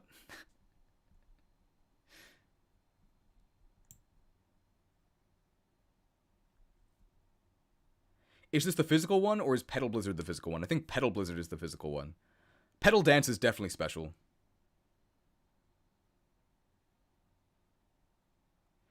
Better than Outrage, though, since Grass is greater than Dragon. Is that bannable? That might be bannable. Don't say that again.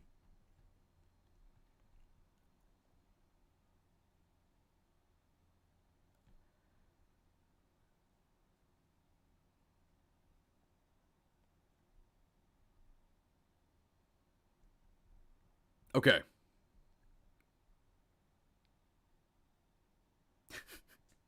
Biased Grass-type mods will not ban people for Grass-type propaganda. Fine.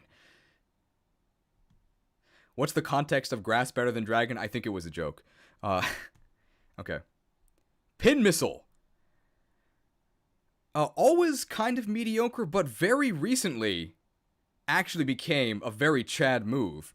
Because you actually use this on Skill Link Mega Heracross to delete your opponent. Pin Missile in Generation 1 you could actually use on Jolteon. For the memes, it was never really that good, but it is an option. I mean, what else are you going to run on that thing? Gen 1 movesets were very barren. But if Mega Heracross is in the game, you are Pin Missiling them. So I think Pin Missile, because of its use on Mega Heracross, who is a good Pokemon, you do run this on that. I think it goes, where are the other... I think we'll put it with Leech Life, right? It's very similar, where it's a Bug-type move that started out horrible, or not horrible, but like pretty bad. Okay, actually, it's definitely better than Leech Life. Started out horrible, and then had a big glow-up.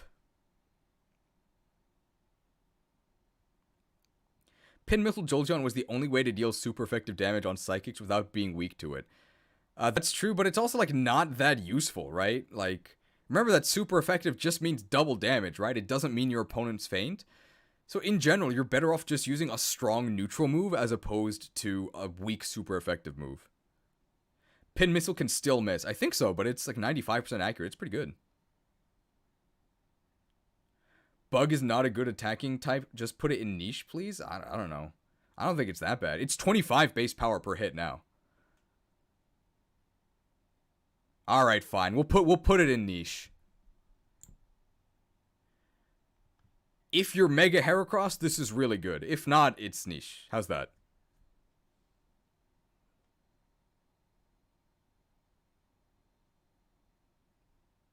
Well, actually, you could use super effective bug moves from Metronome on Pokemon who weren't weak to Psychic. All right, we're not counting that.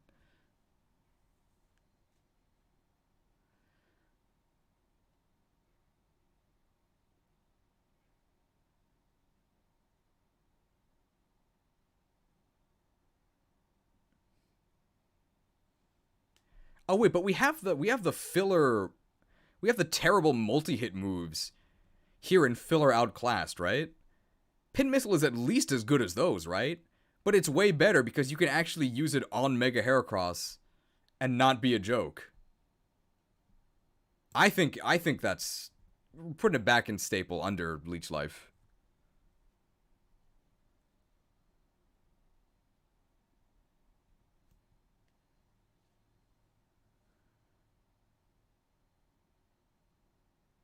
Mega Horn is not in Gen 1, no. Pin Missile is useless now because Mega Heracross is gone. Megas will be back someday, okay? As a Charizard fan, believe it.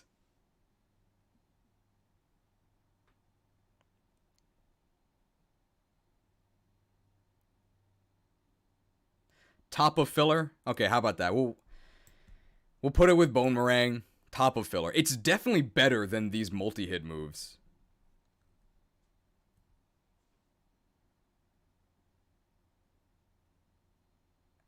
Megas might never return? That's so sad. Megas are very overrated? What? Did you play Gen 6 and 7?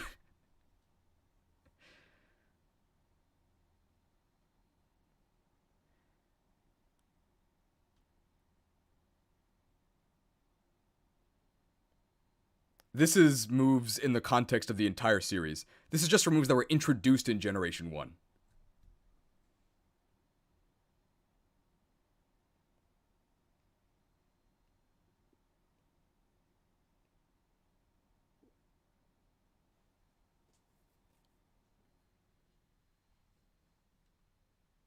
Megas will be back when we have Gen 6 remakes. They gotta sell us that.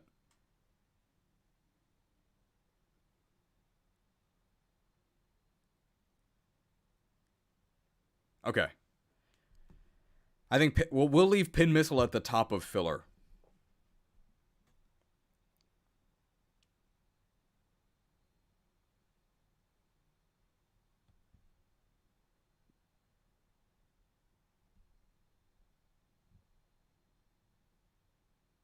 Okay. Poison Gas. Holy moly, this move is bad. This move is so bad. You guys don't even know how bad this move is. Wow. Wow. I'm gonna read it to you. It should be illegal for a move to be this bad. Poison Gas. Generations 1 to 4. Poison Gas poisons the target and has an accuracy of 55%. I think I can just stop reading there, but I'll keep going. Poison Gas targets one Pokemon in doubles battles. Wow. Generation 5 Poison Gas's accuracy has increased to 80% and now targets all adjacent opponents in double and triple battles. Generation 6 onwards, Poison Gas's accuracy changed from 80 to 90%. Wow. Bad. Bad. Bad. 55% chance to do 12% damage a turn to your opponent. 45% chance to do absolutely nothing for 4 generations. Wow. Yes, it got buffed, but even now that it's buffed, would you ever use this? No. No.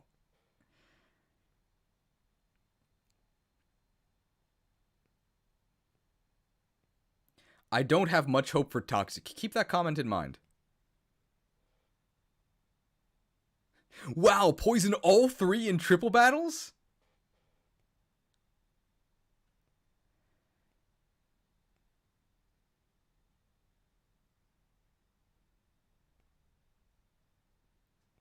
Bide should be lower than Metronome? Bide has, like, very specific, like, niche uses in, like, Gen 1. If you don't have any other way to hit ghost types in, like, your solo runs. I think Metronome is just too unpredictable. Like, Metronome is a pure meme.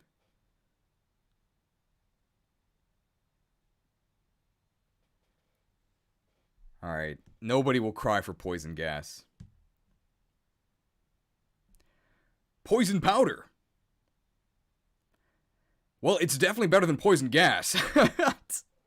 But by how much? Well, there is a big difference in accuracy, at least earlier. I guess nowadays, poison powder is worse than poison gas. Because you have lower accuracy and you also, it's a powder. So it doesn't affect grass types. It's pretty bad. But it's definitely better than poison gas overall, I'd say. Hypnosis is up here at the top of niche, but sleep is, in general, a far more powerful effect than normal poison. So I think we're going to go ahead and put poison powder one step above poison gas. Because poison gas is better nowadays, but poison powder was better for most of Pokemon, and they're both pretty bad. But what about Compound Eye's poison powder? So now you can guaranteed inflict 12% damage a turn. Why are you wasting your time like that? No.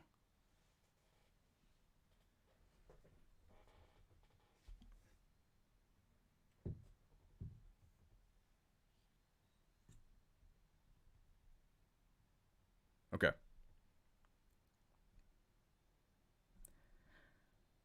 Poison Sting. One of the poster childs for bad moves. But hey, it has a chance to poison. Put it here. I think it's only 15 base power, which is pretty pathetic. But if you're Weedle, I mean, what else are you going to use? I think for an early game filler move, at least you have the upside of poisoning. And doing like a little bit of damage. Did this get buffed to 50% chance to poison? Let me see. We're checking. Poison Sting.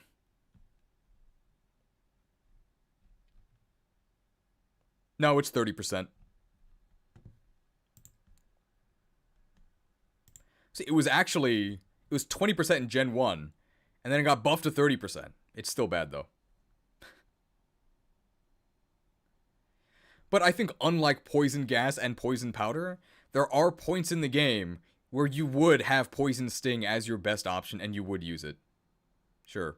Also worth noting that it's 30% chance against enemies, and of course it's 100% chance against you.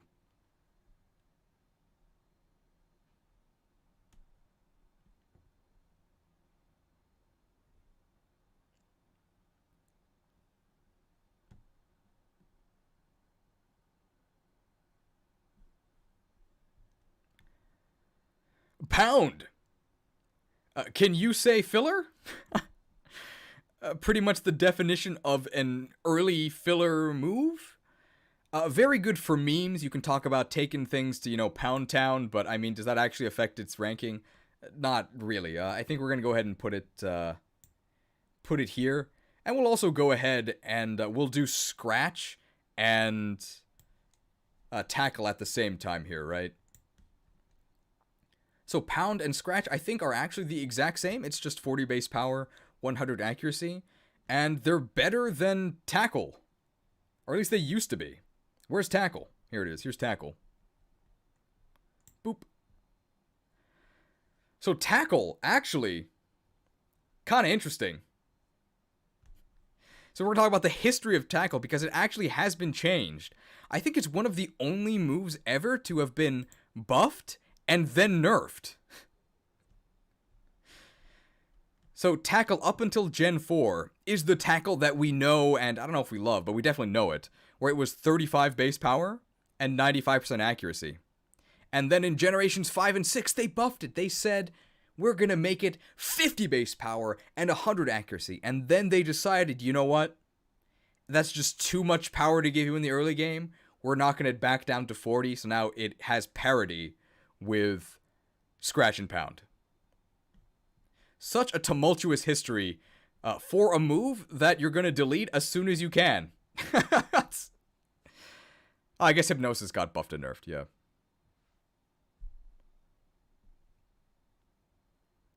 As a kid, I thought Pound was good because in Spanish translation, it's called Destructor. That's hilarious.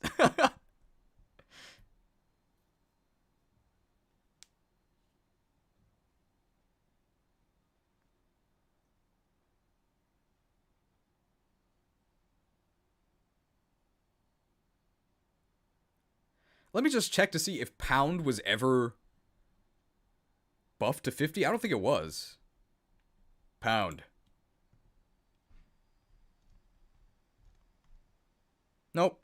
So Pound has always been 40 base power, 100 accuracy. So for 2 generations, 5 and 6, Tackle was actually the best among the Pound Scratch Tackle crew. Wow, I did not know that. So, fun fact by Armor El Armadura, Tackle is the move learned by the most Pokemon. Wow, talk about availability. Is that true? Like, even considering TMs? Or just by level up?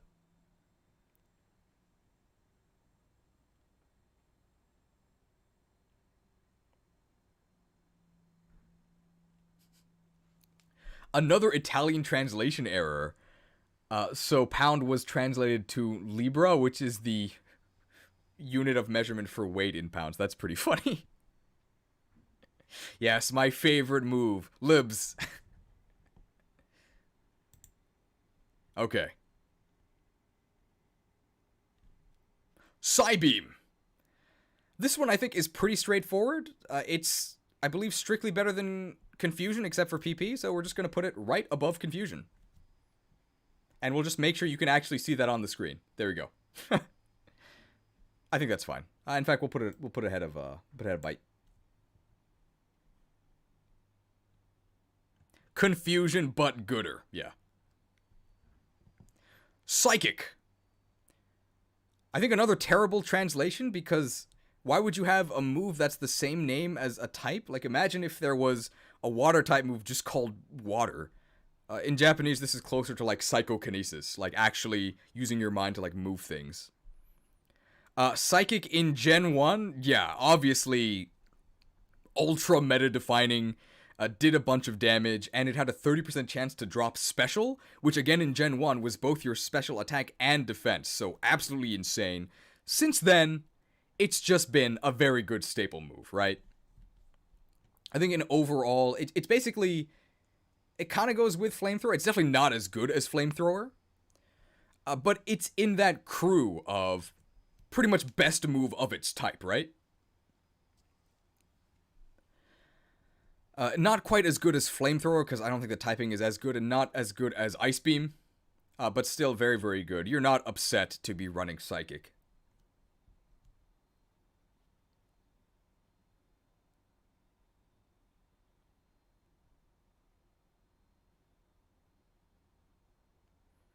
Any further notes about Psychic? Why is it not as good as Flamethrower? Because Flamethrower is a much better offensive move. It hits way more relevant types. Poison is the most common type? What?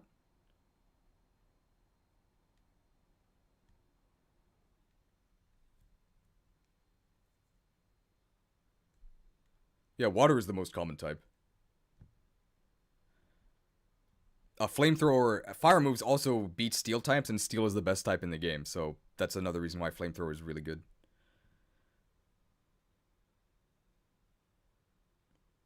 Ewan Scott, thank you. I think you have that copy pasted, right? Because I've seen that before. Thank you.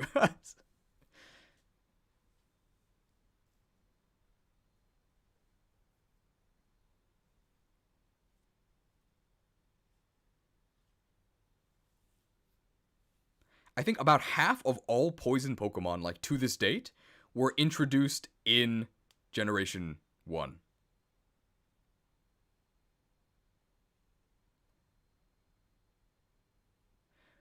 Why does Steel resist Psychic? Because Steel is overpowered. That's the only explanation I have. I don't know why it resists Psychic. Why not, right? They just made it resist everything.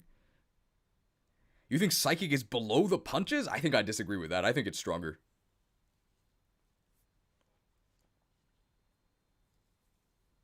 Psychic is the Shadow Ball at home in terms of coverage. I agree. I think Ghost is overall better. But Shadow Ball, unfortunately, not in this generation yet.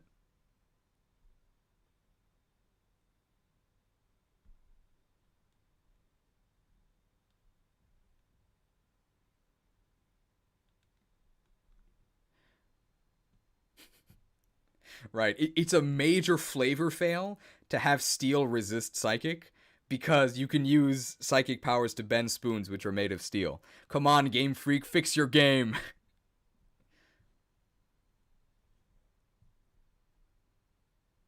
Alright.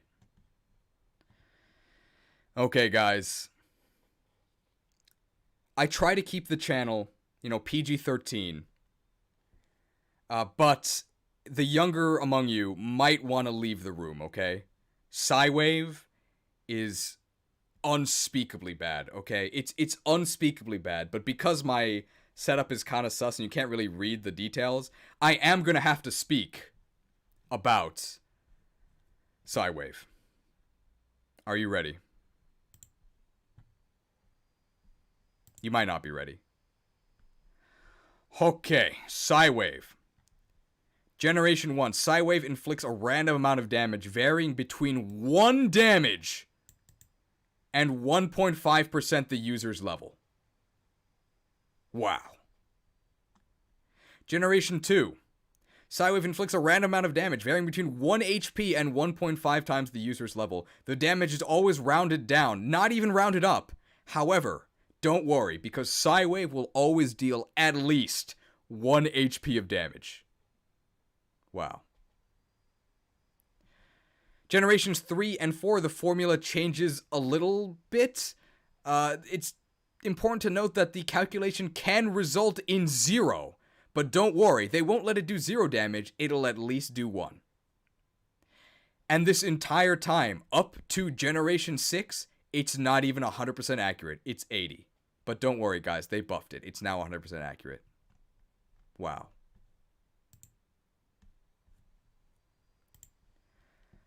Honestly, this might go in the constrict crucible. I think it's better than constrict because most of the time it'll do more than constrict. But, wow. Wow.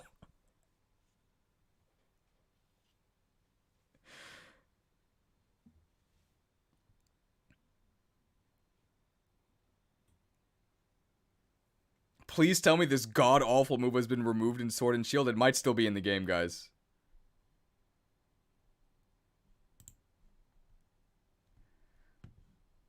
Let me see. I think it's still in the game. Oh, no! They removed it. Okay. So, Game Freak has some mercy. They took it out in Gen 8, so... Actually, maybe Gen 8's not that bad, guys. They got rid of Psywave.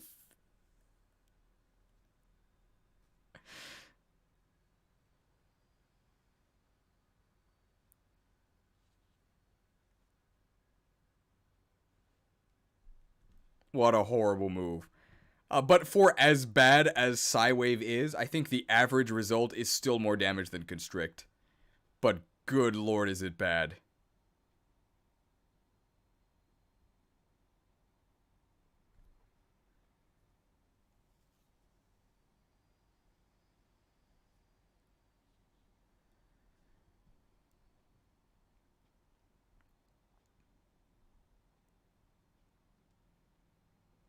Okay. I think that's enough for Psywave.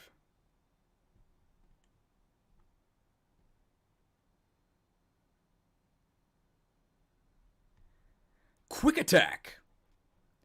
Surprisingly useful? So it's a priority move, and some people might not know exactly what that means. So usually, your turn order is decided by your speed stat. Most moves in the game have 0 priority, so it just calculates off of speed. But certain moves have increased or decreased priority. Priority pretty much overrides everything. So a slow Pokemon using Quick Attack, compared to a fast Pokemon using a move with 0 priority, Quick Attack will go first. If you both have the same priority, then your speed stats actually matter. So Quick Attack.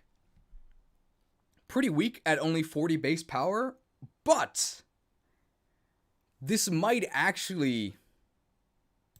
I think it's good enough to go like near the top of Filler Outclassed. Despite the fact that certain moves here like, Headbutt, Hyper Fang, and Dig are generally better. Because there are certain Pokemon, especially Pokemon that have a Technician, like Technician Scyther, that actually run Quick Attack. Quick Attack is not that bad. Having a priority move is very, very useful. But as far as priority moves go, quick attack is the worst one.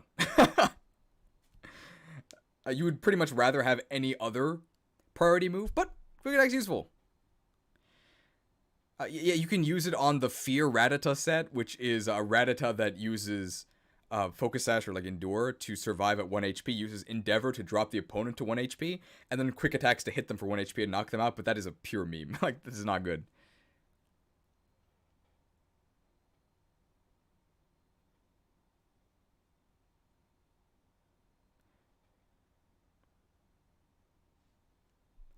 Yeah, I think quick attack would be like much lower in filler, but because it is sometimes used in competitive, I think it elevates it a little bit up to filler outclassed. Not quite to staples. I think that's fair.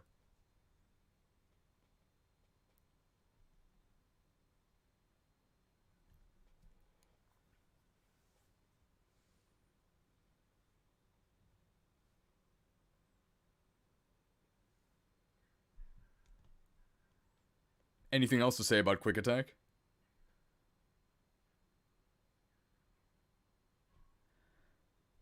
Oh yeah, very good note. If you are a Pokemon that has an 8 ability, like Aerial 8, specifically Aerial 8 Pinsir, quick attack is very good because it becomes a flying type move and gets a power boost. And goes first because it's quick attack. Alright, that's enough about quick attack. Rage. Wow. So Rage in Generation 1 might actually be the worst move of all time, because how it worked was you selected Rage, it's 20 base power, normal move, and it just repeats forever. You will continue to use Rage until you faint. Horrible. But if you get hit while using Rage, your attack increases. Wow, but you can still only use Rage. Rage is notable because you can use it to soft-lock yourself against Lorelei. And also, we haven't talked about it yet, but in Generation 1, there's what's called the Gen 1 miss. So 100% accurate moves can actually miss due to a glitch. They have a 1 in 256 chance to miss. And if you miss with Rage, its accuracy inverts. So instead of having a 255 and 256 chance to hit, you actually have a 255 in 256 chance to miss. Absolutely insane how that happens. Wow. Possibly the worst move in the franchise, considering only Gen 1. But since Gen 2, it has been elevated from atrocious to niche usage. So in Generation 2, Rage is actually really important. It's part of the speedrun. Because you use it on Totodile, where now, if you get hit after you Rage, you can select other moves afterwards. But if you get hit after using Rage, your attack goes up, which is fine. It's actually kind of useful in that sense. You'd still never use it outside of that speedrun context, but it's something. And just getting a generic attack boost, you can kind of think of it as a meditate that actually has base power that does some damage if you get hit. Nah. So definitely saved by updates past Gen 1.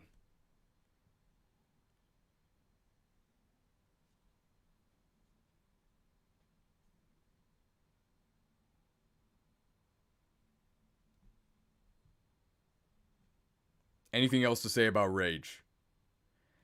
I use Rage Dunsparce in doubles. Do I have to read the rest of this comment? Use Beat Up on it for +5 attack, and then Rattle gives it +5 speed, and then Serene Grace Rock Slide. That is a meme if I've ever heard it.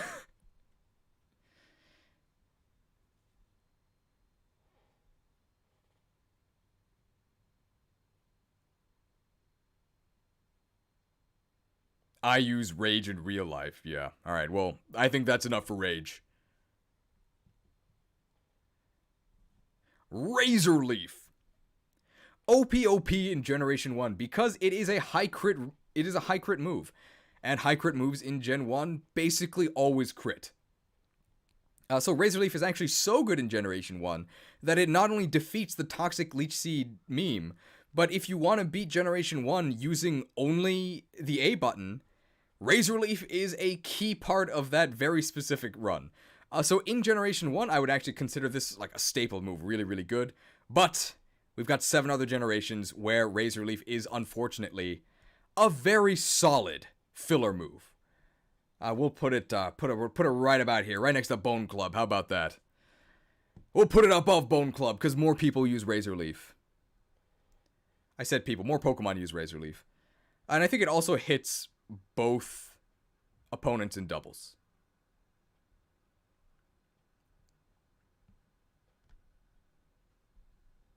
Weaker Leaf Blade, basically. Why is Leech Life in Staples? I wasn't here, because it got a massive buff in Gen 7. Definitely above Aurora Beam? No, Aurora Beam's better. It's an Ice type move. Guys, remember, Razor Leaf is still a Grass type move, which is unfortunate.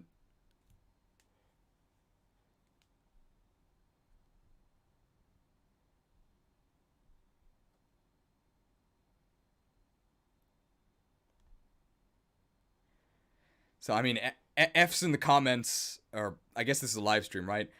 F's in the live stream, or salutes for Auto Crit Razor Leaf, no longer in the game, but it was great while it lasted.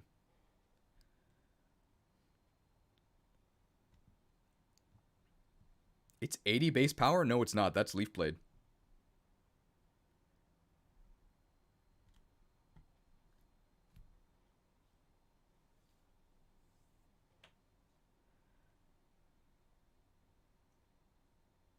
All right. Razor Wind. Wow, this thing's bad. It's kind of unreal how bad this move is. So not only is the move bad, but it's also a waste of a really cool move name. So Razor Wind in Japanese is Kamaitachi, which is like sickle, weasel. Like, that's the combination of words. It's basically, like, to put it in simpler Westerner terms, it's kind of like the Tasmanian Devil, like the whirling dervish, where it, like, spins in a whirlwind. That's what it is. So I don't know why this isn't a flying type move. It's so bad, guys. Like, you might not realize how bad it is off the top of your head. You don't have to realize, because I'm going to tell you. Razor Wind. So in Generation 1, Razor Wind does nothing on the turn it is selected, other than saying, Pokemon made a Whirlwind. On the following turn, Razor Wind inflicts damage, PP is deducted, and it will count as the last move used. Once Razor Wind is selected, the user will be unable to switch out until Razor Wind has been disrupted or fully executed. Accuracy in this generation is 75%. Generation 2, Razor Wind now has an increased critical hit ratio, thanks. Generation 3, Razor Wind now has an accuracy of 100. It has no increased critical hit ratio, so they nerfed it. Okay. Generations 4 to 7, they again gave it a critical hit ratio, thanks. And in Generation 8, they removed it. So all of this, remember, is on a move that takes 2 turns. So it's really strong, right? 80 base power.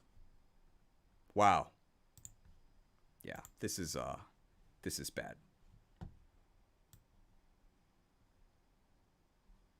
I think it's better than Bide, because at least it only takes 1 turn, right?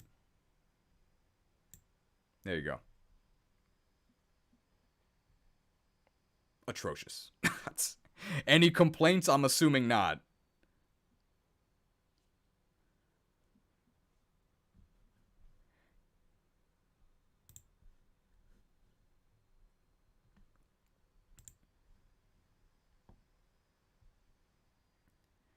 Yeah, for context, if this took 1 turn, it would be bad.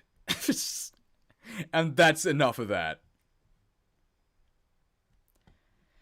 Alright, after the debacle that was Razor Wind, let's Recover. Recover's a very good move.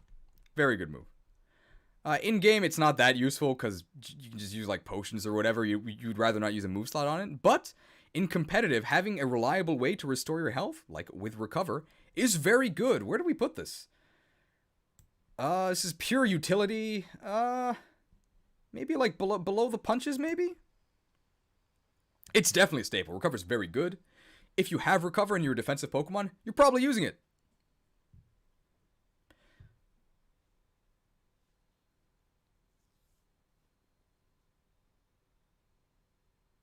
People are saying above the punches? Maybe.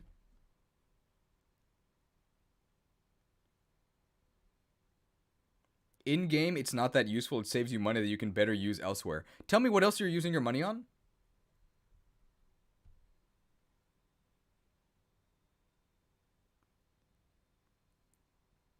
Yeah, I guess while we're doing Recover, we'll also do Soft Boiled because they're basically the same. They're just available on different Pokemon. So Soft Boiled, another really weird translation because, like, Soft Boiled? Like, are you cooking? What does this mean? In Japanese, it's literally egg lay. Which is why you get it on, like, Chansey, not actually on the Executor line. It's not on there. But I think Mew can get it as well because it can just learn everything, and Soft Boiled was a TM. They're functionally the same. Although Soft Boiled actually has extra use outside of battle, where you can use Soft Boiled to transfer HP to other party members. That's not really that useful, just use potions.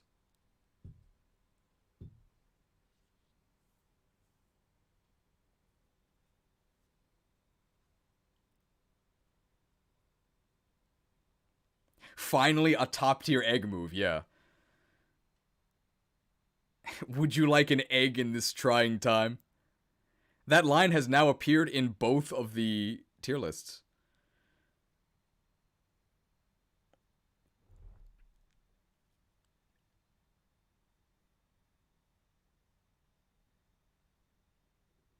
Soft boiled above recover for availability reasons. Shouldn't it be the opposite? More Pokemon get recover.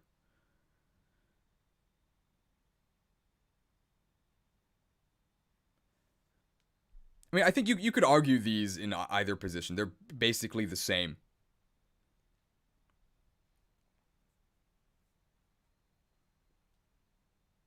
Yeah, I guess you can use Chansey. It was pointed out you can use Chansey as an HP battery. So you just give Chansey's HP to other Pokemon and then use a full restore on Chansey. But like money is not a concern in Pokemon games. You get so much, and there's really nothing to spend it on aside on like restoratives.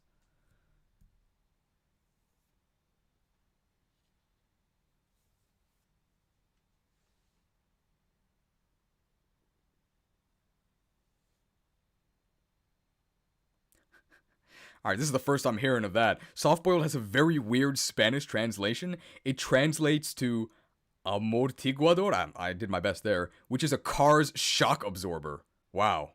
I didn't know that.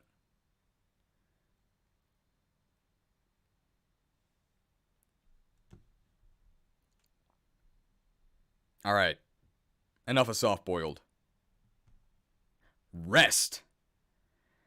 So, rest, generally kind of useful. In Generation 2, it was insane, specifically because of the interaction between rest and sleep talk in that generation. So, in Generation 2 only, if sleep talk hit rest, it would actually heal you. But after Gen 2, they changed it so that if you rest using sleep talk while already asleep, it just doesn't do anything. Rest is pretty useful. Generally, in competitive, when you use rest, you're not expecting to actually stay asleep. You'll combine it with a Chesto Berry, which wakes you up immediately. And why you would use a Chesto Berry rather than a Lumberry, which can cure any status, is because you only want it to cure sleep, right? Because if somebody burns you or poisons you, you can cure that with rest and then wake up instantly using Chesto Berry. Rest, I think, is actually, because of that, it shows up from time to time in competitive. We'll put it like here-ish, I think. I think because it was so good in Gen 2, like it was part of defining Gen 2 along with Curse and Sleep Talk. We'll put it here-ish. You don't see it that often nowadays, but you do see it occasionally. It's not a meme at all. It's a very legit move that people use. In game, it's kind of useless, but whatever.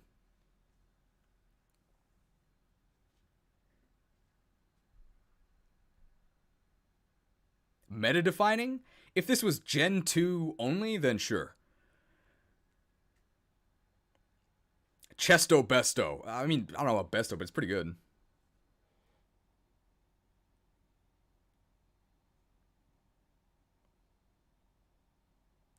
How can Explosion be that low defined Gen 4 and 5 meta? Definitely not the Gen 5 and beyond, because of the huge nerf from Gen 5 and beyond is why it's so low. If it had never been nerfed, it would definitely be higher. Chesto Pesto, Resto Chesto, Resto Chesto Asbestos. Alright, all the people making Resto Chesto jokes, give it a rest. Next move. Roar! We'll do Roar with Whirlwind because they're basically the same. We talked about these a bit when we talked about Haze. So these sort of have a similar effect to Haze, kind of. Because swapping out, forcing your opponent to swap out, essentially removes their stat boosts, right?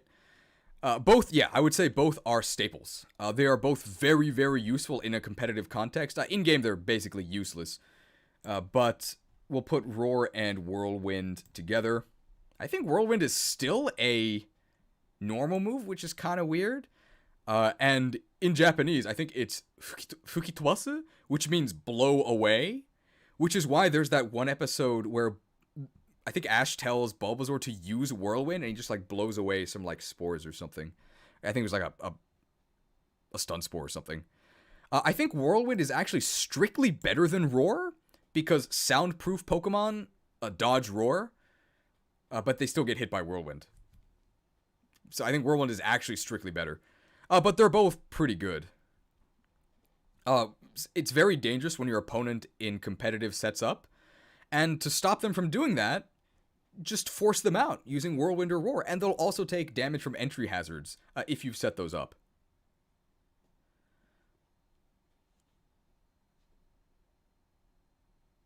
Why is Haze so low? Because why would you use Haze when you can use these moves, which are generally better? Also, way more Pokemon get Whirlwind and Roar.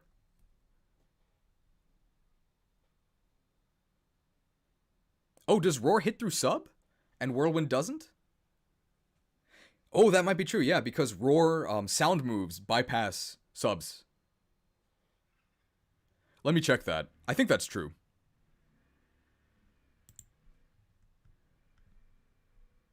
Roar.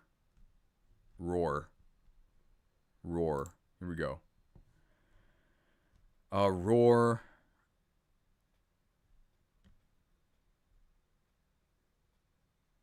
I'm just reading it right now. I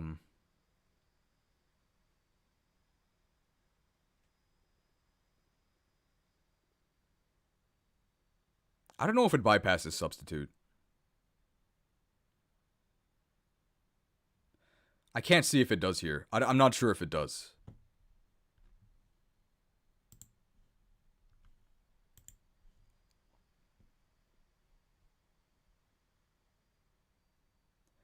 But it's definitely a sound move, and all sound moves bypass sub.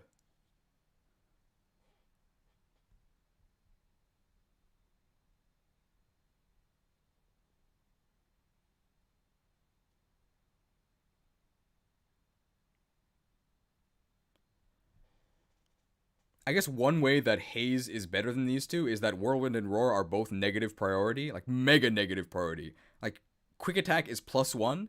These two moves are -6. So they are almost always going last. But generally, that doesn't really matter. Most Pokemon that are using these moves tend to be defensive, and they're going to be going second anyway.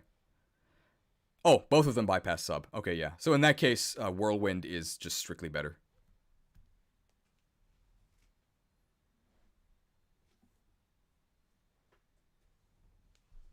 Okay, great.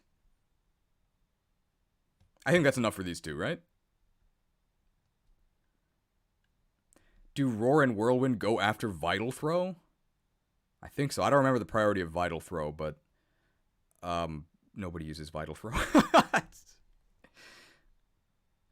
Okay. Rock Slide and Rock Throw. Do you guys know these are the only Rock-type moves in Generation 1? That's crazy. I thought there were more, but no. So we'll just do Rock Throw first because it's easier. So Rock Throw in Gen 1 is hilariously bad. And you will laugh at this. It's so bad. For no reason. So you'll see here that Rock Throw in Generation 1, 50 base power, and an accuracy of 65. Why? Why'd they make it so bad? And then in Gen 2, they came to their senses and made it 90 accuracy, which is fine. So Rock Throw, I think, is definitely a fine filler outclassed move. We'll put it with Ember, right? It's in that category of use it early game when you have nothing better, swap it out later. I think it being so hilariously bad in Gen 1, I mean, we can't really count that against it that much. You weren't going to use it anyway.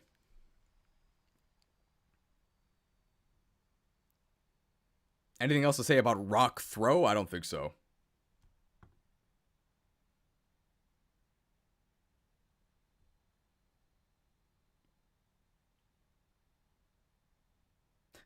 Is it any coincidence that Onyx gets both Rage and Rock Throw? I think not. Yeah, they really went all in to cement, Rock type, cement Onyx's status as absolute garbage in Gen 1. Yeah, more like Rock throwing the game. Okay, that's a good line to end on.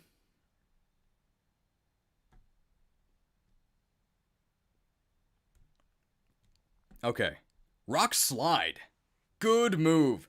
I think if we're talking about singles only, Rock Slide would go in, like about like the middle of staples maybe.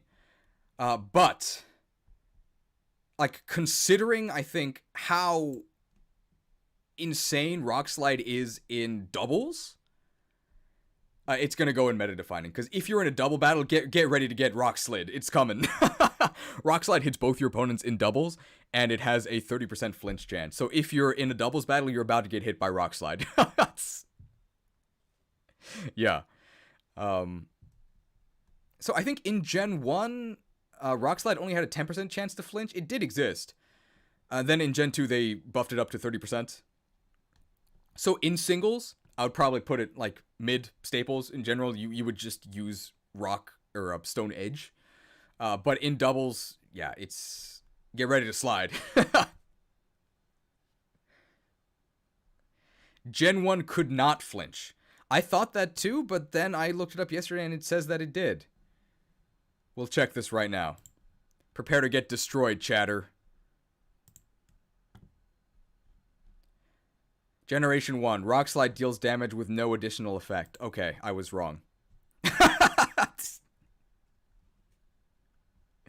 Okay, it's time to defend myself, though, because I think this website I looked at yesterday might have lied to me. Rock Slide.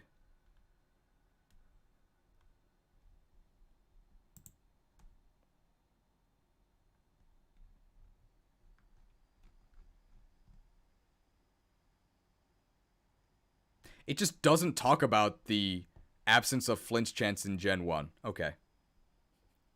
Well, you were right, chatter. I'm sorry. Plot twist, chat was right. Okay, well, there's a lot of you, okay, and there's only one of me. So, on average, one of you will eventually get something right. Thank you for correcting me. Yes, it had no flinch chance in Gen 1.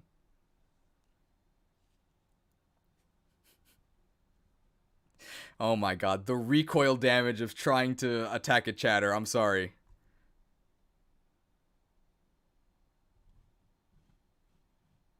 Yeah, I have to delete the channel afterwards. It's true. Okay, I think that's enough about Rock Slide. Rolling Kick. Yet another kick. Yeah, I think you and Scott in the chat put it correctly. Fun fact, Rolling Kick is a move. If you're Gen 1 Hitmonlee and you have nothing else to do, I guess you're using Rolling Kick. Other than that, I don't know. So, it's definitely a filler outclassed move. It's not bad. I think it's like 60 base power with a chance to flinch. It might not be perfectly accurate, though. We'll check that. Rolling Kick. Oh, it's only 85% accurate. That's annoying. 85% accurate with a 30% chance to flinch. Oh, okay. Why in the world they called this Rolling Kick instead of Roundhouse Kick? I'm guessing is for space reasons. Like maybe they couldn't fit Roundhouse Kick in. I think somebody mentioned it. There's literally more kick moves than there are rock type moves. Hilarious. Dude, Hitmonlee has like 3 signature moves in Gen 1. He's rolling kicking you, he's jump kicking you, and then he's high jump kicking you. Prepare to get kicked. None of them for that much damage in particular. F's in the chat for Gen 1 fighting types.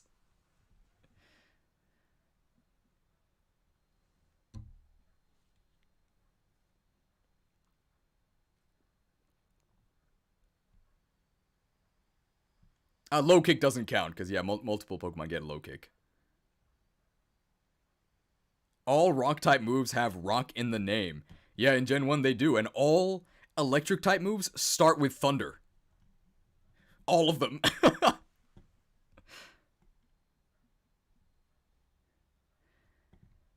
Okay, Sand Attack. This one should be pretty straightforward. We have Growl and Leer here in niche, and we're going to put Sand Attack, I think, right above those. I think as far as, like, filler stat-reducing moves, Sand Attack is pretty useful, because even with one Sand Attack, you're already giving your opponent a chance to miss, which can then mean you can Sand Attack them more. So if you're trying to do cheese, Sand Attack is a good way to do that. Notably, every single Pokemon player ever has the shared trauma of getting Sand Attacked into oblivion at some point by enemy AI. That's the real use of Sand Attack. Why is it above Flash? Because Flash is not 100% accurate, which is crazy. Or at least it wasn't at the beginning, it's been buffed. I think at the time Sand Attack came out, Pocket Sand was not a thing. But yes, nowadays you can always yell, Pocket Sand! When using Sand Attack. Also, Sand Attack in Gen 1 was a normal move. Nowadays, it's a ground type move, but it can still affect flying types. So, it's just a ground attack. It's just a ground type move for flavor, I guess.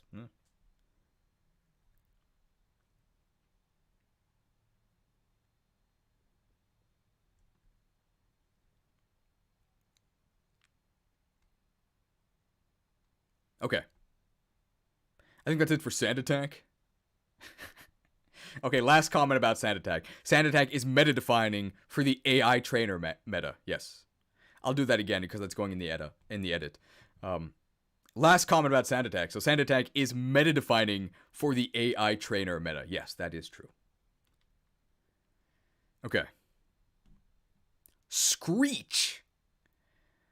So I think Screech goes with the other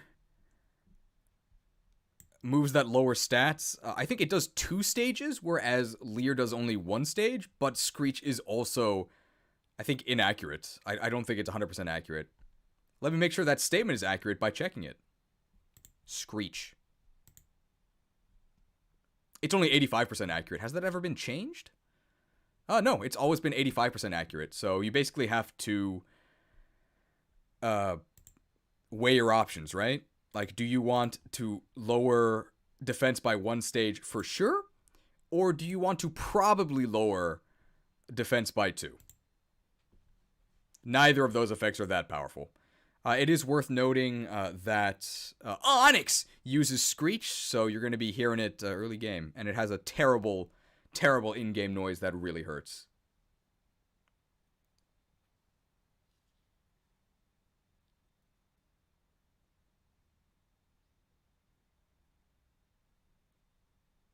Fun fact, Metal Sound is the same move, but for special defense. Isn't Metal Sound 100% accurate?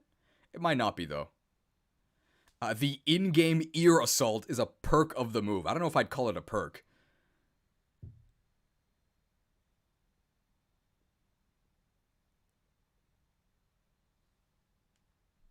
Screech is at the top of filler? No way. Not a chance. No way.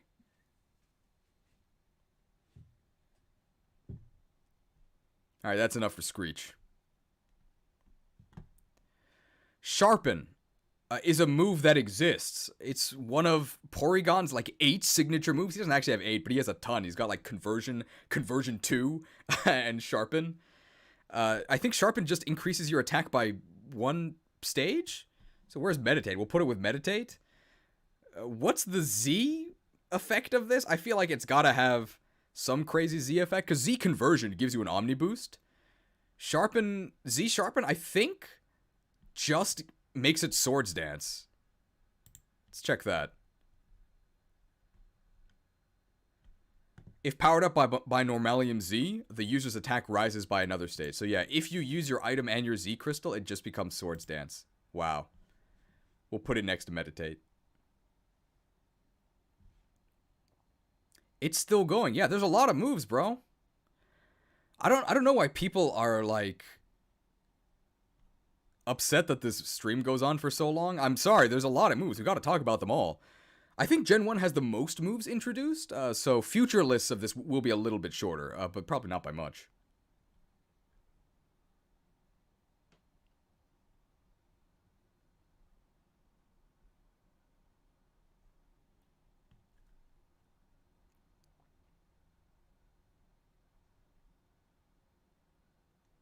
I think that's it for Sharpen. Okay. Sing! Do we have to sing? Okay, maybe... Do we sing this entire entry or no?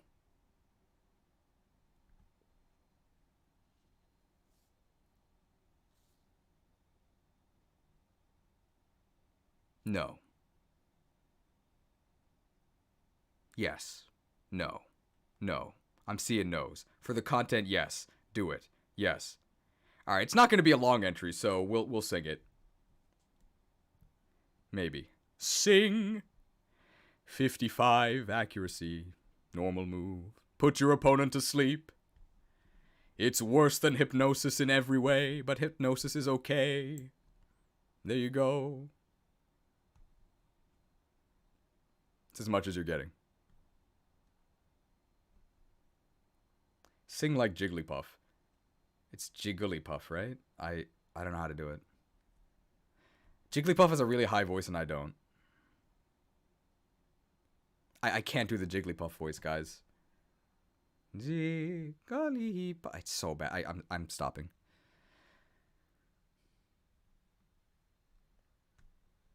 I mean, Sing is only 5 accuracy less than Hypnosis. But for some reason, 55 just feels so much worse than 60.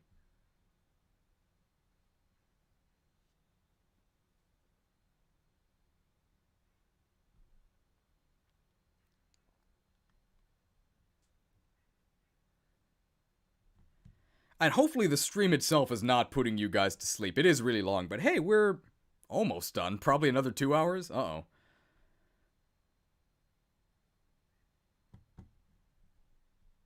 Alright, Skull Bash.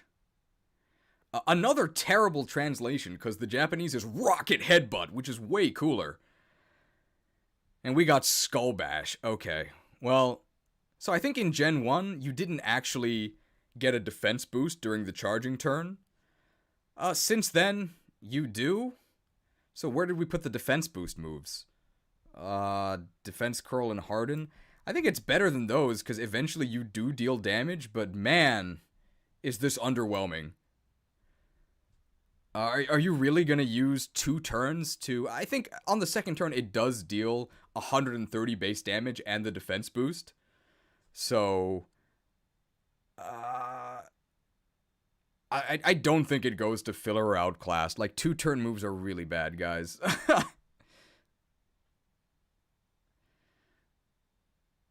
Skull Bash did get buffed. I think it used to be 100 and now it's 130.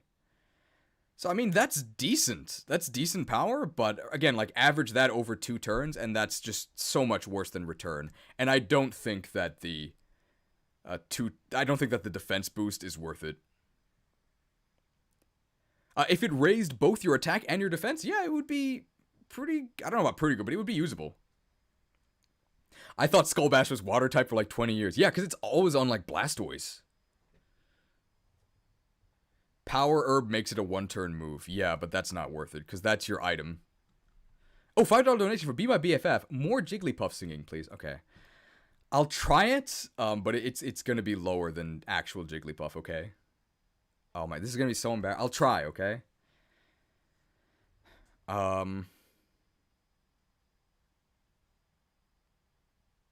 Sorry, guy. I'm doing my best here, okay? Hype. Jigglypuff, Jiggly, Jigglypuff. That's not so bad, right? You could fall asleep to that. Please don't fall asleep during my streams. Okay. Moving on. It's a male Jigglypuff singing. Yeah, there you go. Easy. Chad Jigglypuff, yeah. You did fall asleep. Oh, well then, how did you type that? Okay.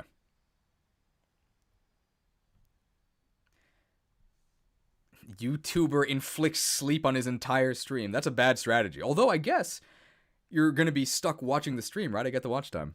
When the cover is better than the original. Alright. Okay. What were we talking about? Sky Attack. Sky Attack. This thing has gotten an insane amount of buffs. Like, they just kept tacking on criteria to it to hopefully make it good. A spoiler, it didn't work. But, as far as 2-turn moves go, Sky Attack is actually not that bad. Which isn't saying much, but here we go.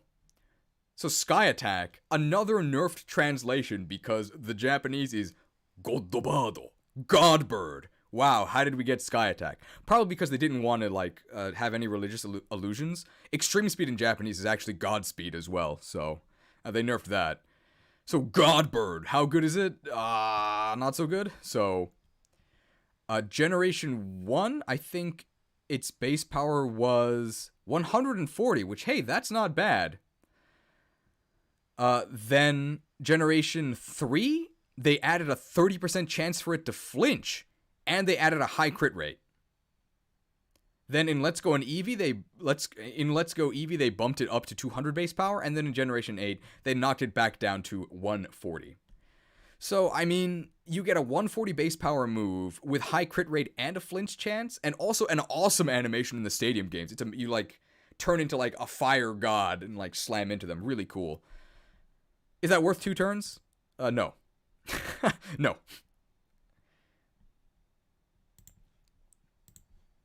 But I think there's enough upside that it's definitely better than Skull Bash. I think I would maybe put it here-ish.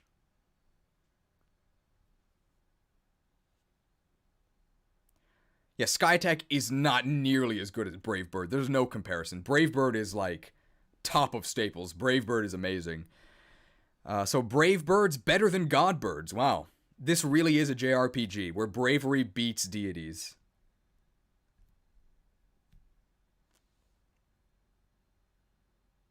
Why is the Japanese name Godobado instead of Kami no Tori? Because sometimes in Japanese you just use foreign words like that.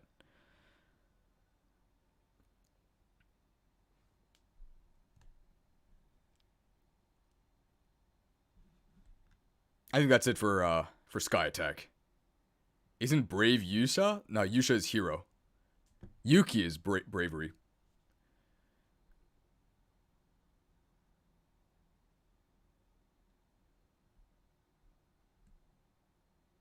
Alright. Slam! Come on and slam! And welcome to Outclassed!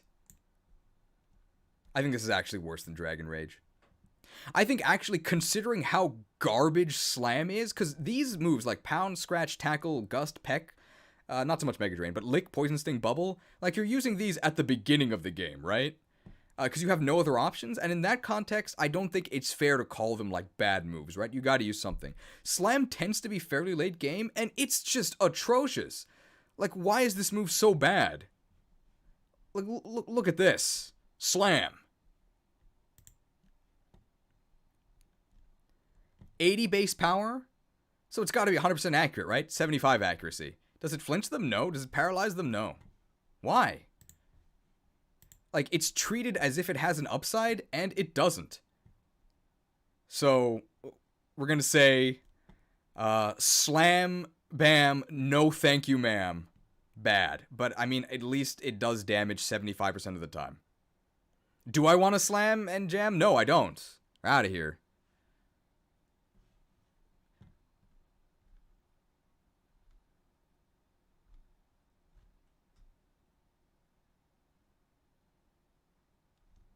I hard disagree with the bubble placement. Why?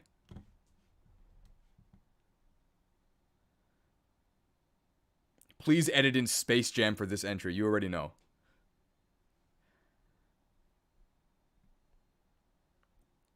Yeah, streamer slams move for being bad. It helps Pikachu in yellow. My friend, that is a low bar. Alright. Slash.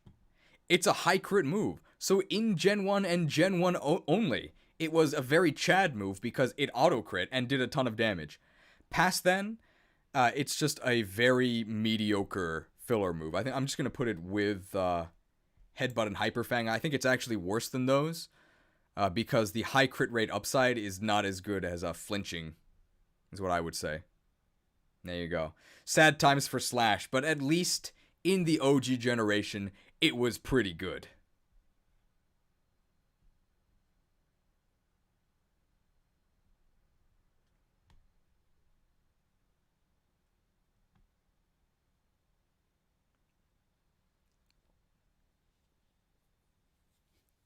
Oh, Onyx gets slammed, so it's good. No.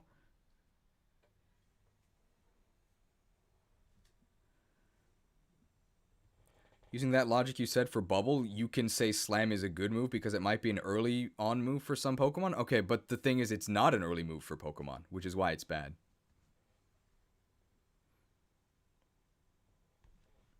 Add a Blizzard tier up top. Maybe if this was by Gen 1 mechanics, then yeah, Blizzard is probably the best move in Pokemon history. But considering the next 7 generations, no, it's not that good.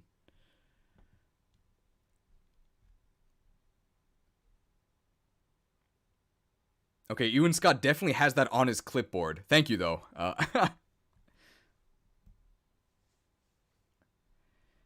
Okay. Sludge. Slam has a hilarious animation. It is true. In the modern generation, Slam is basically a big old tail whapping you. Doesn't save it. Sludge. Probably the best... not probably. It is the best damage-dealing poison move in Gen 1. Wow. Bad. Bad. Honestly...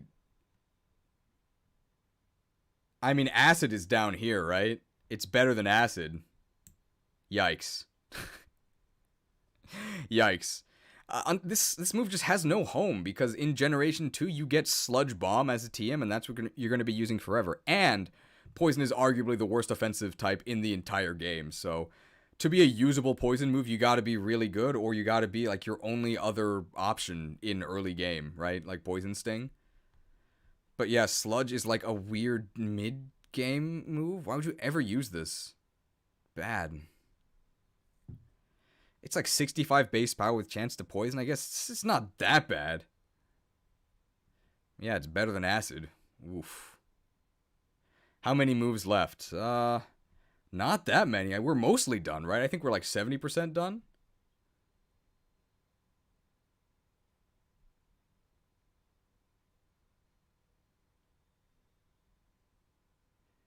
%40 poison? Really? We'll check what Sludge's poison rate is. I think it's 30. Sludge. I think Smog has a 40% chance.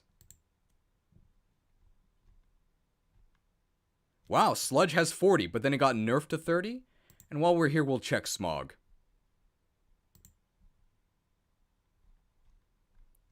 Smog is always 40. Okay. And it used to be 20 base power, but then they changed it to 30. And it's always had 70% accuracy. Wow. Wow.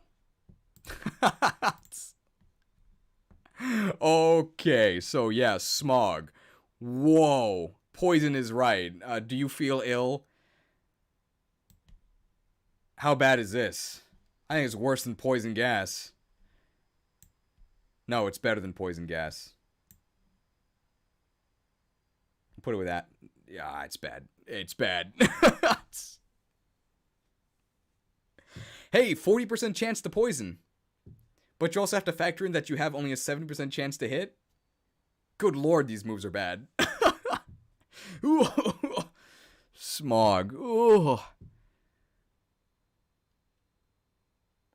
Poison gas might actually be better. No, poison gas. No. No, no, no, no. No, it's not better than poison gas. No, poison gas isn't better. Better than gas, worse than powder. What a dishonor. Horrible.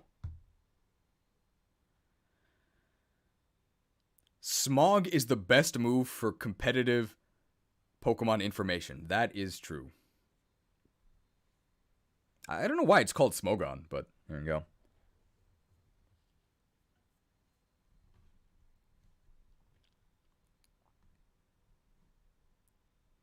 Alright.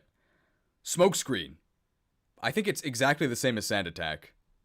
I don't think that's fake news, so we'll just put it next to Sand Attack. They're literally the same, but more early game Pokemon get Sand Attack, which is probably when you're using these like filler moves, so I'll give Sand Attack the edge. But I think they have the exact same effect, which is 100% chance to lower your opponent's accuracy.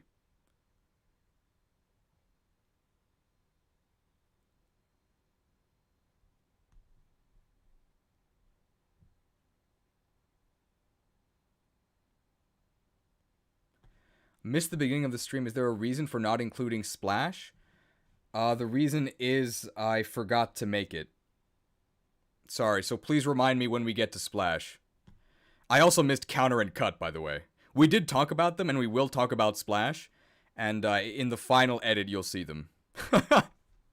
Sand Attack does affect flying types, yes.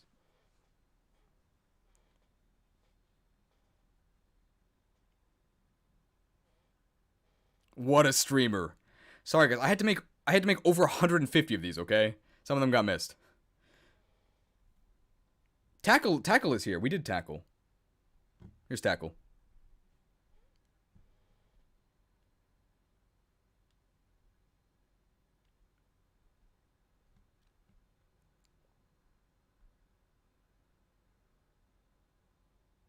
Oh, Smogon is just coughing in German. Oh, I didn't know that.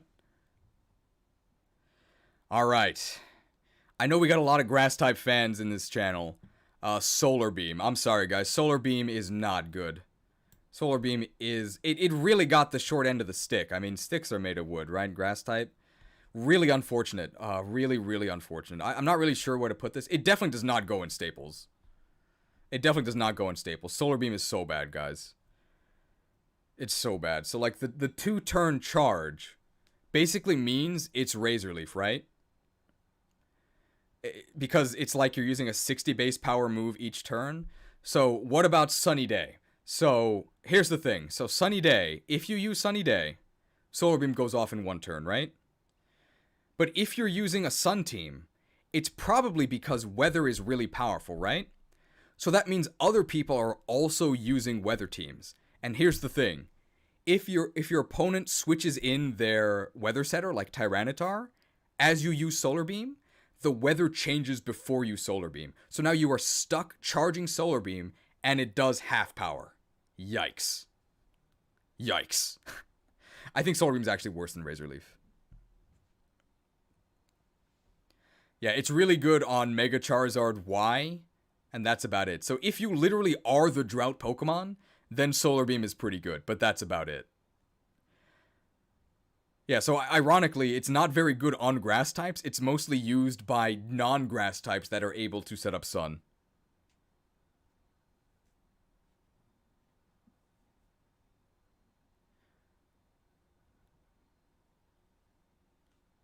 Sad state of affairs for Solar Beam.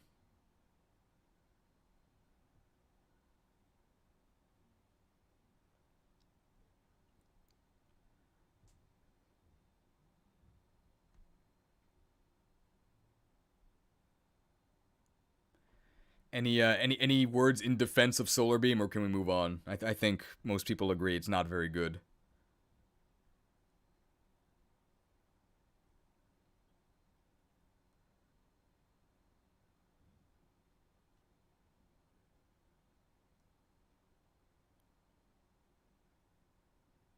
I love switching in Cloud9 Golduck on Mega Charizard Y, and then you have Golduck against Mega Charizard Y. Doesn't seem like a good idea to me. Solar Beam is behind Quick Attack. Yes, I think Quick Attack is better. OP in the anime. Yeah, it's good in the anime.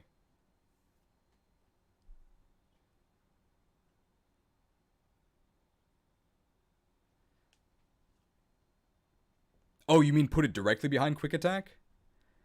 No, I think it's worse than Razor Leaf.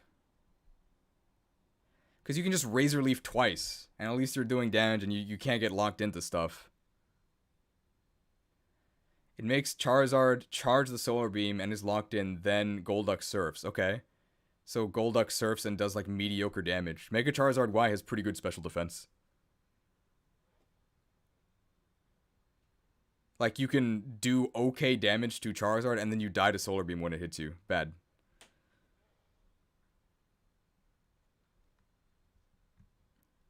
Alright. We covered Guillotine earlier. Here's his other move. Sonic Boom! Bad. Bad. Dragon Rage is up here. Sonic Boom is half a Dragon Rage. But more Pokemon get it. It's also not perfectly accurate, so actually I think it's actually worse than all of these. It's pretty bad, actually. It's pretty bad.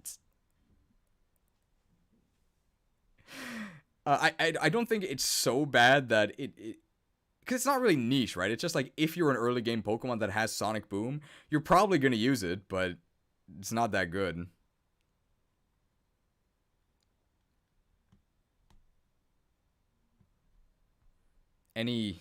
Where is Flash Kick? Not in this tier list, unfortunately, but Blaziken in Pokken has both Flash Kick and Sonic Boom. Like, he has animations that look exactly the same as both of them. There's no way that's a coincidence. Better than Lick. I don't know, Lick has that paralysis chance. Maybe if Sonic Boom was 100% accurate, but it's got a miss chance, which is really annoying. They should have given Flash Kick to Hitmonlee, yeah.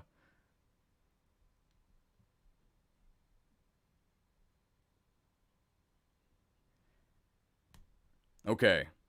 Spike Cannon.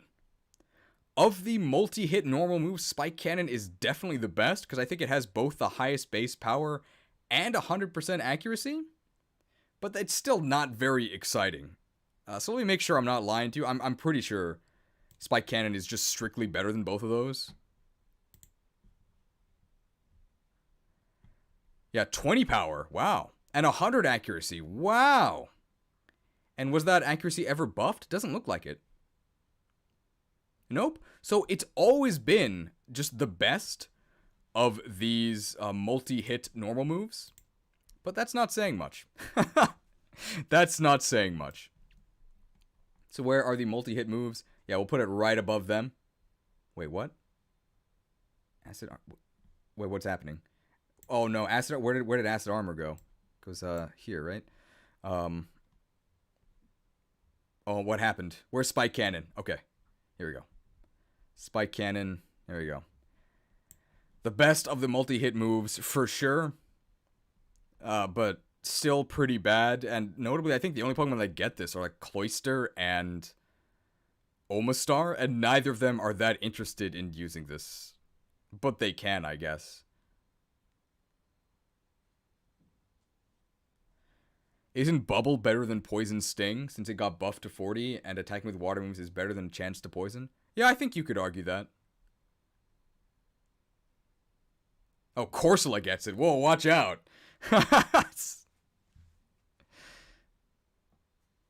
Spike Cannon plus King's Rock, good meme. Corsola is also a great user of Spike Cannon. I'm guessing that smiley emoji means that you're joking, right?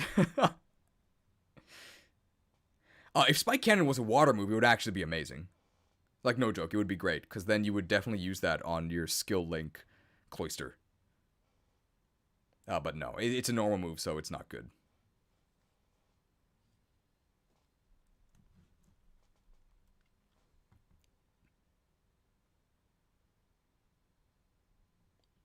Okay, that's enough for Spike Cannon. Spore. Grass-type fans, rejoice. Are you ready? Spore is a meta-defining move. I think. So in Gen 1, Spore is both really, really good and really, really bad. It's really good because it's a 100% sleep move in a generation where sleep is absolutely busted, right? Because you can't act when you wake up. But it's only available on Parasect, who, putting it very kindly, is hot garbage. And saying it's hot garbage is actually dealing immense damage to Parasect because it's both 4x weak to fire and 4x weak to poison in Generation 1. So I'm sorry, Parasect, you should have been better. However, since Generation 1, Spore has appeared on Pokemon that are not Parasect, okay? Which is good. Guaranteed Sleep is so powerful. Basically, if you can run Spore, you are 100% running Spore. Smeargle, a Pokemon who can learn almost every move in the game. I think it can't learn, like, Chatter or something. But Smeargle, a Pokemon who can learn almost any move in the game, always runs Spore. That's how good this is. That's how you know that Spore is a good move. And in VGC, Amoonguss is there, spamming Rage Powder, spamming Spore. It is so annoying. You want to use Spore. Like, think of it this way. Like, Spore always gives you an advantage, right? Because you spend one turn to sleep your opponent, and they are always sleeping for at least one turn. Amazing move. Okay. So, chat, thank you for reminding me that I forgot to add Splash. So, Splash, useless move. Cheese, useless streamer. I forgot to add Splash. So Splash, you might expect me to put it in useless, because its description actually says that it does nothing. But you might not know. In Generation 7, with the Z Crystals, you can use Z Splash, and it gives you +3 attack. So that's better than a Swords Dance at the cost of your item slot and your Mega Crystal. Or your, So that's better than Swords Dance at the cost of your item and your Z Crystal. Is that good? No, not really. Is that niche? I would say so. So it would probably be like bottom of niche, because for one generation, you can use it. And it's kind of good. But yeah, you should probably just Dragon Dance. But it's a good meme. It's better than Rage. Did we consider the Z variants of other moves? Yes. Otherwise, Conversion would probably be in useless. But you can use Conversion with a Z Crystal to get an Omni Boost, which makes it, like, okay.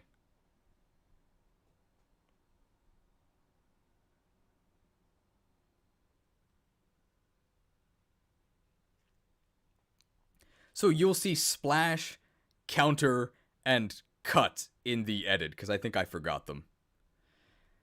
I can't even fit the entire list on the screen, so it's going to be tough.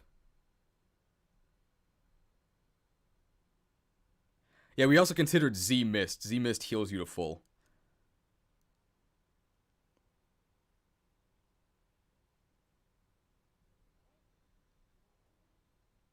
Okay.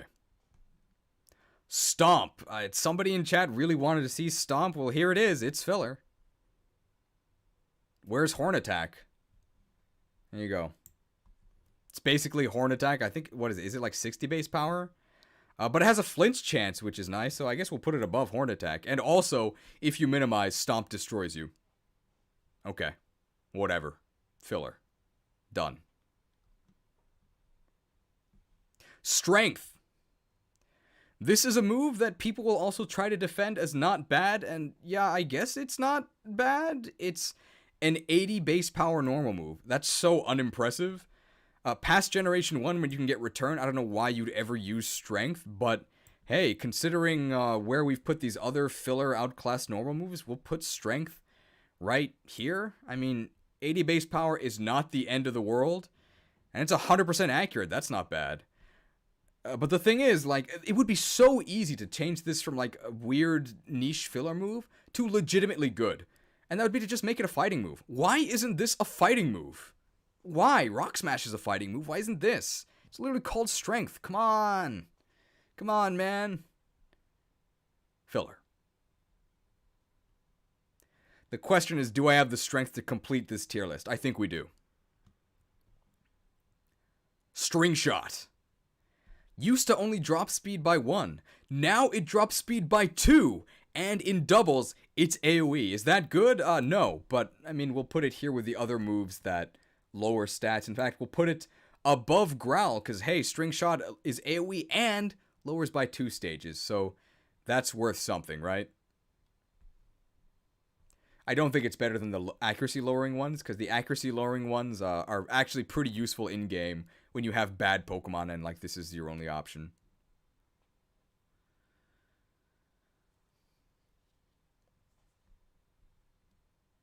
In triple battles, it's kind of cracked. Oh, okay.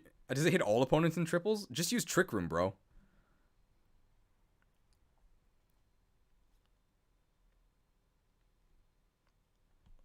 Struggle. Kind of a niche move? Well, I mean, I don't know. It's not even really a real move. So in Generation 1, it was actually normal type. And since then, it's been typeless. And the recoil damage has changed throughout the generations. It used to actually just do recoil based on the damage you dealt. And I think nowadays, because they really want to punish you, I think takes off like a quarter of your health when you use it. So Struggle is actually a move you might see occasionally. Not just when you run out of PP. Because if you have no usable moves, say you have only non-attacking moves, and your opponent taunts you, which disables all of your non-attacking moves, you're actually forced to struggle.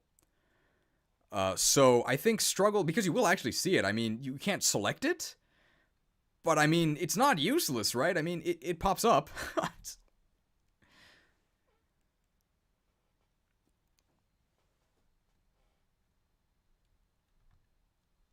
And in a way, isn't Struggle the most relatable move of all? Okay, we gotta redo this. So in a way, isn't Struggle the most real move of all? Because who among us hasn't struggled?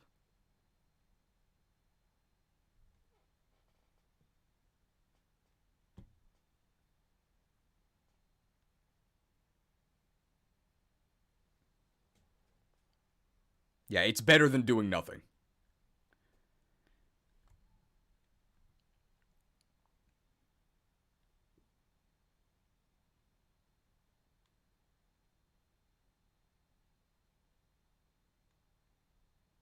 Wow, okay, all the Among Us memes, okay. Pure poetry, okay. Stun Spore.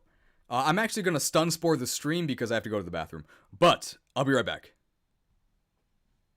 And then we're going to go ahead and finish this list.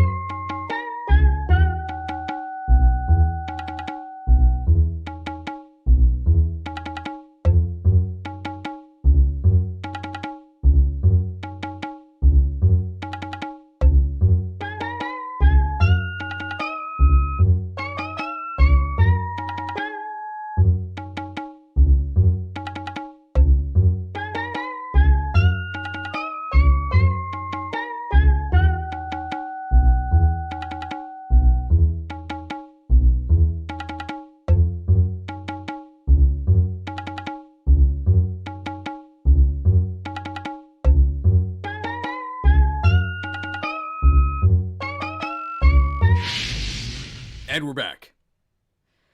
Yeah, the stream is still going, guys. There's a lot of moves. I think Gen 1 added the most moves. I don't think that's fake news.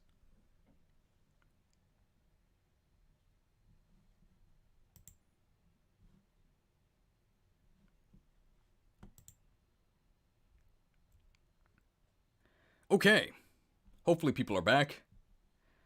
Alright. Stun Spore. It's basically Glare. Where do we put Glare? It's basically Glare, but a little bit more consistent, right? Because the accuracy has never changed. It's always been 75. More Pokemon get it than Glare. But also Stun Spore is in general a little bit worse because now grass types dodge all powder moves, and Stun Spore is a powder move. So I'd say that overall it's a little bit worse, but Glare is on far fewer Pokemon, so we'll give Stun Spore the edge, like, by a little bit, but they're basically the same. Yeah.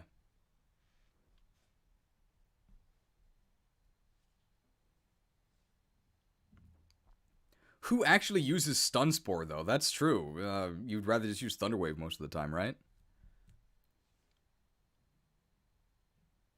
Glare is 100% these days, yes, but it's very recent. It wasn't always 100%.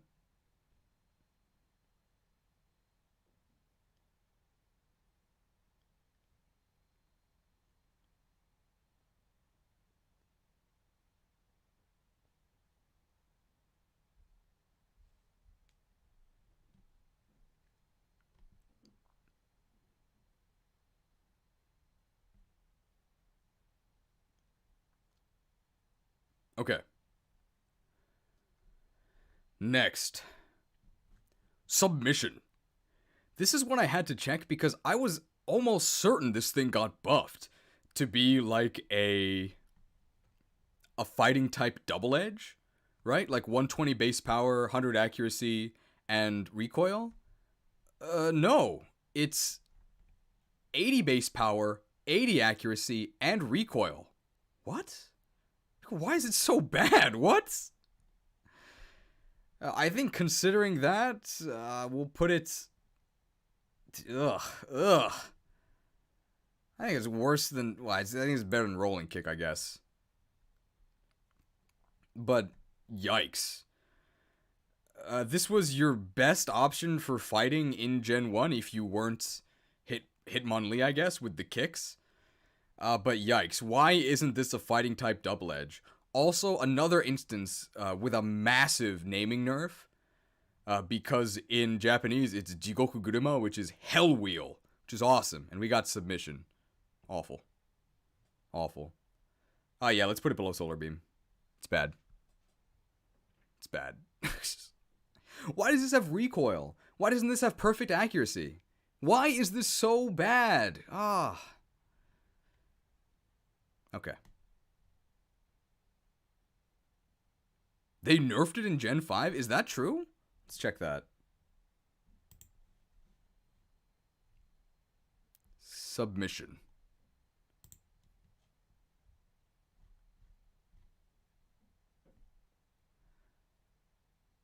Well, I mean, yeah, they nerfed it as in they reduced its PP from 25 to 20. That's not that bad. But yeah, I guess technically they did nerf it. Wow. No mercy.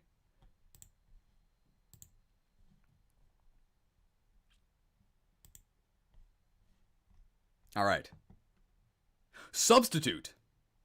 Well, if you haven't already, you should go ahead and set up a sub. 25% of your health in game, but it's free in real life. Please subscribe. Okay. Substitute. If you've never played competitive, you might be confused by this, but I think Substitute is... my mouse didn't work there. I think Substitute is...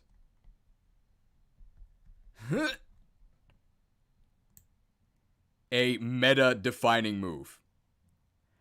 So in-game Substitute just kind of wastes your time. Why would you use this? But sub in competitive is amazing. If you sub at the right time, congratulations, you just won. Substitute does so much for you. It's unreal. So like, are you unsure of what move your opponent is going to use? Just Substitute. It costs you 25% of your health, but It might have cost you 100% of your health if you get hit by the wrong move, right? If your opponent relies on using status moves to deal with you, just substitute, and now you're invincible. What are they going to do?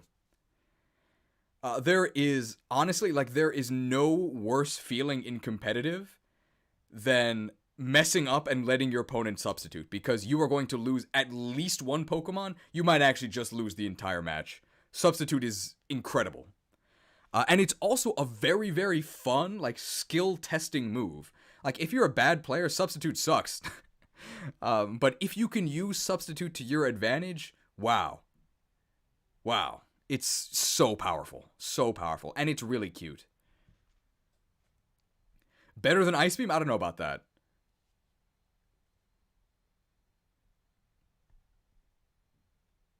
Does anybody have anything bad to say about substitute? I don't think so.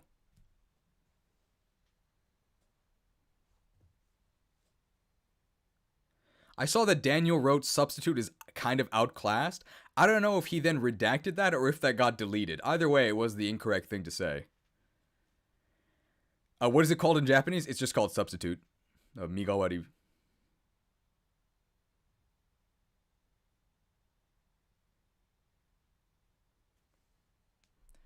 And I guess, yeah, since we are talking about Gen 1 quirks, in Gen 1, if you explode against a substitute, you don't die, which is pretty funny.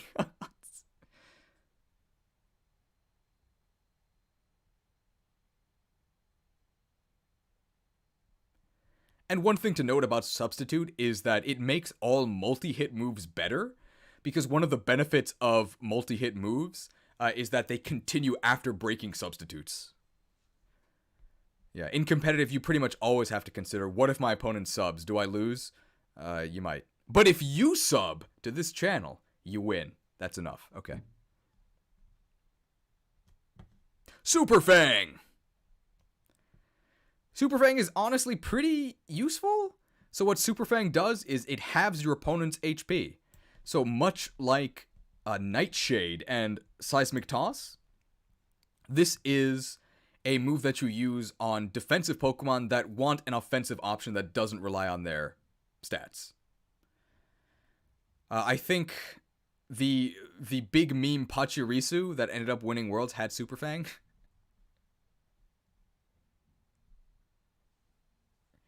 Super Fang is when you don't get braces. That's sad. Good on Pachirisu.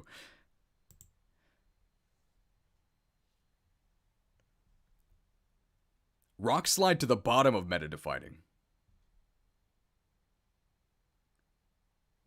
Or Spore better than Rock Slide. Alright, well, I think everybody agrees Earthquake is the best move in the game. I don't know about these other things.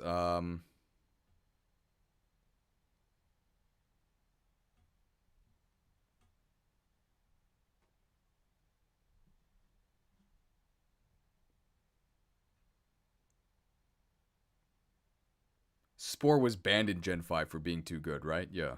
But that also had Gen 5 sleep mechanics, right? Which were also, like, almost as broken as Gen 1.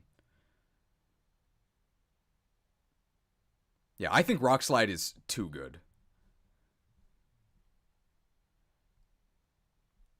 But all of these meta moves are, like, amazing.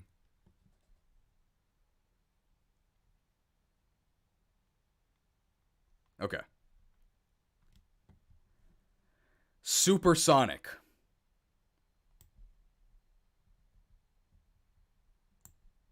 Any questions?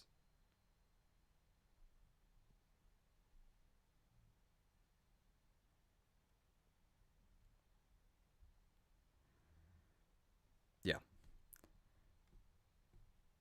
55% accurate Confuse Ray, and already the math is kind of suspicious when you consider Confuse Ray. So 45% chance to do absolutely nothing.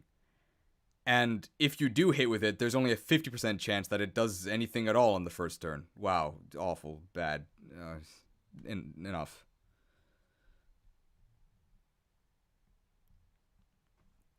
All right, Surf. Are you ready? I think Surf is meta-defining. So it is part of the crew of super powerful, just like staple moves with really no drawback. I don't actually think that Surf is better than Flamethrower in like competitive, but never underestimate the C tier, okay? Since we are also considering in-game, for generations 1 to 4 where you didn't have infinite use TMs, being able to slap Surf on any water Pokemon and make it at least usable, that's amazing. That's amazing. And also, it's worth noting that Surf is a spread move in doubles, so unfortunately, it hits everyone except in Generation 3, where it only hits your opponents. And there are 2 games, Pokemon Coliseum and Pokemon Coliseum XD, which are only doubles, except for like some wild Pokemon encounters. And in those games, you can use Surf. It's really good. Yeah, ride that Surf! Very good move. I think if we were taking in-game out of the equation, I would just put it with Flamethrower. But considering how OP it is in-game, we'll go ahead and put it in meta-defining.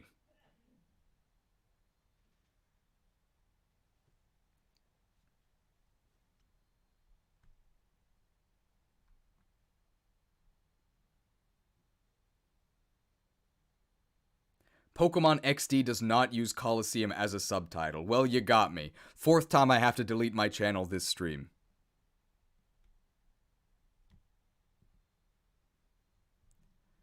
Swift. Another weird translation. There's so many of these. So in Japanese, it's Speedosta. Good name, because that's what describes it. And we got the Swift part. What happened to the stars? I'd argue that's more important. What? Swift is definitely a filler move. I think it's actually better than these multi-hit ones. I guess you can use it on Technician, Nasty Plot, Persian. And it never misses. Cool.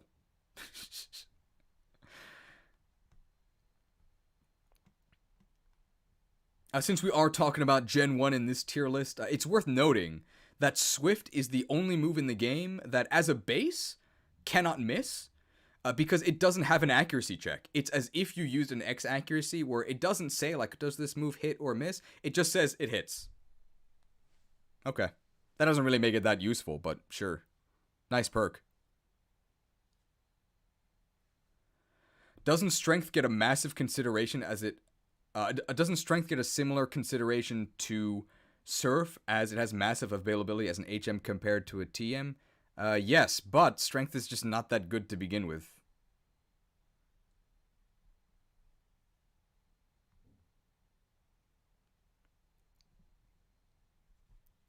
Swords Dance! We are no longer doing the butter knife shuffle. Swords Dance, good move. Is it meta-defining? I don't think so. But in terms of boosting moves, really good. Where's agility? Let's put it in front of that. Swords Dance, really good. Plus 2 attack, no questions asked. Yeah, good.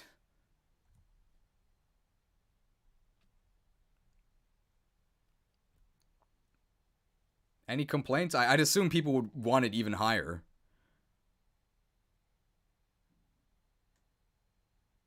Staple and high. We'll put it higher in staples.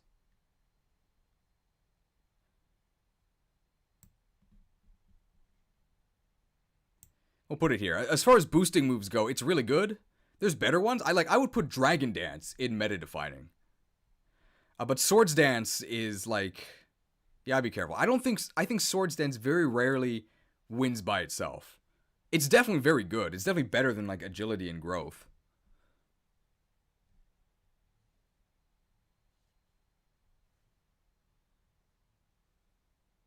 What's Substitute without Dragon Dance and Swords Dance? A lot of stuff. You don't have to set up after Substitute. Just having a Substitute up lets you do so much. But you do normally pair Substitute with, like, a boosting move. But that's half your moveset, so you gotta be careful.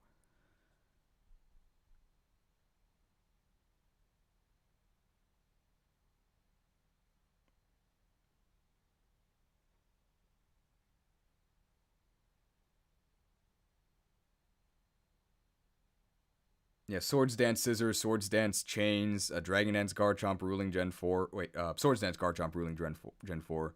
Yeah, Swords Dance is a very good move.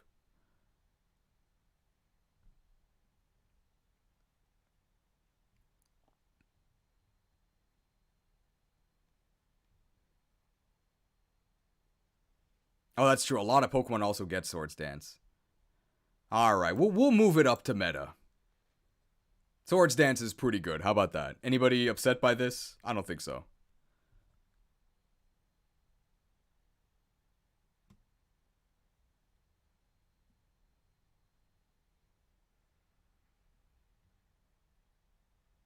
I'm checking the chat. Is everything okay? My Leafeon named Kale Chips runs Swords Dance Razor Leaf. I think it's mostly powerful because you named it Kale Chips. Alright, Swords Dance. Pretty sharp. Tail Whip. Another weird translation because it sounds like they're hitting you with the tail to lower your defense, but they're actually, it's tail wag in Japanese, so they're just trying to lower your guard by being cute. Tail Whip, pretty easy. Goes with Leer. That's all I have to say about that. I guess it's worth noting that Tail Whip, very similar to Double Kick, it's very important in the modern Pokemon animations are bad meta. Because most Tail Whip animations look horrible.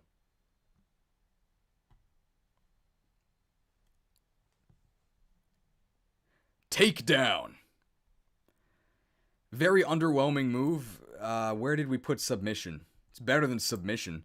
I think it's 10 base power more than Submission, worse typing, but available on more Pokemon. We just did the Gen 5 tier list, and that's maybe where Takedown is the best, because Herdier gets it kind of early, and that's pretty good. But very underwhelming as far as normal moves go. Whatever, I'd rather use these normal moves up here, but if it's your best option, I guess you can use Takedown. How in the world is Takedown better than Submission? I guess it's not. There you go.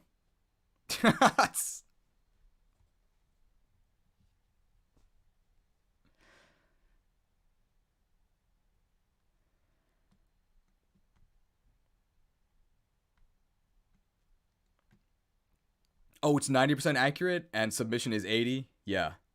Okay, that's why it's better. I was right. Get wrecked, chatter. Oh, you mean it is better than Submission? Okay, yeah, that's what I was saying. Okay, great. Wait, no, you said how in the world is Takedown better than Submission? Yeah, so you were saying that Submission was better than Takedown, right? As long as we agree now that Takedown is better. Oh, you're shocked that it is. Okay, I get it. Yeah. Yeah, Takedown's awful. Although it is important to note that in the YouTube meta, Takedown is one of the most powerful moves you can use. You can destroy any YouTuber you want, just use Takedown. Cynthia actually used it on me after she lost the champion battle, because I got a copyright claim on her theme.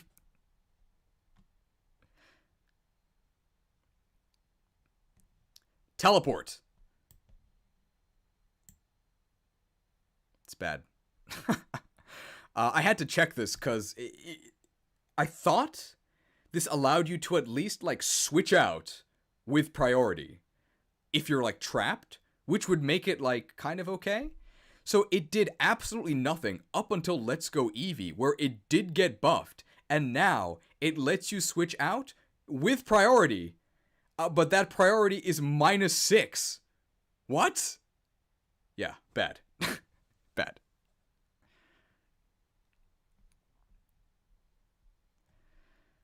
Thrash sounds like trash, but it's not.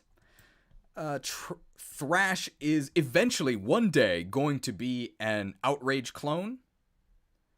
So where's Petal Dance? I don't think it's as good as Petal Dance, not at all, because it is a normal type move. Like, I don't know who actually runs this move, but as far as these filler moves go, I think Thrash is pretty good.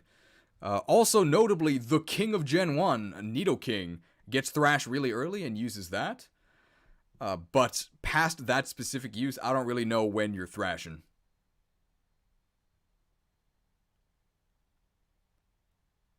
Teleport defense.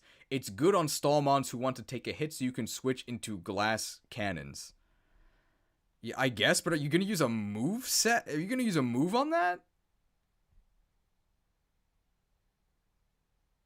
Teleport is top of niche? What?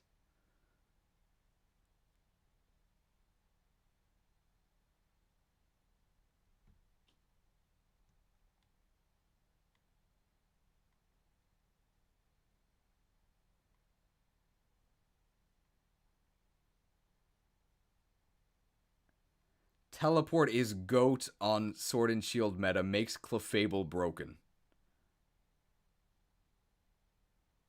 Teams are built around teleport.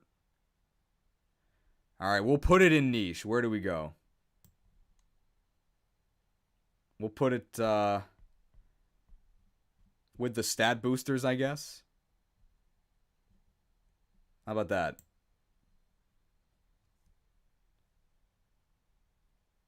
It was a problem in Gen A where it was close to being banned? What?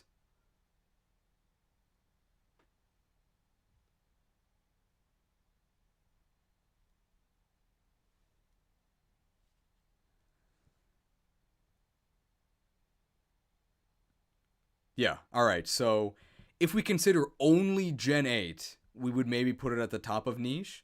But considering it was complete garbage for 7 generations, it gets a little bit lower.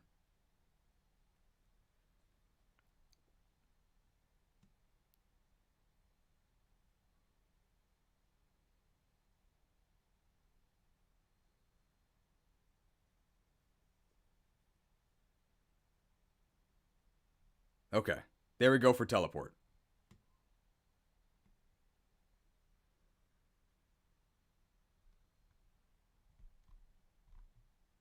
Okay. Next. Oh. Look at the poor baby trainer using Thundershock. You wanna be a real trainer? You gotta hit him with a Thunderbolt, baby. To the top. It's not better than Ice Beam. You want a good electric attack? You gotta use Thunderbolt. And now we can talk about the pairing Ice Beam and Thunderbolt. That's a Bolt Beam, baby. Hits every Pokemon for neutral damage except for Magnezone, I think. I'm pretty sure that's true. If you're wondering why I'm talking like this, it's because Lieutenant Surge uses Thunderbolt. I think Thunderbolt is actually better than Flamethrower. Because it pairs super well with Ice Beam. Thunderbolt is amazing. Amnesia is the best boosting move in Gen 1. How is it niche? It's because you didn't read the rules, buddy.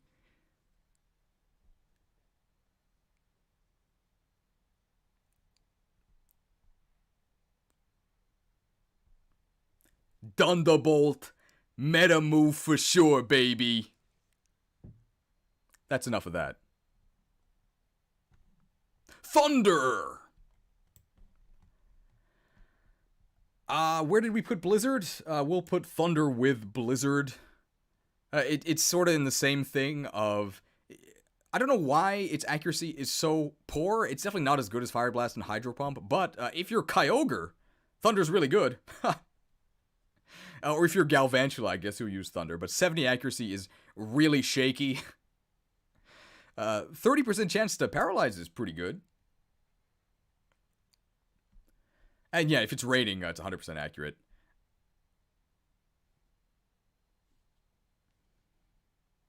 Yeah, if you're on a rain team, you're using Thunder, but otherwise you're almost certainly using Thunderbolt.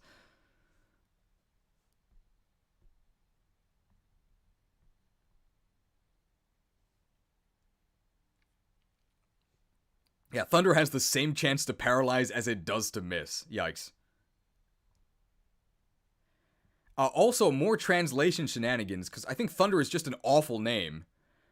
So in Japanese, it's Kaminari, which is just lightning. And Thunderbolt is Juman Bolto, which is 100,000 volts. So what I would have done is I would have called Thunder Thunderbolt. And I would have called Thunderbolt High Voltage.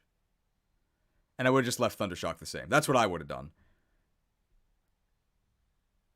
Oh well.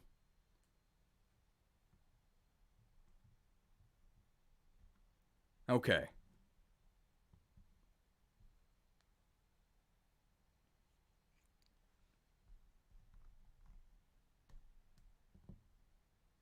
Oh, sorry, I forgot. I also would have called Thunderbolt Lightning Bolt! Lightning Bolt! Alright. Thundershock. This one should be pretty easy. Where's Ember? There you go. Easy. If you're a poor baby Pikachu, I guess you're using Thundershock. And once you come back as a real Raichu, you can use Thunderbolt. There you go. Thunder Wave. Thunder Wave. Meta defining. Meta defining, baby. You always gotta be on your toes. You could get Thunder Waved. Thunder Wave in the Gen 1 meta in particular was absolutely everywhere. You were Thunder Waving everything. And although it's been nerfed to 90% accuracy nowadays, for a very, very long time, you always had to be scared of getting Thunder Waved. If you're a sweeper and you get Thunder Waved, it's over. Right? Because you are never moving first again. And yeah, even nowadays, it's very solid. And it also has surprising distribution. Tons of Pokemon that you wouldn't think get Thunder Wave, get Thunder Wave. Like Blissey, Thunder Waving you. Ferrothorn, Thunder Waving you. Thunder Wave is great. I'm actually going to put Thunder Wave ahead of Swords Dance. But yeah, unfortunately, Thunder Wave nowadays not quite the king because it is 90% accurate, and also Paralysis got a huge, I would say, unneeded nerf, where it only cuts your speed to half instead of 25%. I think it was fine at 25%.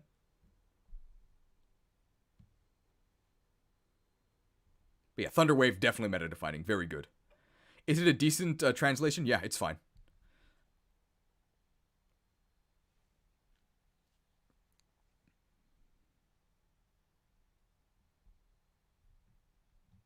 Okay.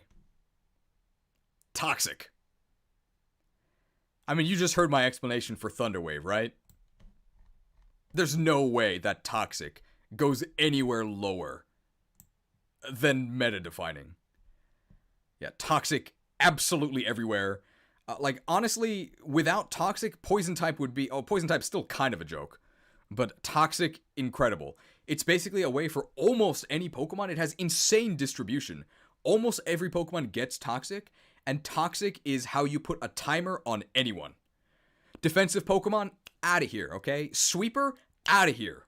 Eventually. Once Toxic takes its toll.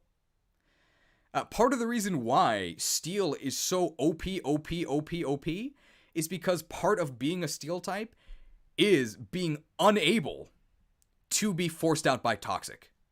Super good move. And Toxic is also it's part of the perk for Poison types.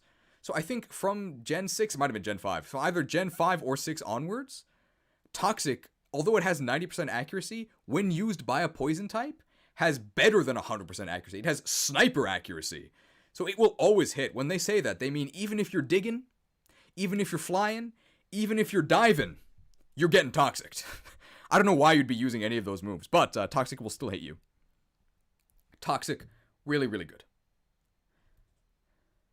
I think people on the channel, because I always do in-game tier lists where Toxic is, not that good and neither is Leech Seed, I think they think that I don't like stall strats.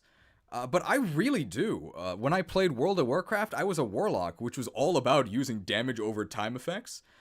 And in Final Fantasy XIV, I was a Summoner, which also is all about inflicting damage over time effects. I really like that kind of like sneaky subversive gameplay, but just not in-game tier lists, which are the ones I mostly make. Stall strats, I love them. Like, it's a lot of fun to basically do the omae wa mou shindeiru thing, where you apply a bunch of dots, you drop the line, right? Omae wa mou shindeiru. And then they go, Nani? And then they die. It's great. They took the dots out of Summoner? Oh no! They used to have dots. Transform. Ugh. It's not quite mostly useless. I think it's definitely niche. Where do we put this? So I'm not counting Imposter Ditto, right? Because Imposter Ditto is not actually using transform, right? It just transforms automatically. Do you ever actually select the move transform? I guess on Mew.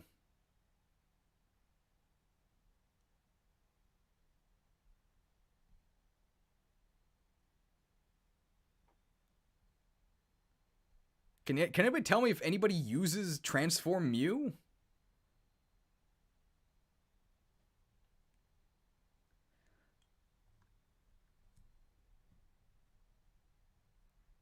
Why would you want to transform your Mew into something worse? Well, you would pick something better, right? Transform Mew with Imprison defeats Stall. That's interesting. Wait, how does that even work? Because you transform and then you lose Imprison, right?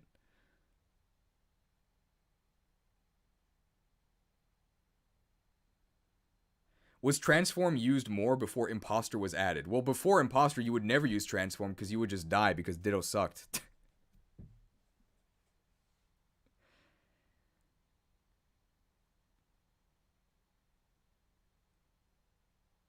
Transform Smeargle? That doesn't seem very good. We're not going to count metas like Hackmons. No, I don't think so.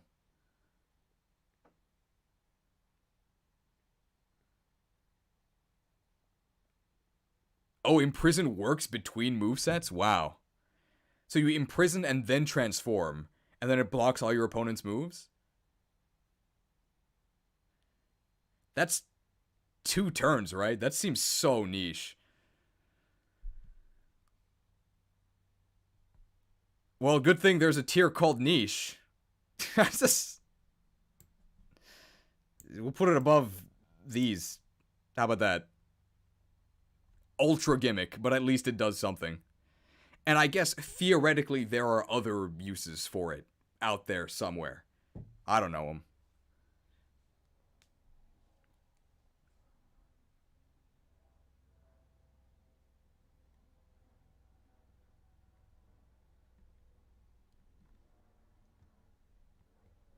Okay. Try attack. Why is this a normal type move? It's it's 3 elements. I guess they couldn't decide which one won out, so they just made it a normal type move. A filler for sure. I think the potential upside of it, which is chance to burn, freeze, or paralyze, is probably better than flinch. So I mean, we'll put it above headbutt. But like, what are you actually running this on? Like Porygon, I guess. Okay, sure. There you go. Cool animations. Yeah, I guess it's fair to say. What other type would it really be? I guess it's normal. Try is an easy staple? No way, buddy. No way. If Tri-Attack was typeless, that would actually be really cool. And that would also make it way better. Because I think typeless is strictly better than normal, right? Because then nothing would resist it. It's not like normal is super effective against anything anyway.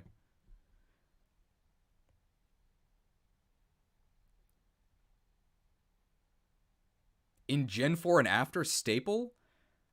Magma Muffs. Please tell me why in the world it would be a staple. Who actually uses Tri-Attack? Oh, it would lose stab. Yeah, that's a point. Yeah.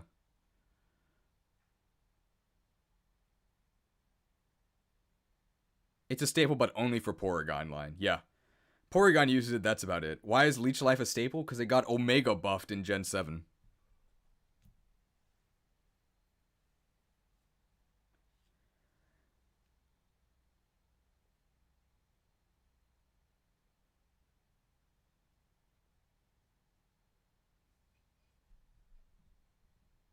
Okay. I think that's it for Tri-Attack. Oh, okay, last thing about Tri-Attack. Why are there so many triple Pokemon in Gen 1? Right, you got Dodrio, you got Dugtrio, and you got Magneton, right? And then I guess Executor also has 3 heads. Kind of weird. Oh, and Tauros has 3 tails. And Weezing is also sort of 3 conjoined things. Yeah, they just really... Gen 1 or Gen 3? What's going on? Whoa. For fly and dig, are we considering the invulnerability glitch? I mentioned those things. But no, I think they're so, like, obscure that they don't actually... They didn't factor into the ratings, no.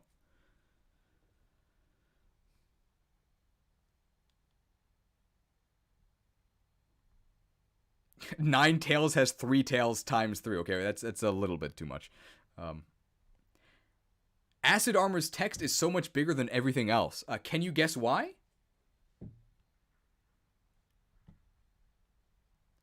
I'll tell you why. It's because I made Acid and Acid Armor first, and then I decided to shrink the font. That's why.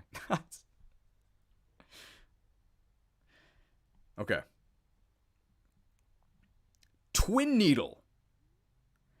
25 base power. Hits twice. Definitely goes in filler. Put it like here-ish.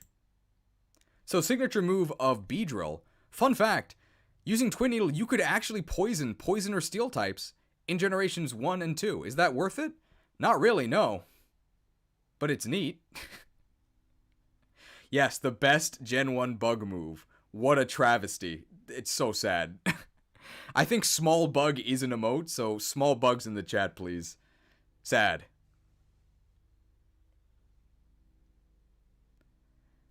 And yes, there is also a YouTuber with Twin Needle in their name who makes very fun videos.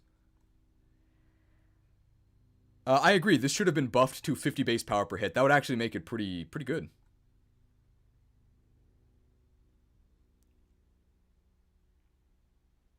Twin Needle should have been better. Yeah, justice for Twin Needle, guys. They should buff this. Certainly nowadays they should buff this, right? It's a signature move, man. Come on, it should be 50 each.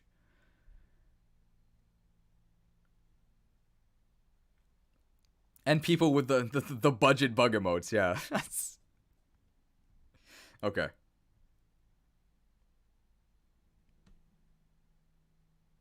Guys, home stretch, we're almost done. I don't even think we're gonna hit 7 hours. Alright. Vine Whip. Should be pretty easy. Where's Ember? Where's Thundershock? Well, Vine Whip is a worse typing than these two, so we'll put it right below it.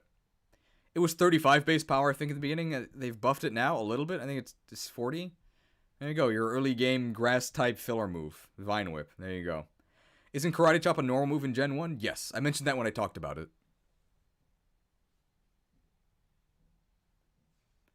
Is it better than Mega Drain? I think it is, because you get Vine Whip a lot earlier generally. It's like a really early game filler move. Like, usually by the time you get Mega Drain was a TM, right? From Erica? 4th gym? You're definitely using better stuff than Vine Whip by then.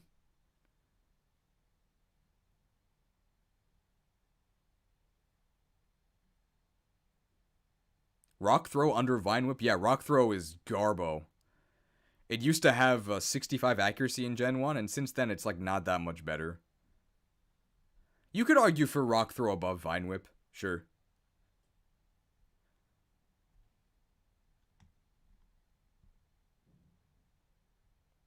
Didn't Vine Whip get buffed? I think a little bit. Let's see how much it got buffed, because I know it was 35 in the beginning. It's not much better now, but it's slightly better. It's 45 now, yeah. When did it get buffed to 45? It got buffed to 45 in Gen 6. Wow, it took them a long time. Do they not like grass types or something? Maybe my uncle really does work at Game Freak. Why is Razor Leaf in this tier? Do we have a copy pasta ready?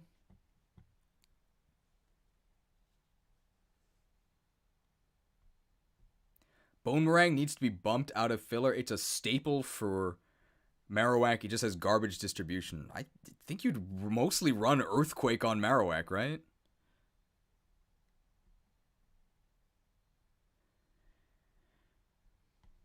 Alright. Vice Grip. So the actual tiering of this should be pretty easy. It's just your general filler normal type move. The question is, it's like a Berenstein Bears moment. The move is currently spelled V-I-S-E, Vice Grip. But it used to be V-I-C-E, Vice Grip. Why did they change it? Was V-I-C-E, Vice Grip wrong? I know Feint Attack was spelled wrong for like 5 generations, but was Vice wrong? Isn't like the clamping Vice Vice?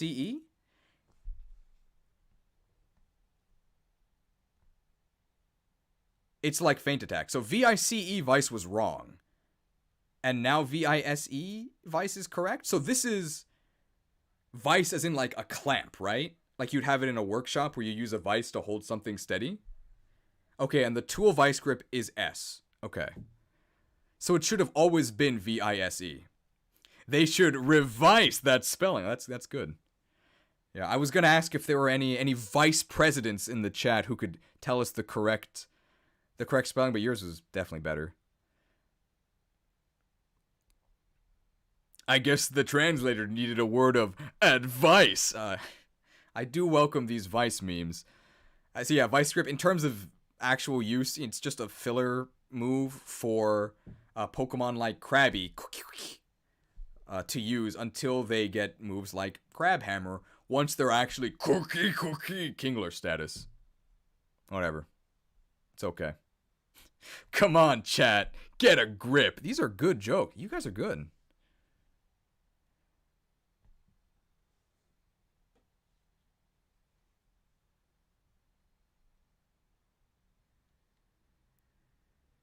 Okay, the chat. Okay, we're learning so much about Vice spelling.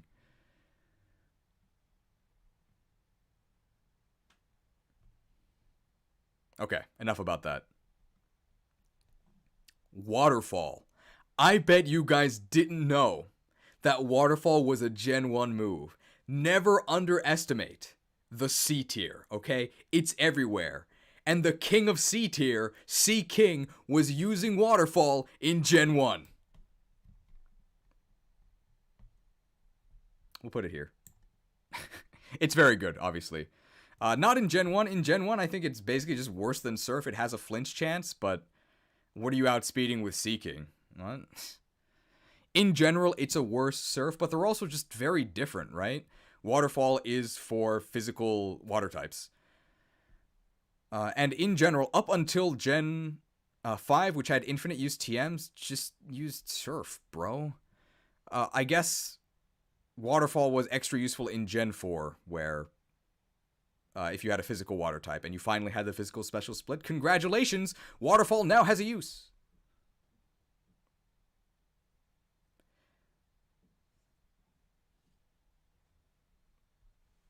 What about Waterfall on Gyarados? That's not enough for meta tier? No, I don't think so. But it is very good. I mean, it's almost there. Super good. Imagine an alternate universe where Surf was garbage. Oh, I don't want to think about it. Thinking about it as if it was cut, please no. It always had the flinch chance. I had to look that up. Yeah, nowadays, Liquidation outclasses Waterfall, but for a fair amount of time, Waterfall was your go-to move. So from Gen 4 up until they introduced Liquidation in Gen 7. And if you don't get Liquidation, use Waterfall.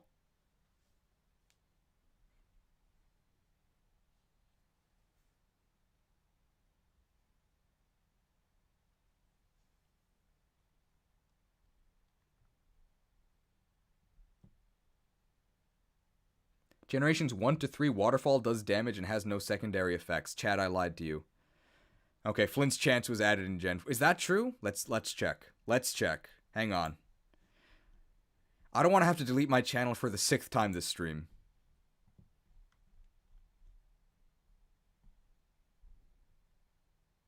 It looks like I'm going to have to.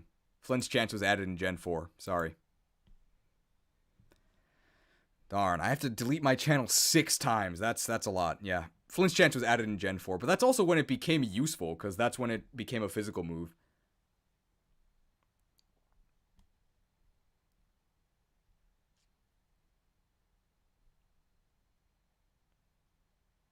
Surf is meta-defining even with Scald now existing. Yes, because we do consider in-game as well, and Surf is arguably the best in-game move of all time, because you can spam it on everything, even before infinite use TMs.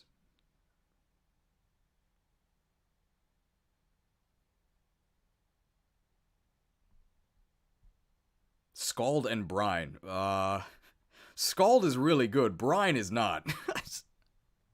All right. Water gun. Not a bad translation. It just sounds really cute in Japanese. Mizudeppo. Real cute. We know exactly where this goes, right? Here you go. Pretty straightforward. Now it's brine time. I'm assuming that's how I was supposed to read that. Bubble better than water gun. Yeah, now that Bubble has been buffed, it is better, but for most of Pokemon's history, water gun has been better. Also, yeah, there's a water gun TM in Mount Moon. That's true, and a surprising amount of Pokemon could learn it back then. R.I.P. Water gun TM. I don't know why they got rid of it. The way you spoke in Japanese, it looked like you were using water gun. Yeah, that's why I really love how it's called in Japanese. Mizudeppo. Cute. Scald is spicy water gun. That's putting it lightly. Spoilers for the Gen 5 list. Yeah, Scald is meta-defining for sure. Wing attack. Filler flying move. Where's Peck? It's better than those. This goes, it's better than Slam. I think it's better than these. Woo, woo. We'll put it with Horn attack. We're not attacking with a horn, we're attacking with a wing. There you go. I think it's better than Stomp. There you go.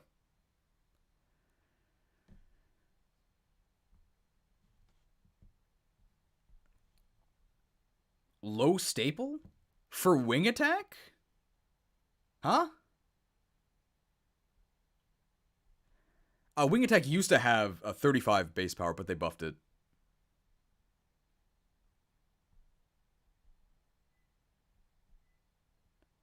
Yeah, wing attack is 60 base power now, right? And you'll use it on Scyther with Technician, but now you use dual wing beat. It's 60, right? Yeah, it's 60.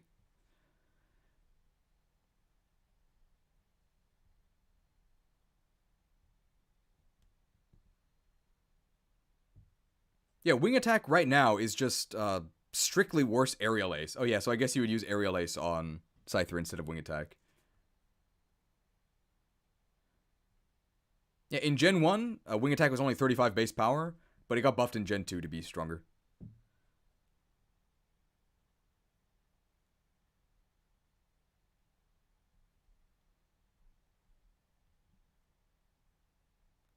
It does have a lot of PP, yes.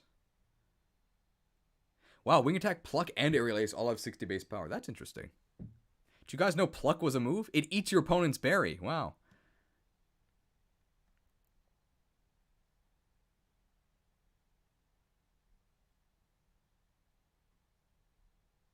Okay.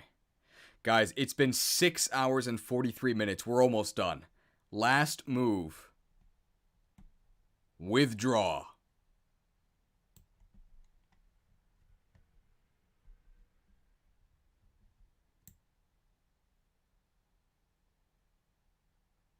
Okay. Any complaints? Meta defining, no. I think it's worse than the evasion ones. Oh wait, where's Harden? Oh, yeah. There you go. Wet Harden. Doesn't it power up Skull Bash? I don't think so.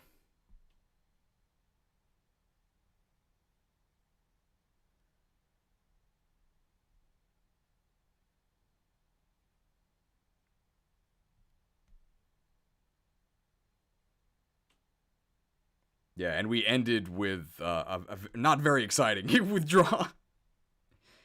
Sorry, Cheese, you might have to withdraw that statement. Yeah, okay.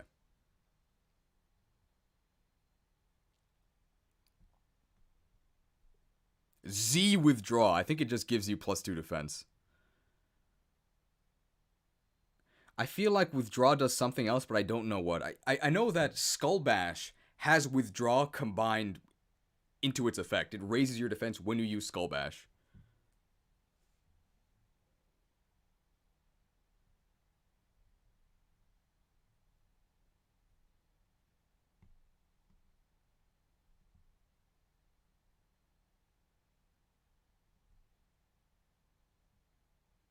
Okay.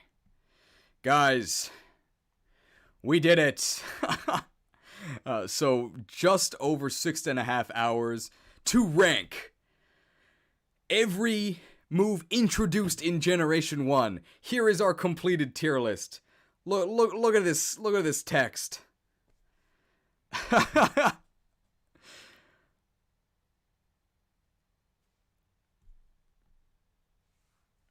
I feel like we are missing a move. We are missing 3. I forgot cut, I forgot counter, and I forgot splash. So I'm just gonna smack them on screen right here in editing along with what their tierings are. Because it's gonna be too much of a mess to actually edit them into the list. But you'll see where they are on screen now. Okay. Yes, this video will be available on the channel as a VOD until I edit it down into a shorter, sharper list. Yeah, I don't expect anyone to sit here for 6.5 hours.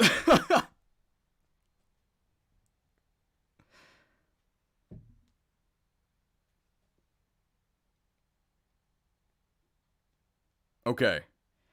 Does anybody have any final amendments they would like to make? Speak now, or forever hold your peace. Download it now while you still got the chance. It'll stay up forever, but I'm going to unlist it, and you can come see the live stream from a link in the description of the edited video.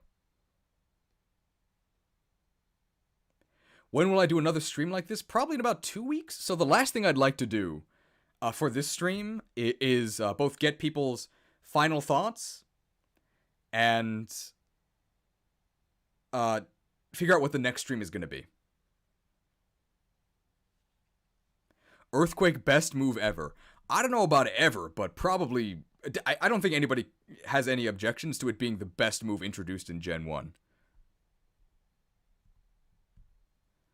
Is Will-O-Wisp going to be tiered with Thunderwave and Toxic?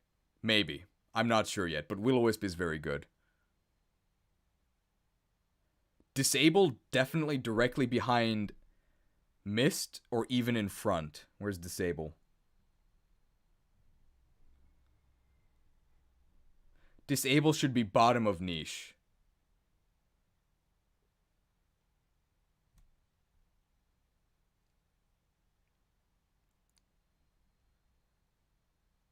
I think Disable's pretty bad, guys. I'm not counting, like, Cursed Body.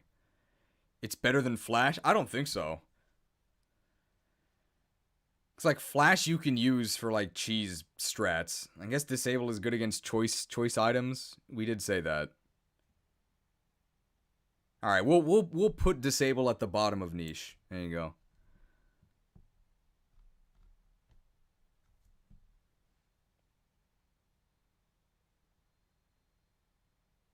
Stomp needs to be in niche. No, it's a filler move.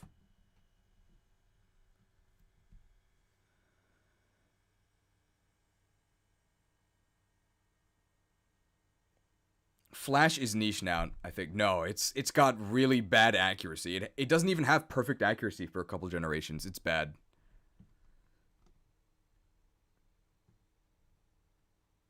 Also put Drill Peck directly after Fly. I think Drill Peck is significantly better.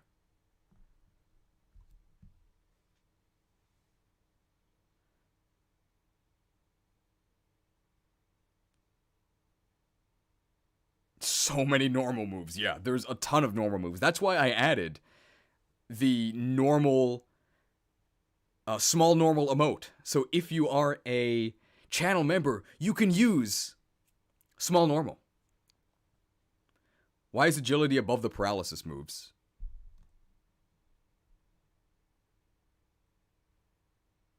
I think it's better than them. Is it for in-game Nuzlocke or competitive? It's in-game and competitive. We're factoring in both. Which is why moves like Substitute, which are useless in in-game, are all the way at the top. Because it's amazing in competitive. And Surf would not be in meta defining if it weren't for in-game. Because Surf is one of the best moves you can use in the first 4 generations where you can't actually spam infinite use TMs.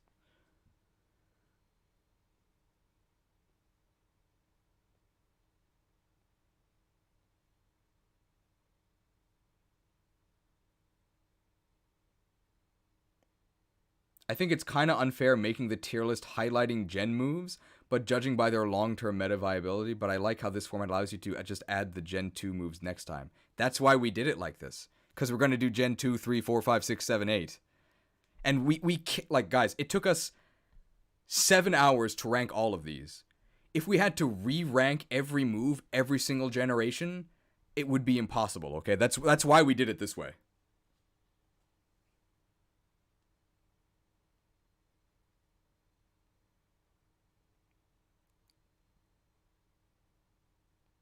Why isn't Psychic top of Staple? Because I think overall it's worse than these other moves. If this was Gen 1 only, it would probably be meta-defining. It's really good.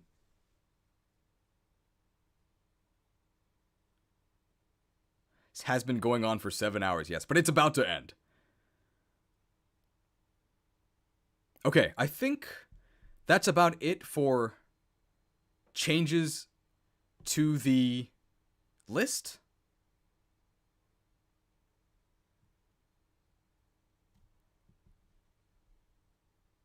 Do I plan on ranking abilities? Yeah, maybe someday. That seems like fun.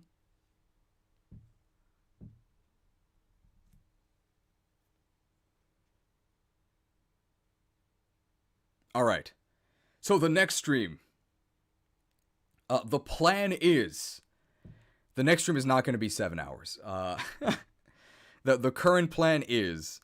There's the... What is it called? There's a series on the channel. I haven't done an episode in a while. But it's the Karen Challenge. Where basically I take fan teams of 6, like submitted by the fans, and then I try to win on Showdown with them. So there's a couple episodes of that on the channel now, and I was thinking of doing that as a live stream. The next stream, I'm guessing, will only be like 2 or 3 hours. Because I would want to do 2 episodes of that.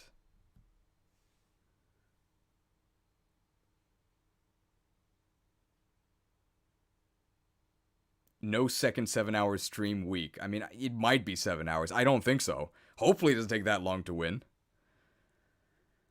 $5 donation from Jeweled Moon. Thank you. No comment, though. Would you get fan-submitted teams from the Discord server? So how the submissions work is it's through the comments of the video.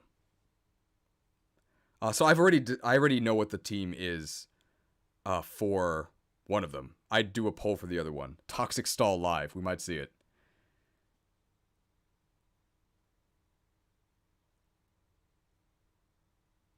Oh no, it's 5:30 a.m. for you? Sorry.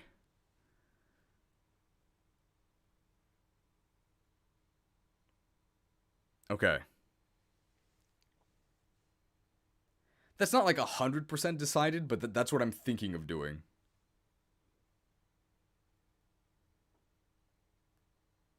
Okay. Thank you everybody for joining me for this stream. Oh, okay. Well, thank you for, I guess, for the generous $10 donation, now with a comment.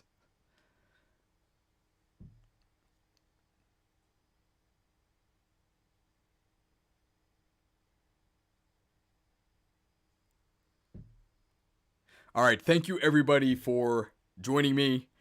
I hope to see you maybe next week. I'll see you in the next stream, how about that? I have to finish editing Galactic Glitches, Brilliant Bugs, and Shining Shenanigans. I have the video recorded, I have the script recorded, I just have to put it all together. Hopefully, I'll do that next week, but no promises.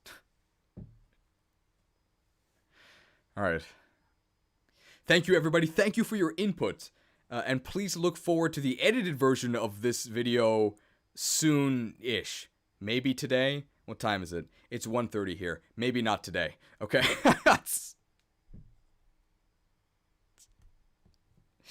Alright. Farewell.